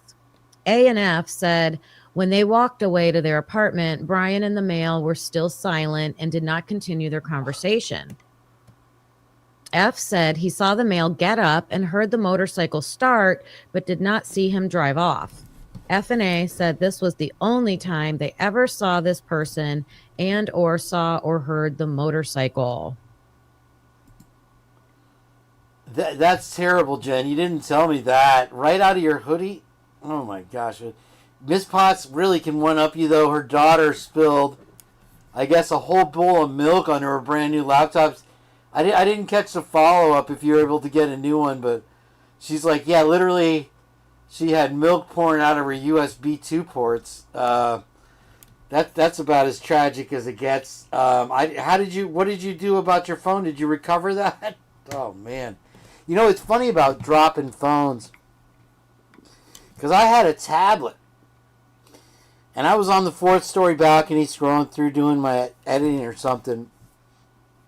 I loved this tablet. It had a lot of cool stuff on it.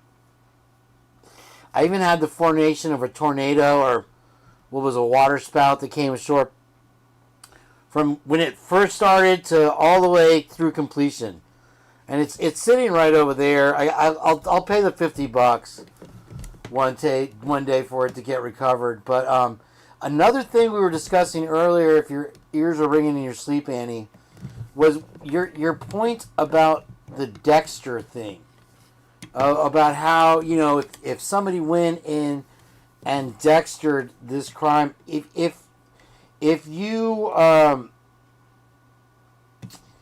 oh man, yeah, and then I got myself my own bump in the head.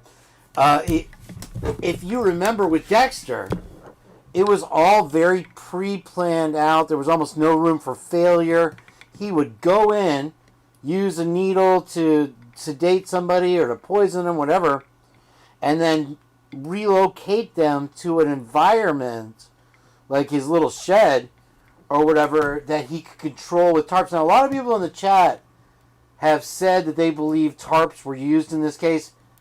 How could they not? When this is... Okay, so in contrast to Dexter, you have what I would just call the sloppiest, messiest crime that is absolutely just a rage-fueled incident without regard to the next morning. You know, maybe if they used tarps, there was some planning, but it doesn't seem like they went to great lengths to sedate these people. And then we've talked about, you know, your blood spatter analysis, how it just doesn't seem like Kaylee just sat there and all the blood's in one area. Xana's all the blood's in one area. There's no transfer. How the fuck are you knee-deep in blood? And you walk from one staircase to the other, and nothing is traced on the floor. Get the fuck out of here. So yeah, I thought about it later, and that made the most sense to me with the Dexter thing. So I've referenced your live about 4 or 5 times tonight. Let's keep going here. I got a few more for you guys here. Maybe we'll get Lucy's second wind here in a minute. Oh, were you driving this vehicle?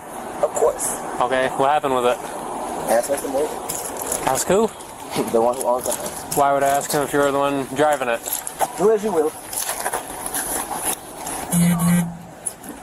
How are you feeling?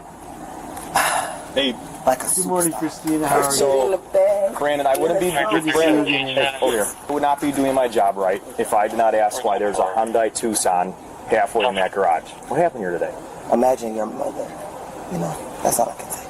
Imagine your mother. Mm-hmm. Are you mad at somebody? Always. Okay. I mean, I don't even know you. Okay. Oh. Okay, put your hands behind your back. How are you? Well, there's one who finally took the L, and he's doing it with confidence. Okay, I think I got it. I think I know where I'm misunderstanding. Okay, it takes me a while sometimes. Don't feel bad. It does me too. I was realizing that, I'm thinking about all of the released footage that we are now getting to see because he pled. So I had to go back and think, okay, what was it like before he pled? So before he pled, everything's secret and kept by the courts. Right. We don't know who the DoorDash driver is. We don't know anything about the DoorDash driver. Someone leaks who it is, and we're hearing she's going to testify about Brian. That makes sense that he gets scared. And now there's a plea deal. I got it, Lucy. I got it. She reminds me of my mom. They both are redheads too, by the way. Police are testing body cameras that scan your face for warrants just for walking past them. Axon, the company that makes tasers, is running the first test in the world right now in Edmonton, Canada. Here's how it works. A cop walks past you, their body camera scans your face, it checks you against a database of people with warrants or safety flags. You don't have to do anything, you just have to exist near a police officer. The Electronic Frontier Foundation says this destroys privacy for anyone who happens to walk past a cop. Axon paused this technology in 2019 because their own ethics board said it was too dangerous. Now they're testing it anyway. Today it's Canada, but Axon is the biggest supplier for body cameras for police departments in America. Police are testing. Like I mentioned earlier, they did buy, I think actually a while back, Amazon. You folks have no idea what honey and cinnamon can somehow do for your related to brain. one of these I'm 82 companies, years Axon old, and just a or few Flock months ago, or I could barely FLIR. remember. But Axon did buy the FLIR cameras, which I guess technically they weren't competition, but they're adjacent kind of companies, whatever. Let me close this one out here since we're done with that. Let's see. And also, again, if anybody wants to join me to have a little chat on the show, let me know. I'll post the link again. Just let me know if you want to. I know nothing said she might come up. That's fine if she doesn't want to. She just wants to chill. That's fine too. I'm happy Miss Spots, we were actually able to get her finally over 500 subs. It should be 500,000 subs. Let's play this story. Here we go. Teens are behind bars accused of murdering a 14-year-old girl. 16-year-old Gabriel Williams and 14-year-old Kamari Blevins are both charged with first-degree premeditated murder. The victim, 14-year-old Danica Troy. Her mother reported her missing Monday. One day later, her body was found. WEAR's Brent Carney joining us. And Brent, you've had a chance to go through the arrest reports. What have you learned? Sue, one of the biggest questions still unanswered here is why. According to the arrest report, a witness told deputies Blevins and Williams planned this attack.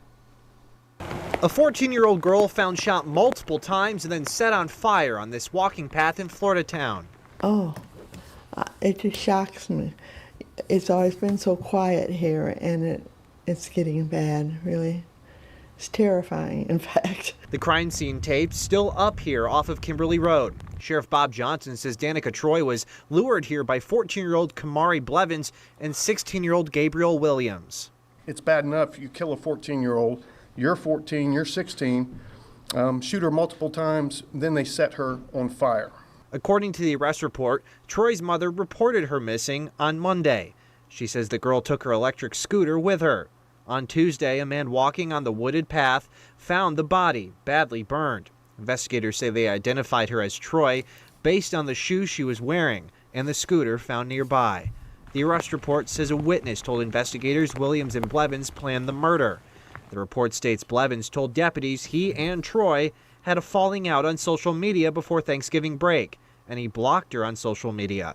Deputies also interviewed Williams, who told investigators Troy made comments that upset him. Williams then shared more with investigators, but that conversation was redacted from the report. They have been interviewed, but the motive... You're getting the best of both worlds, guys, here. This is purge stuff here that I'm purging out. It's the expiration date is running out. So we're running it here on MK and Ultra. There you go, Jen. You have your social media fallout, and it's a big deal. If once you block somebody, now they're on your kill list for, if you can't argue with them, then you're perfectly justified because words are violence, right?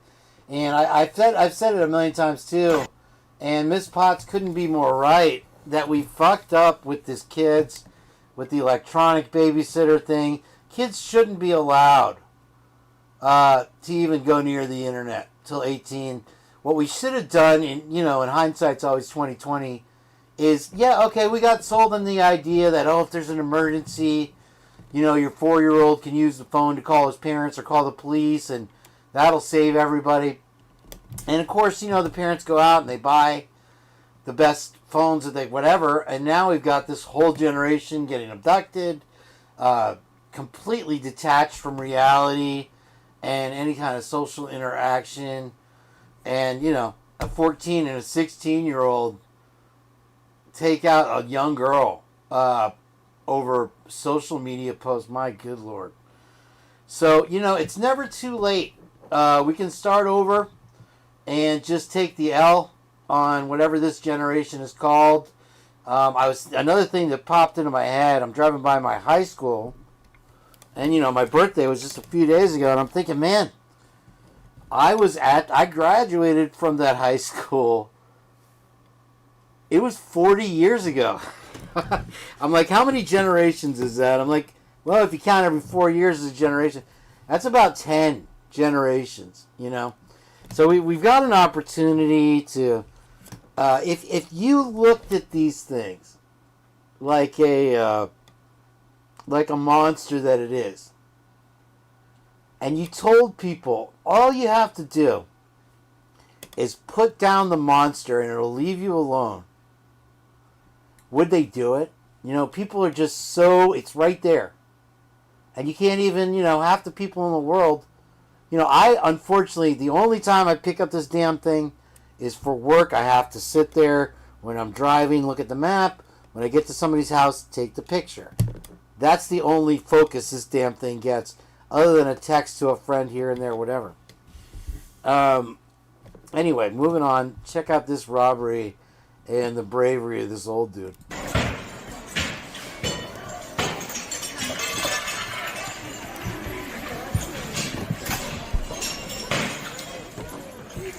Thank you very much, Alfred. Close the door.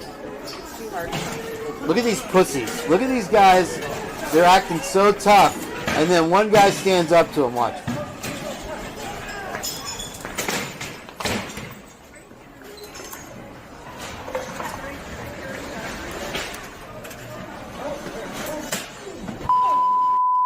Look how scared they are. They've never been in a fight. They don't know what. Look at them. They're falling out of their fucking tennis shoes to get away from this old man. I think he turned out to be like a 70, 60 or 7-year-old man. Wild shit. I don't know what trouble is. What is this here we got? Crime with Jenna. 5 subscribers. Let's get her some subs there. If anybody wants to put the link, Kane, I guess I could do it. Unfortunately, I'm not linked into my chat in OBS. That's another OBS issue that Ms. Potts can put on the list. Let's see here. What else? What are we? Let's play this here. This might be the truck loading up thing I was telling Jen about. Yeah.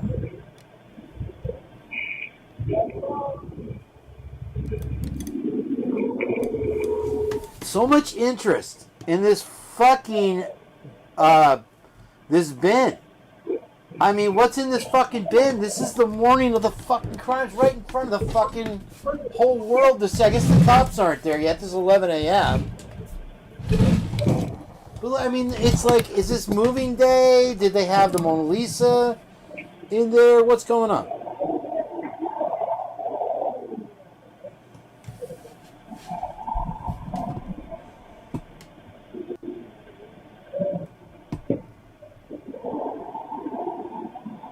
Look at all the interest in this fucking bin.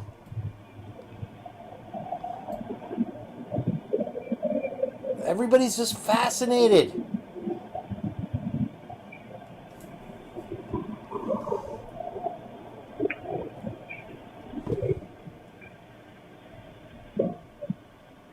One person lugging the thing around. What is this girl? She's keeping lookout. I mean, what the fuck? And then it goes in the cab. It doesn't even go in the bed. Like, what the fuck? 11 a.m. This is, is this the cleanup fucking crew right in front of our fucking eyes? Tossing out the bloody fucking towels that they took out of the bathroom? Thank you, Ms. Potts, for that. I've never seen so much. Look at this. They're still nitpicking over a fucking bin. And I think part of the failure, if you want to give them the credit, which I don't anymore, of this investigation, is that they didn't forensically test any of these fucking other vehicles in the area. And, for some reason, they took toenails and fucking brake pads apart in Brian Koberger's. And here these guys just drive right off into the sunset with who knows what the fuck. I mean, this guy even looks like he's got a flat tire in the back. That's not important. What's important is getting the fucking bin out. Here you have another car leaving right before it. That's some wild shit. So thank you for Crime with Jenna for that one. Let's keep rocking on. You're getting the best of the perch here to this morning on MK Ultra Takeover. Yes, sir.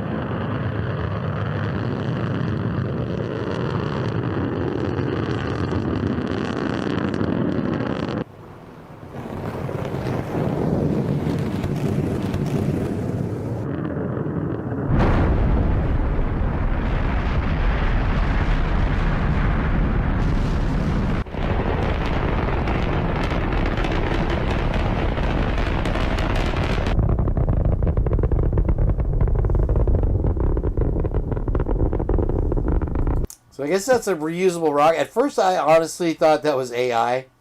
I think this is the point right here where I would kick in Rockford's song, "Time to Semperfi." Yeah, I calculated how many times I've used that song, and I feel like I've done it well.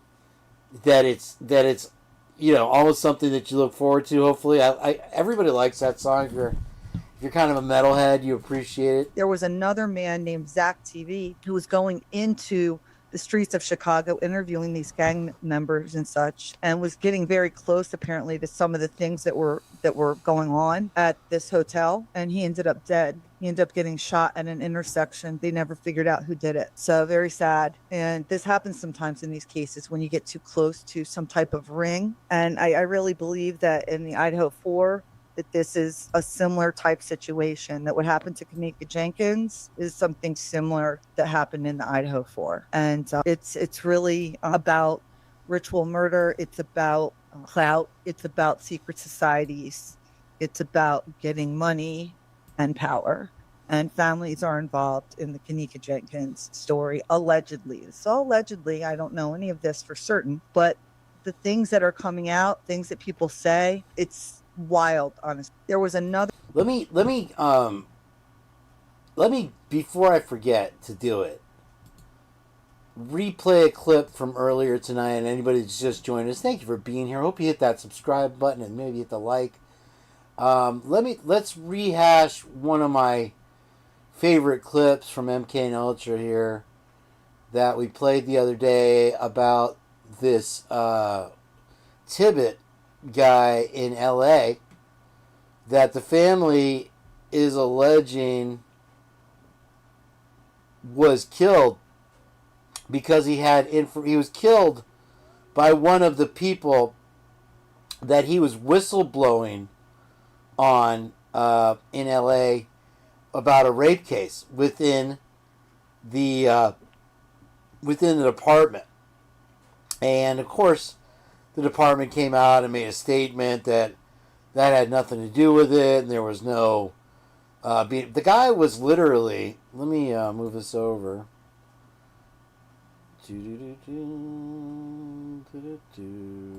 Oh shit, what did I do? Did I do it? Hang on. Hey, we should get a... Is this you, Skomakai? Is it? Hold on. Cup of coffee sometime. Where is the? I'm looking for the speaker I'd like on that. this one. There it is. I'll move this over to the reel. I meant to play. I'm not sure if I played this one either. Of course, I come across a couple that I wanted to play.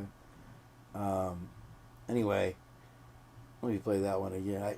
It's television. Okay, I thought it was a great AI. It is what it is. It's kind of sick. It's kind of twisted, but Hey, we should get a cup of coffee sometime. Yeah, I'd like that. I don't know. Maybe we've spent too much time on this case, you guys. Let's see here. This was the other one. Here's the Tibbet thing, you guys. So just listen up. I just wanted to play this intermittently here for you, so that everybody's up to speed on it. This was one of my main reasons for going live. Not to mention the 6 other law enforcement abuses that were reported in just this week alone. But check, this one's the most heavy hitting. And I apologize, the volume is a little bit on the low side, but if I put a gain thing on it, I'll forget and then blast you guys out at the end of it. So I'm going to tune out, let you guys listen. Check this out. Attorney Gage says he's working to depose Chief Michael Moore. He says the trial is expected to begin in late June. I'm Gina Silva, Fox 11 News. I shouldn't even be talking about this, but Powerball and Mega Millions are trying to put me in.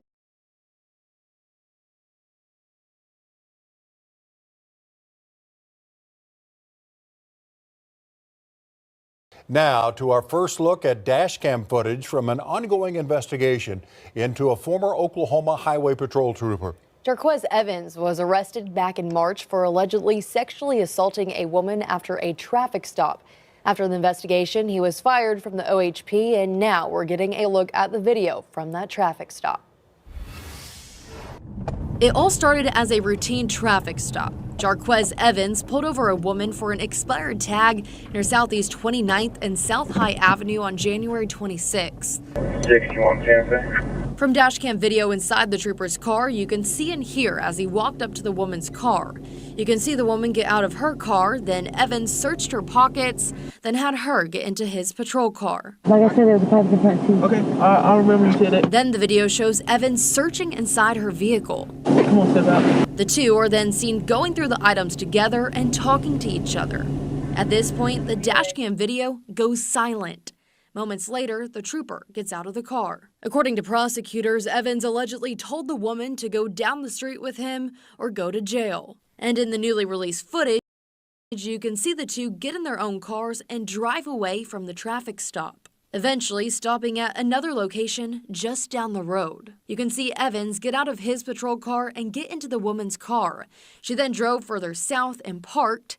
That's where Evans allegedly unzipped his pants and told the woman to perform a sex act on him, then allegedly proceeded to sexually assault her. After about 12 minutes, Evans gets back in his car and drives away. The woman eventually reported the incident to Oklahoma City police, and Evans was arrested and booked on charges of rape and forcible sodomy. He was also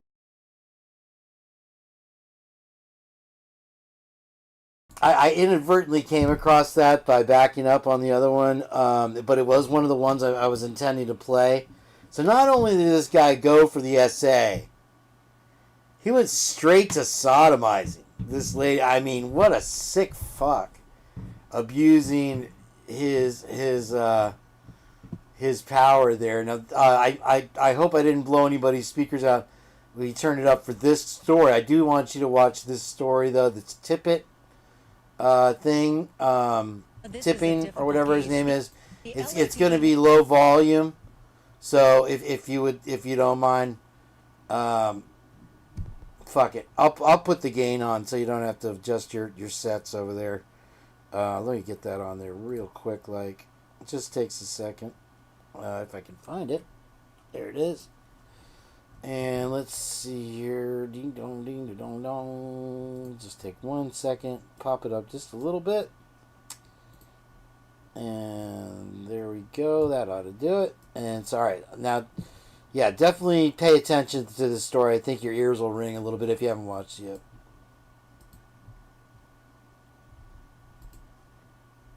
Has always maintained this was a horrible accident, but the family of Officer Houston Tipping doesn't believe it. So it looks like this case will be going to trial. I'm angry, disgusted, heartbroken, and life is just different without him because of what they did. Shirley Huffman believes her son, LAPD officer Houston Tipping, was targeted and killed because he knew about rape allegations against fellow officers in the department. He was concerned enough that he was looking to leave, and he had interviewed, and that was his intention, was to leave. Attorney Brad Gage says Officer Tipping was an instructor at the police academy and was conducting a training exercise when he was gravely injured. After he became the instructor there, one of the accused officers signed up for that class, went into that class, engaged in intentional acts against my client, including putting him into a headlock, which he admits in his deposition testimony that we have, and also picking him up in what is known colloquially as a pile driver wrestling move. Officer Tipping was paralyzed and after 3 days in the hospital, died on May 29, 2022. But the LAPD calls it a tragic accident. LAPD Chief Michael Moore had this to say back in 2022. Officer Tipping was not attacked. He was not beaten up by a group of officers, and he was not involved in any investigation of any police officer within the Los Angeles Police Department. Gage disagrees. He's filed a lawsuit alleging wrongful death, battery, and whistleblower retaliation. Having an officer who is investigating criminal acts against other employees who then dies and is killed has to be distressing to everyone. It has to concern us for public safety. My son was a good cop. He loved being a police officer. It was what his fiber was. And I believe that when he saw something, he said something, and it got him killed. Attorney Gage.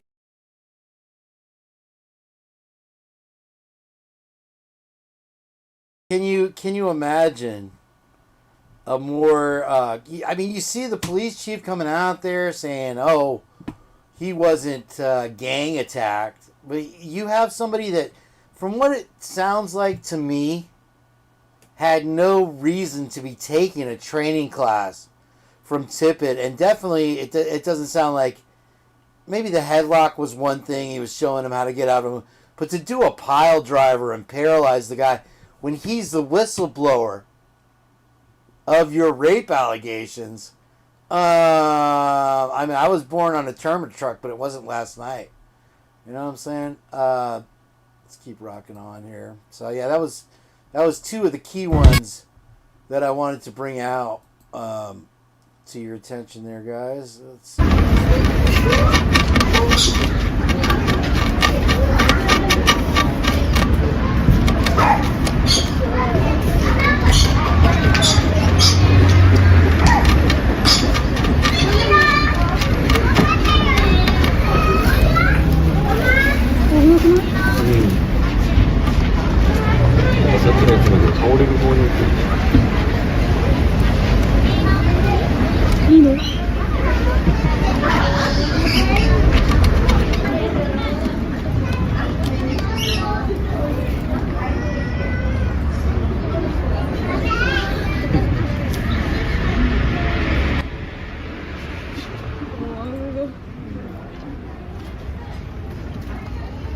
I knew I'd forget to remove that Kane thing.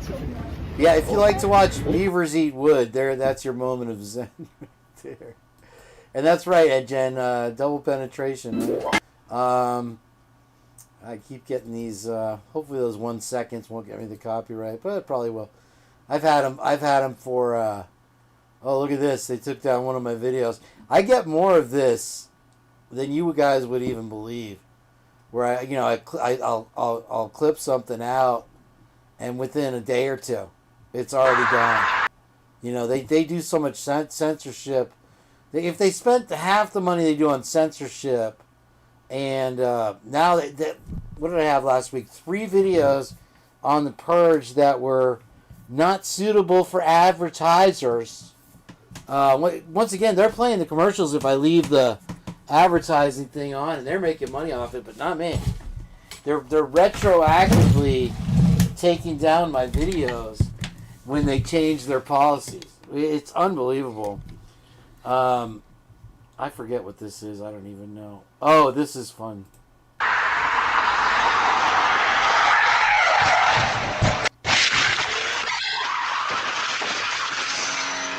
Sorry about the volume there.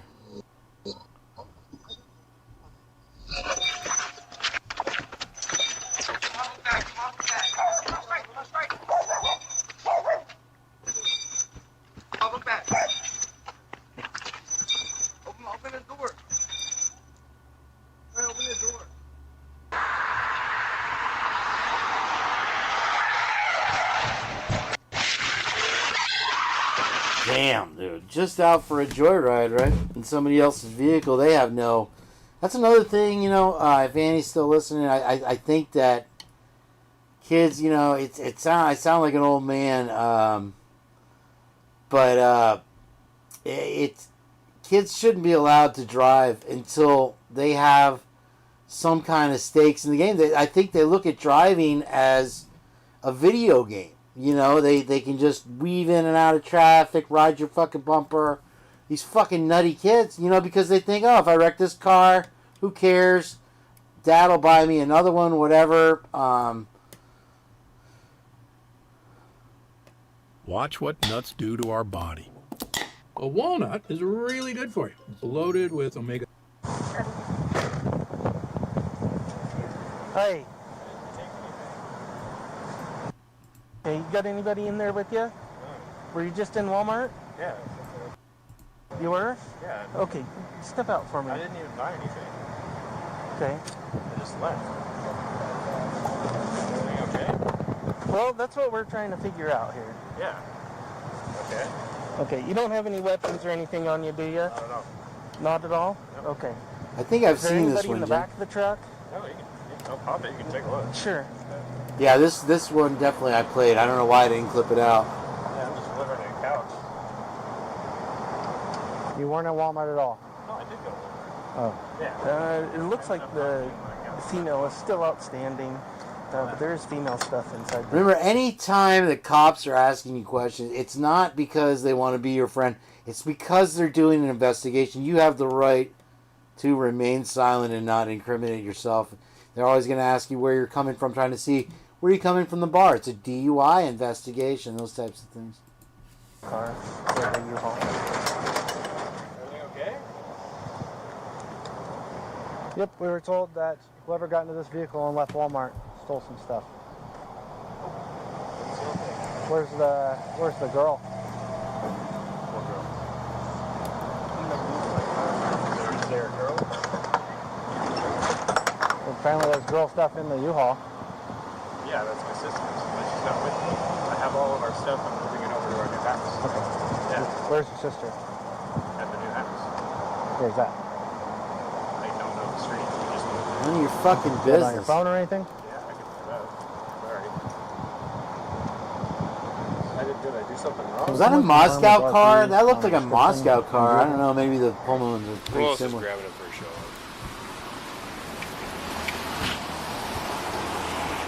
One cop is out of there, he's like, this is fucking bullshit. Just takes off. Let me just look at our text.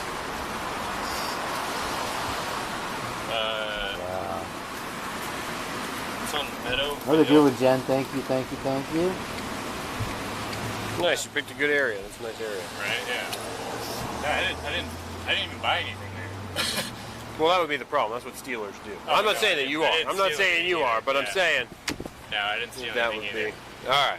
We've got the loss prevention guy. He's going to swing by and make sure. Yeah.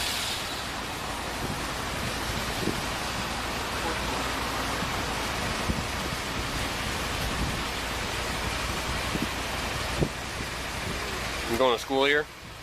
No, she does. Oh, okay, cool. Yeah. So you're just moving with your sister moving in together? Yeah. Very nice, very nice. Where are you from? Spokane. Oh, okay. Yeah. All right. A little slower here, Spokane. Yeah, right. A little bit. Yeah. Whatever, dude. Yeah, it seems a little slower. It seems a little nicer though. Yeah, it is. We try to keep it pretty nice, as much as we can, obviously.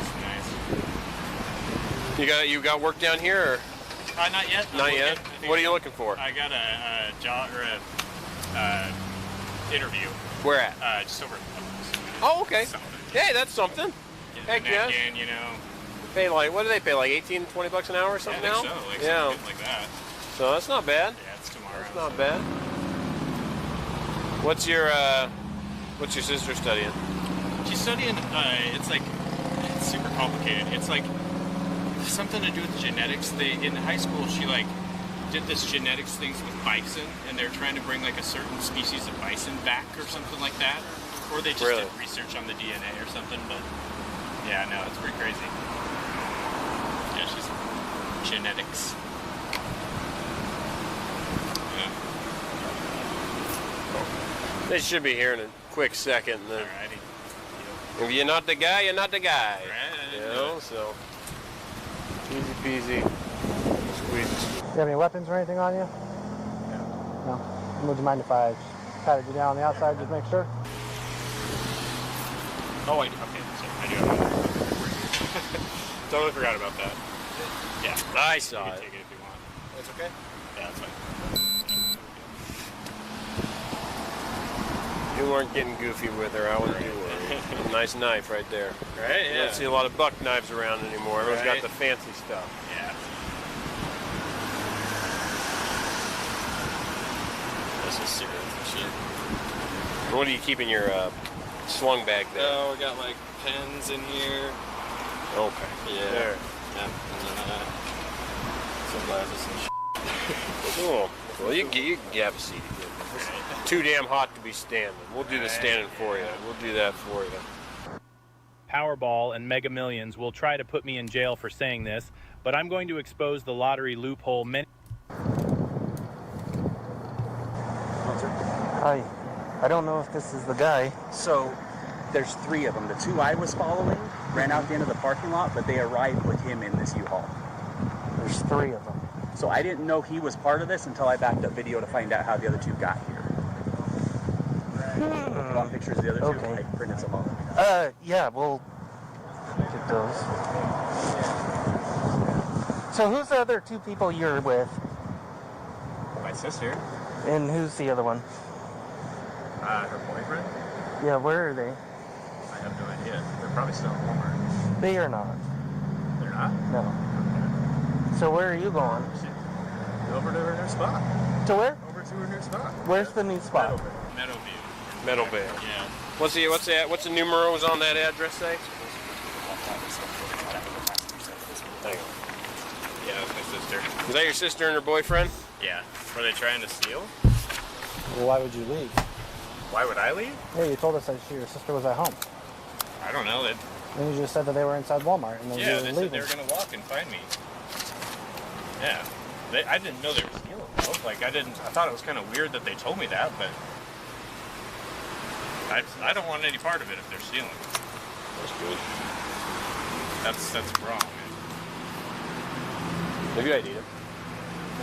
You got an ID? I can take a peek at. I don't. Oh, what's your last name, man? It's Nick Luton. Luiten. How do you have a U-Haul L-U-I-T-E-N? and you don't have an ID? L-U-I-T-E-N. Yeah. It's throwing me for a Luton. Spell your first name for me? Nicholas, Nicholas.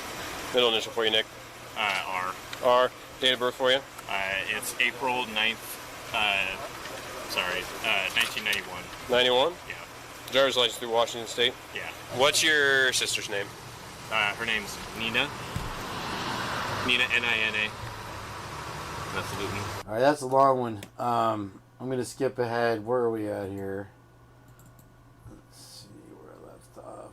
That's some pretty wild shit there. Thanks for that, Jen. This is another...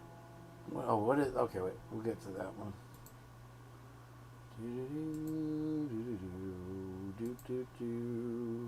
All right, I think that is where we left off, right there.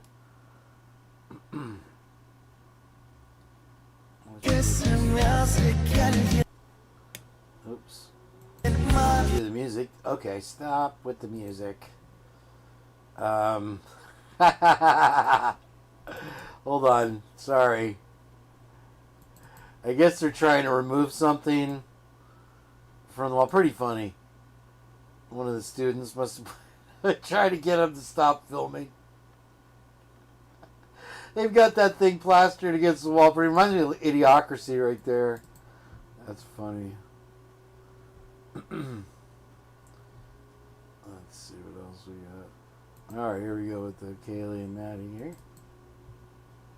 I think there were 3 total, so Kaylee and 2 others? Yeah, I think. Like I said, there's quite a few that come through that house, so I hadn't gotten names and faces down entirely. It's always dark when I'm driving people, so that's fine. Can't remember who all it was.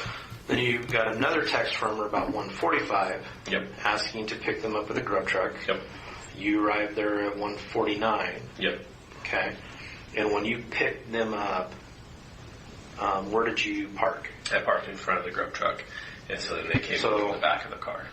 Now, what do you mean by in front of the grub in front of it? So where it parks there outside the garden, it had a space in front of it, and there was a car already behind it. Okay. So when I pulled up, I just kind of pulled in between the front of the grub truck and that curb, like where the Friendship Square crosswalk is. Okay, so you're facing...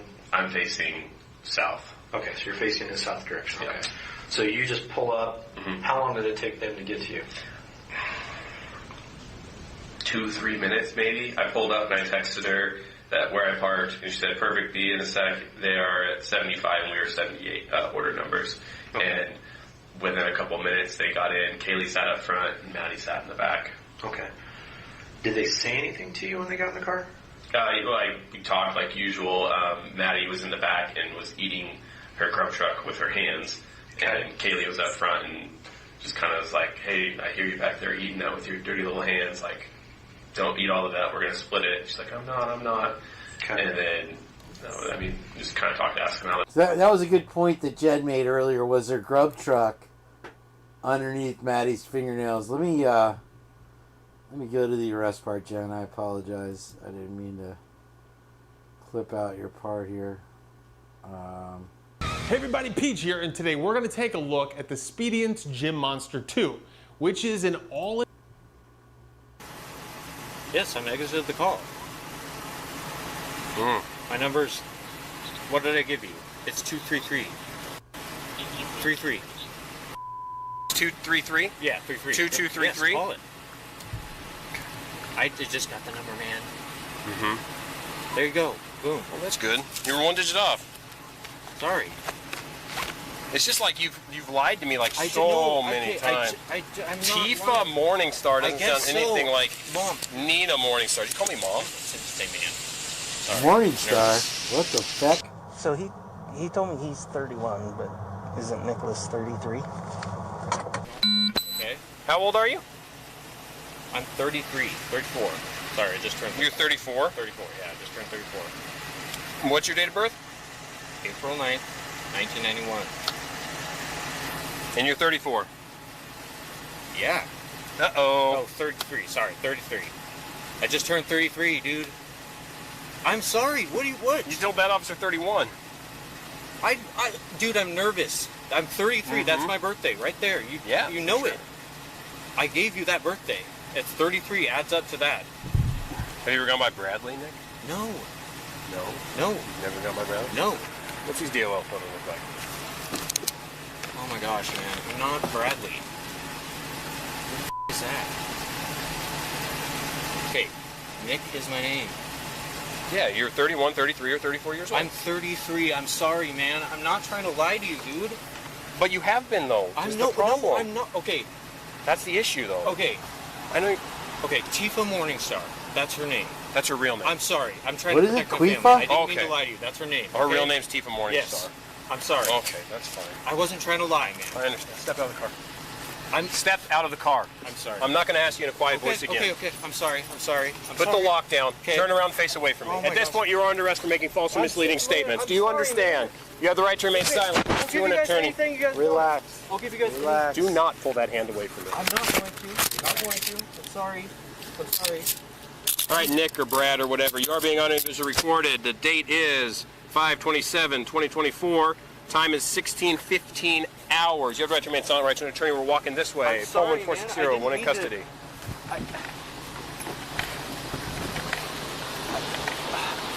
Face my car for me. Okay, I'm sorry. Spread your feet. Guys. Do you have anything on you that would stick me, stab me, poke me, anything like that? Guys, can I be honest with you? Let me read you something real quick. Can I be honest with you? Let me read you something real quick. Because I want you to know your rights. You have the right to remain silent. Do you understand? I'm in trouble.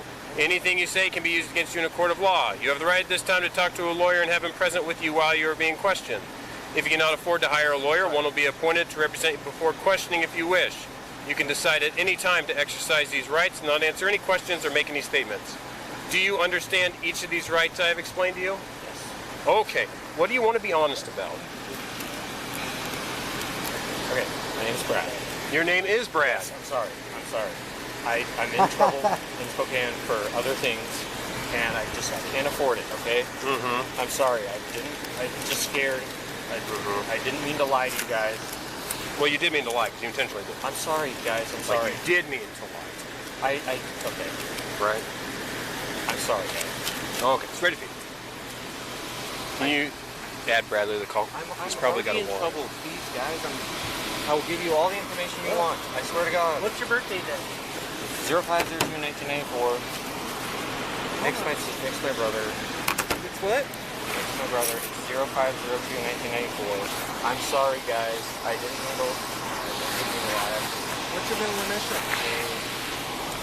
Guys, I'm in trouble already. Her name's Tifa. His name's Farron. My bad. I didn't mean to lie. Tifa and Farron?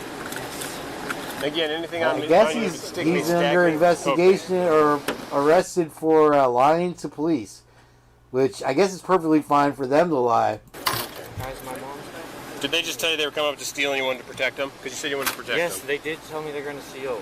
Okay. Sorry. And you drove them up there? I didn't know. Okay, I didn't know they were going to steal until we were in the store. Promise Okay, you. and then they told you I really they were gonna did get steal? a credit card, and I really did. I'm sorry, guys. What's her name again? Tifa Morningstar. Tifa? Or no. It's Tifa Morningstar on Facebook, but it's Tina Morningstar. And that's the truth. That's You don't know your see it on the sister's Facebook, own and that's her name. I don't know why it's different, but it is. I'm sorry, I just can't afford it. I'm already in trouble. Like I'm on. I'm sorry, guys. Yeah, again, another thing that we were talking about, Ms. Potts, earlier, was that umbrella that Pullman and Moscow are both kind of census under. It seems, though, for the most part, that you have Moscow getting away with it. Maybe it's just so blatant and rampant in Pullman that they're constantly getting away with it, or they're constantly getting caught. But you definitely have a lot of association between the two departments, and just looking at Stickergate alone, you could kind of rub the sticks together. Yeah. So I mean, I don't know. I have mixed feelings on the arrest there. But that's a good one, Jen. Thank you for that. I appreciate it. Let's see what else we got. Alright, let me see. Where did I leave off? I forget. Oh, a dildo. And then hang on here. See, these are the guys. I mean, if you're on the bike, that's fine. Once in a while, you're going to open it up a little bit. This guy goes the distance. So check this dude out.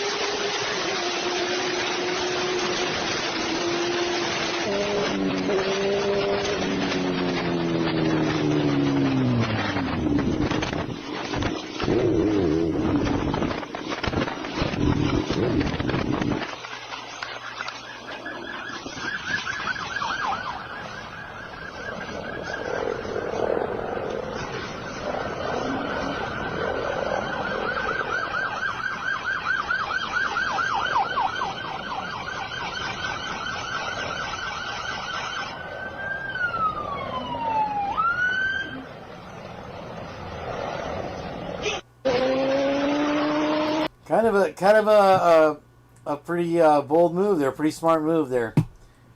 Hiding in the bushes. They were on to him though. At least he took the L, I guess, or that video would have kept going, I'm sure. Let me get this one out.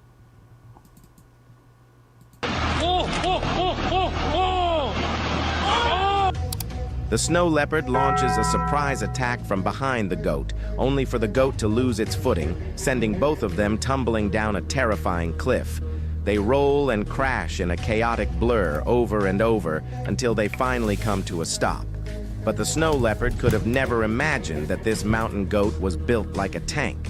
Just as the leopard is mentally setting the table for lunch, the goat pops up, bolts away, and escapes most unbelievably. Turns out, this isn't your everyday goat. This is an ibex, the mountain climbing prodigy of the animal kingdom. Raised on cliffs since birth, scaling vertical rock faces is basically their version of a casual stroll in the park. Even smashing into the mountainside hardly slows them down. For an ibex, it's little more than picking up a few scratches, nowhere near enough to defeat it. However, while snow leopards often end up frustrated, the golden eagle handles ibexes with outrageous ease. No climbing, no wrestling, no cliffside chaos. It simply grabs the ibex, lifts it into the air, and lets gravity finish the job. How about that? Isn't that some pretty wild footage right there? That was crazy. Let's keep going. I might have played this one already. If Lucy's out there, she's rolling her eyes. But I thought this one's fun. I'll play it again. What's up with your face? What do you mean? Your face. What is that? It's my new look. Your new look? What are you trying to be? Wolverine. Like the superhero Wolverine? Yeah, like the superhero. You're an adult. You're not a kid. What the fuck? No. You need to change that. No. You gotta change it. No. You look stupid. I'm not shaving my fucking beard. Why? Because it's fucking cool. No, it's not. You look like a fool. I hope you're starting your day out with MK and Ultra. We appreciate you being here. Don't forget to hit that like button and subscribe to the channel. Get us out to a few more people. We got a lot of interesting stuff here going on. This girl and the pigeon, about as medicated. I don't know if this will give me a copyright strike, so you get the idea on the music there. Let's check her out.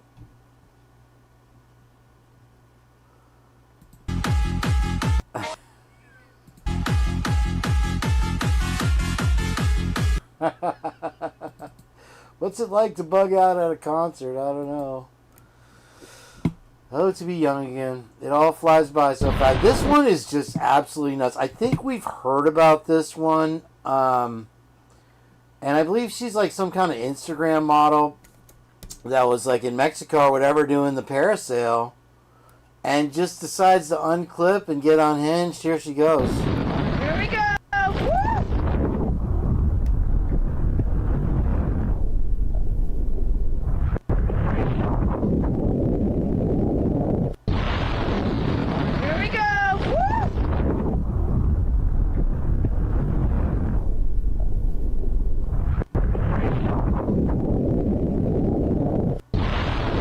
I mean, are you kidding me? That's like, just by the count alone, it's like 250 feet.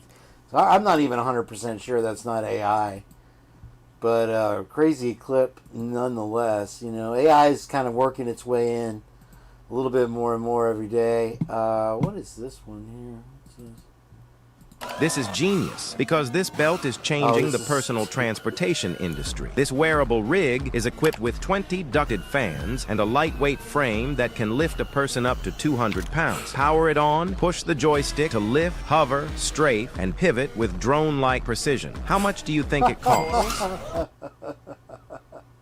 It's the drone tutu every man should wear to his next formal event. I mean, it's not emasculating whatsoever. Let's see here. I'm going to hold off on playing anything that's straight AI in a full clip. Yeah. On this show in particular, sorry. I have my reasons for that one. Let's see here. Okay, we can probably pass on that one. Close this one out. What is it? Oh, another one. You see what I'm saying, guys? They just keep dropping them.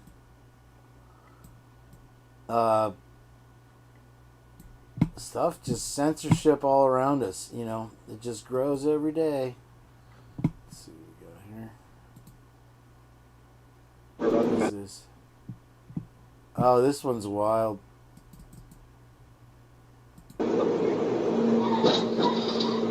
Oh, holy. Okay, it'd be nice if you could see it. My bad. Sorry about that. I moved it over. Let me start that one again because it happens pretty fast.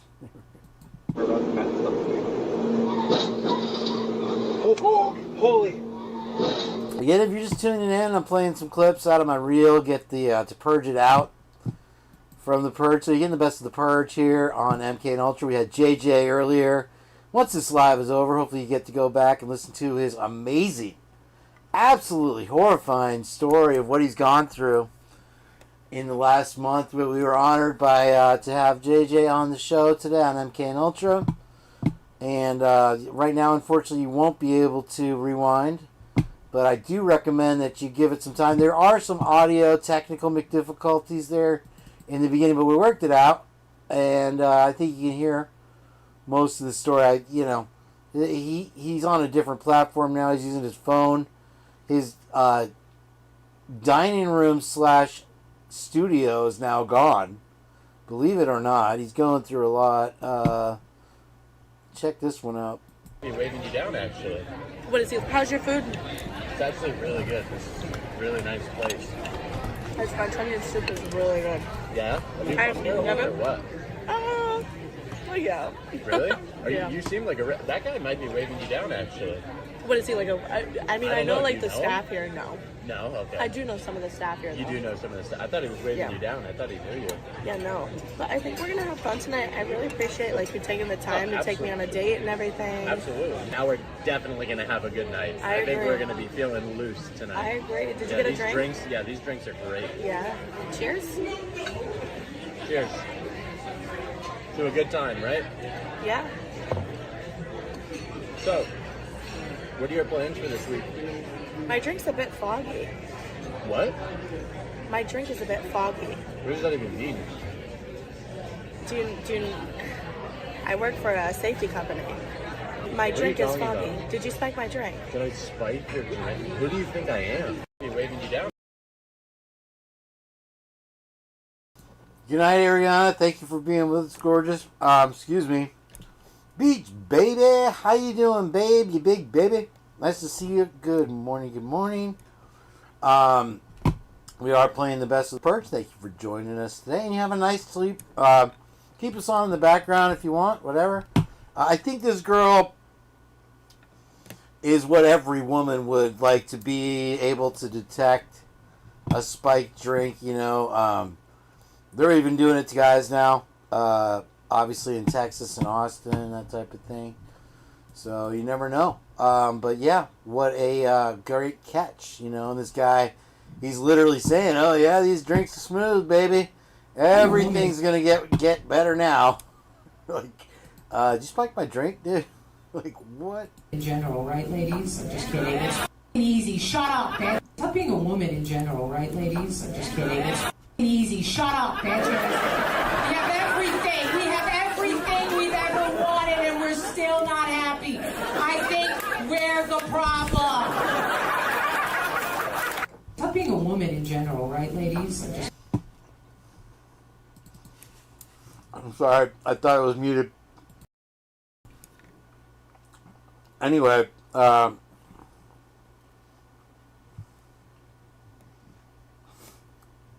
that's a true story.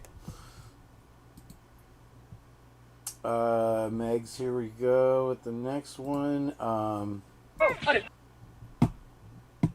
This one's pretty crazy. It's just one of those random purge things that I throw into the mix. Check this out.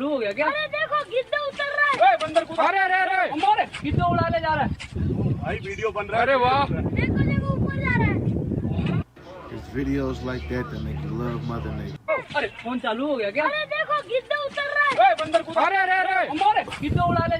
What the fucking technology? What did he say? Oh, it's this one here. But a few more to go. Frank. I don't know what this is. You can't do this. Michael, don't try it. Don't try it. No! Michael! Ah! Stop, you're gonna fall. You're gonna fall. You're gonna fall. Stop! You're gonna fall. You're gonna fall. Ah!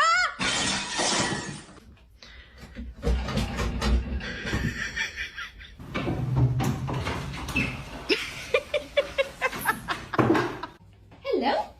Phoenix? Oh my god!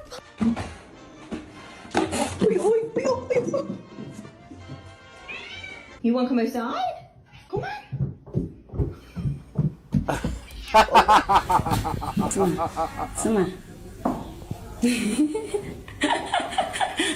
Oh, that's great.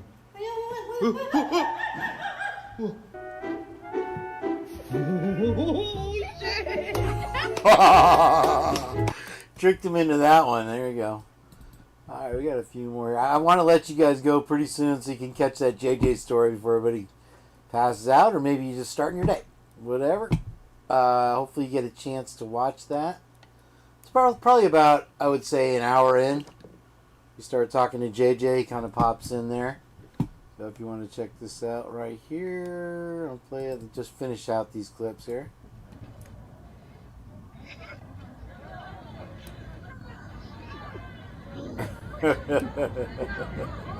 Hey! Hey!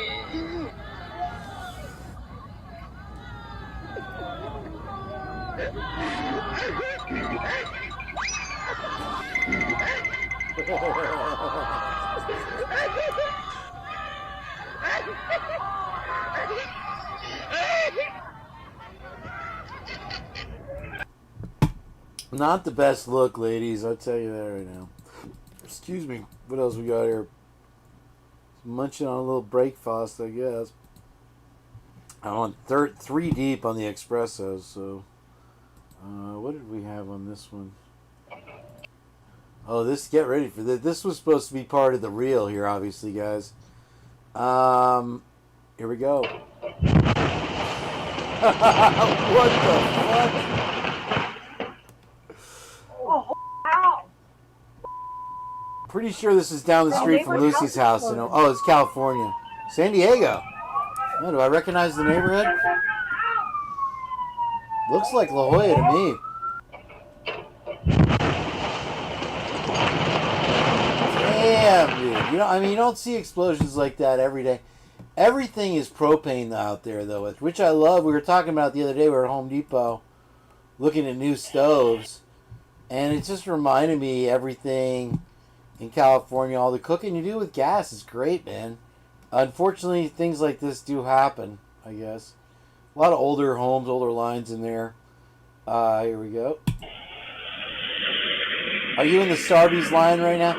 I don't know how you guys deal with these, with this ice and snow up there. I guess you're getting hammered right now. A lot of you may be snowed in right now. Thanks for joining us. Hopefully you warm up a little MK and Ultra this morning. I got to put my radio announcer voice on for that one. Try to wake Lucy up off the couch. She's probably kicking her armrest right now. But yeah, no, we're glad you're here. Thanks for coming in. And let's check this dude out. Go.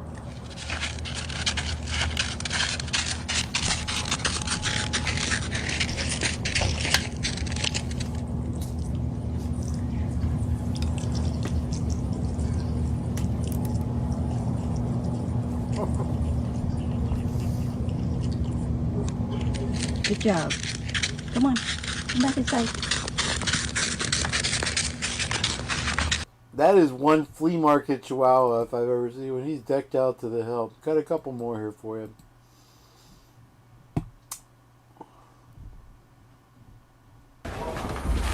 Me too. Oh, maybe that one slipped in there. There's a movie clip that I'll get shot down the line for. I wonder what was before it.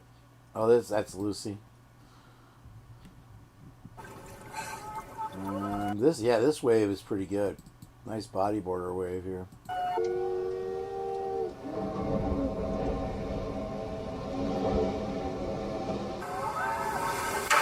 Whoa! Spit right out up at you. Crazy.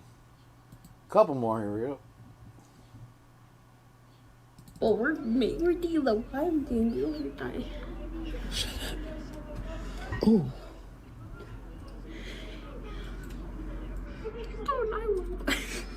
Somebody else is calling 911. We're not in the dark. Damn. Oh, nah.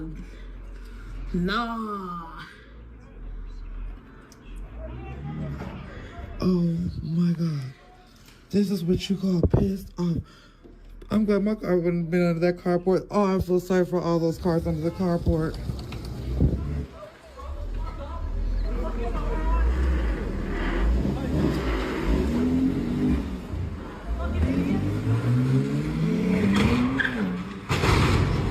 Oh my God. They finna tear up all the cars out here. Oh my God. Oh.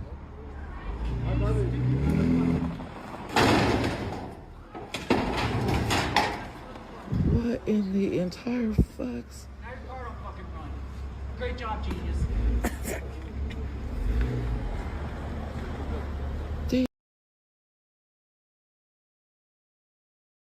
Yeah, I can't imagine what gets into people's minds when they do this to their vehicles. Like, you know, staying out of accidents is hard enough, and you're going to go play bumper cars.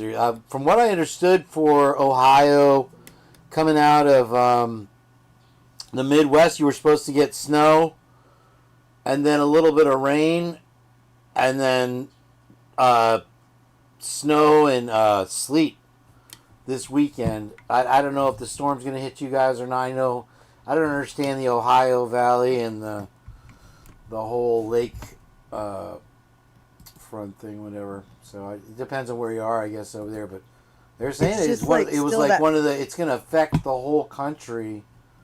One of the worst storms of the winter coming up this weekend. So this is why you don't. I'm trying to. What in the hell is this one? With Marines. Are you serious? Hey, Marines, get this guy out of here! Instant watch. Boom, dude. And he's getting off easy. Yeah, but this guy thought he was going to be a tough guy around all these Marines? No way. Yeah. He f***ed around and found out. This is why you don't f*** with Marines. Another one for Potsy there. It kind of slipped into the mix. Couple more.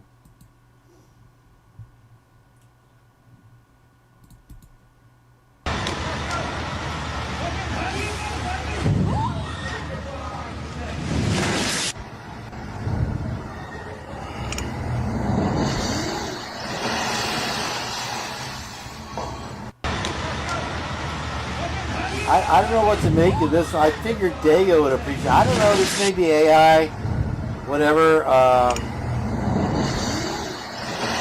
Kazakhstan, you know, they do things differently over there. They get wife with good plow. And, you know, I guess that's that whole thing is a misnomer, that Kazakhstan is from what I understand, the center of all evil, and that's where the devil actually resides. But yeah, it's time to simplify. All right, my friends, I hope that you get a chance, whether it's now or later, to go back and watch the interview or the talk we had with JJ Vance at the beginning of this program, somewhere about an hour in. If you want to check that out, I appreciate everyone being here, and I hope you have a wonderful day. And don't forget to hit that like and subscribe. I will see you. Hold on. I can't. How do I even? I can't even turn this thing off.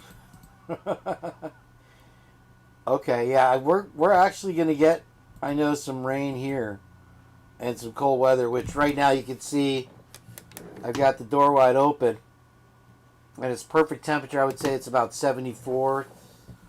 Perfectly.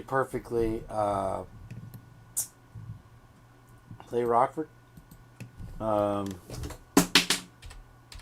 My pleasure. So we were talking about magic bands and opportunity. I've had two magic situations where I've been able, you know, where I felt like everything kind of fell through, and it could have been a lot more than it was, and you know, everything's got its own situation. But he's also was saying he's been in a couple of those situations.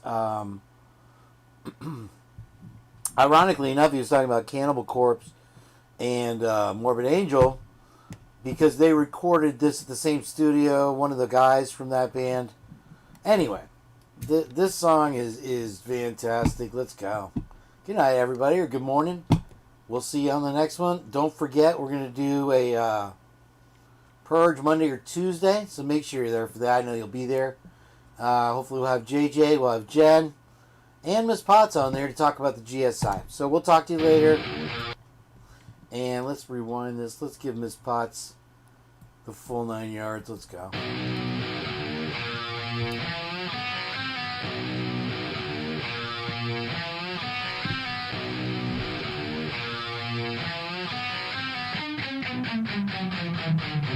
Oh, yeah.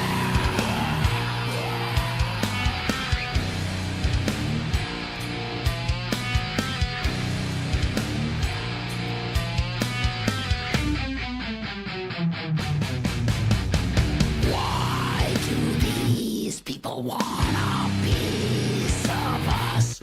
Those fools, do they want to see what we're made of?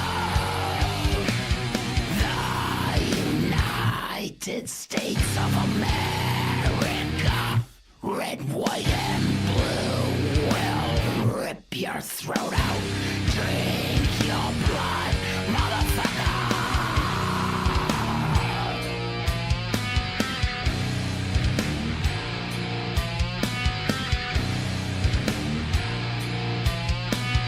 Bombs are falling from the sky, we'll hit the target, time to simplify. Whoa, time to simplify. Oh yeah.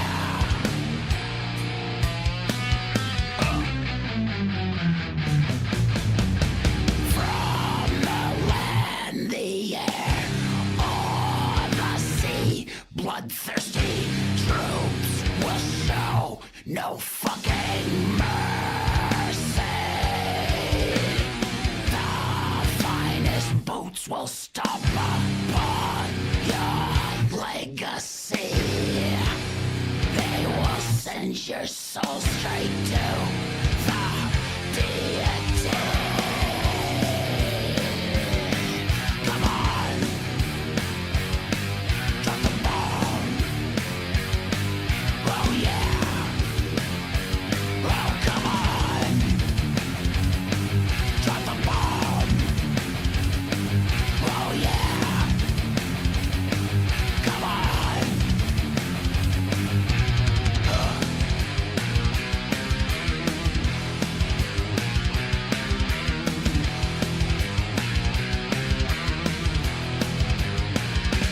Oh come on, drop the bomb. Oh yeah. Drop the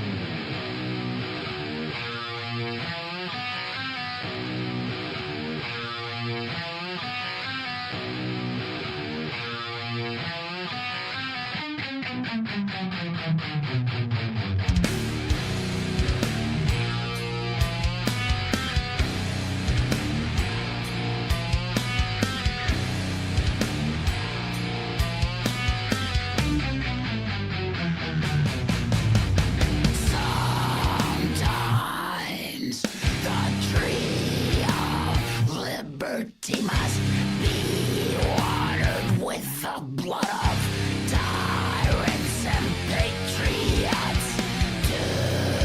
Today we did what we had to do. They counted on America to be passive. They were oh so fucking wrong.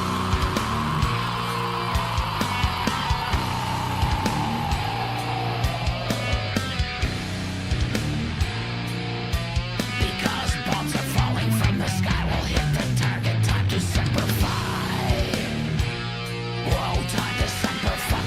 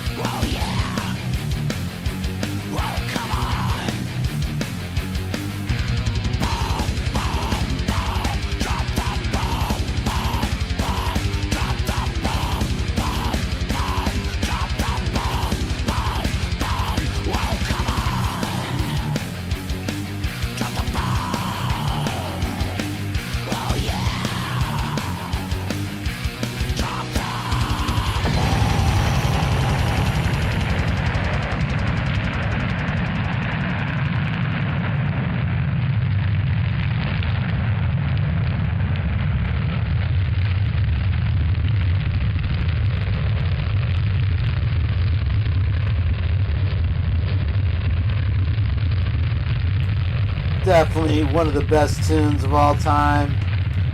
Long distance dedication going out to Miss Potts from coast to coast here, from the bottom to the top.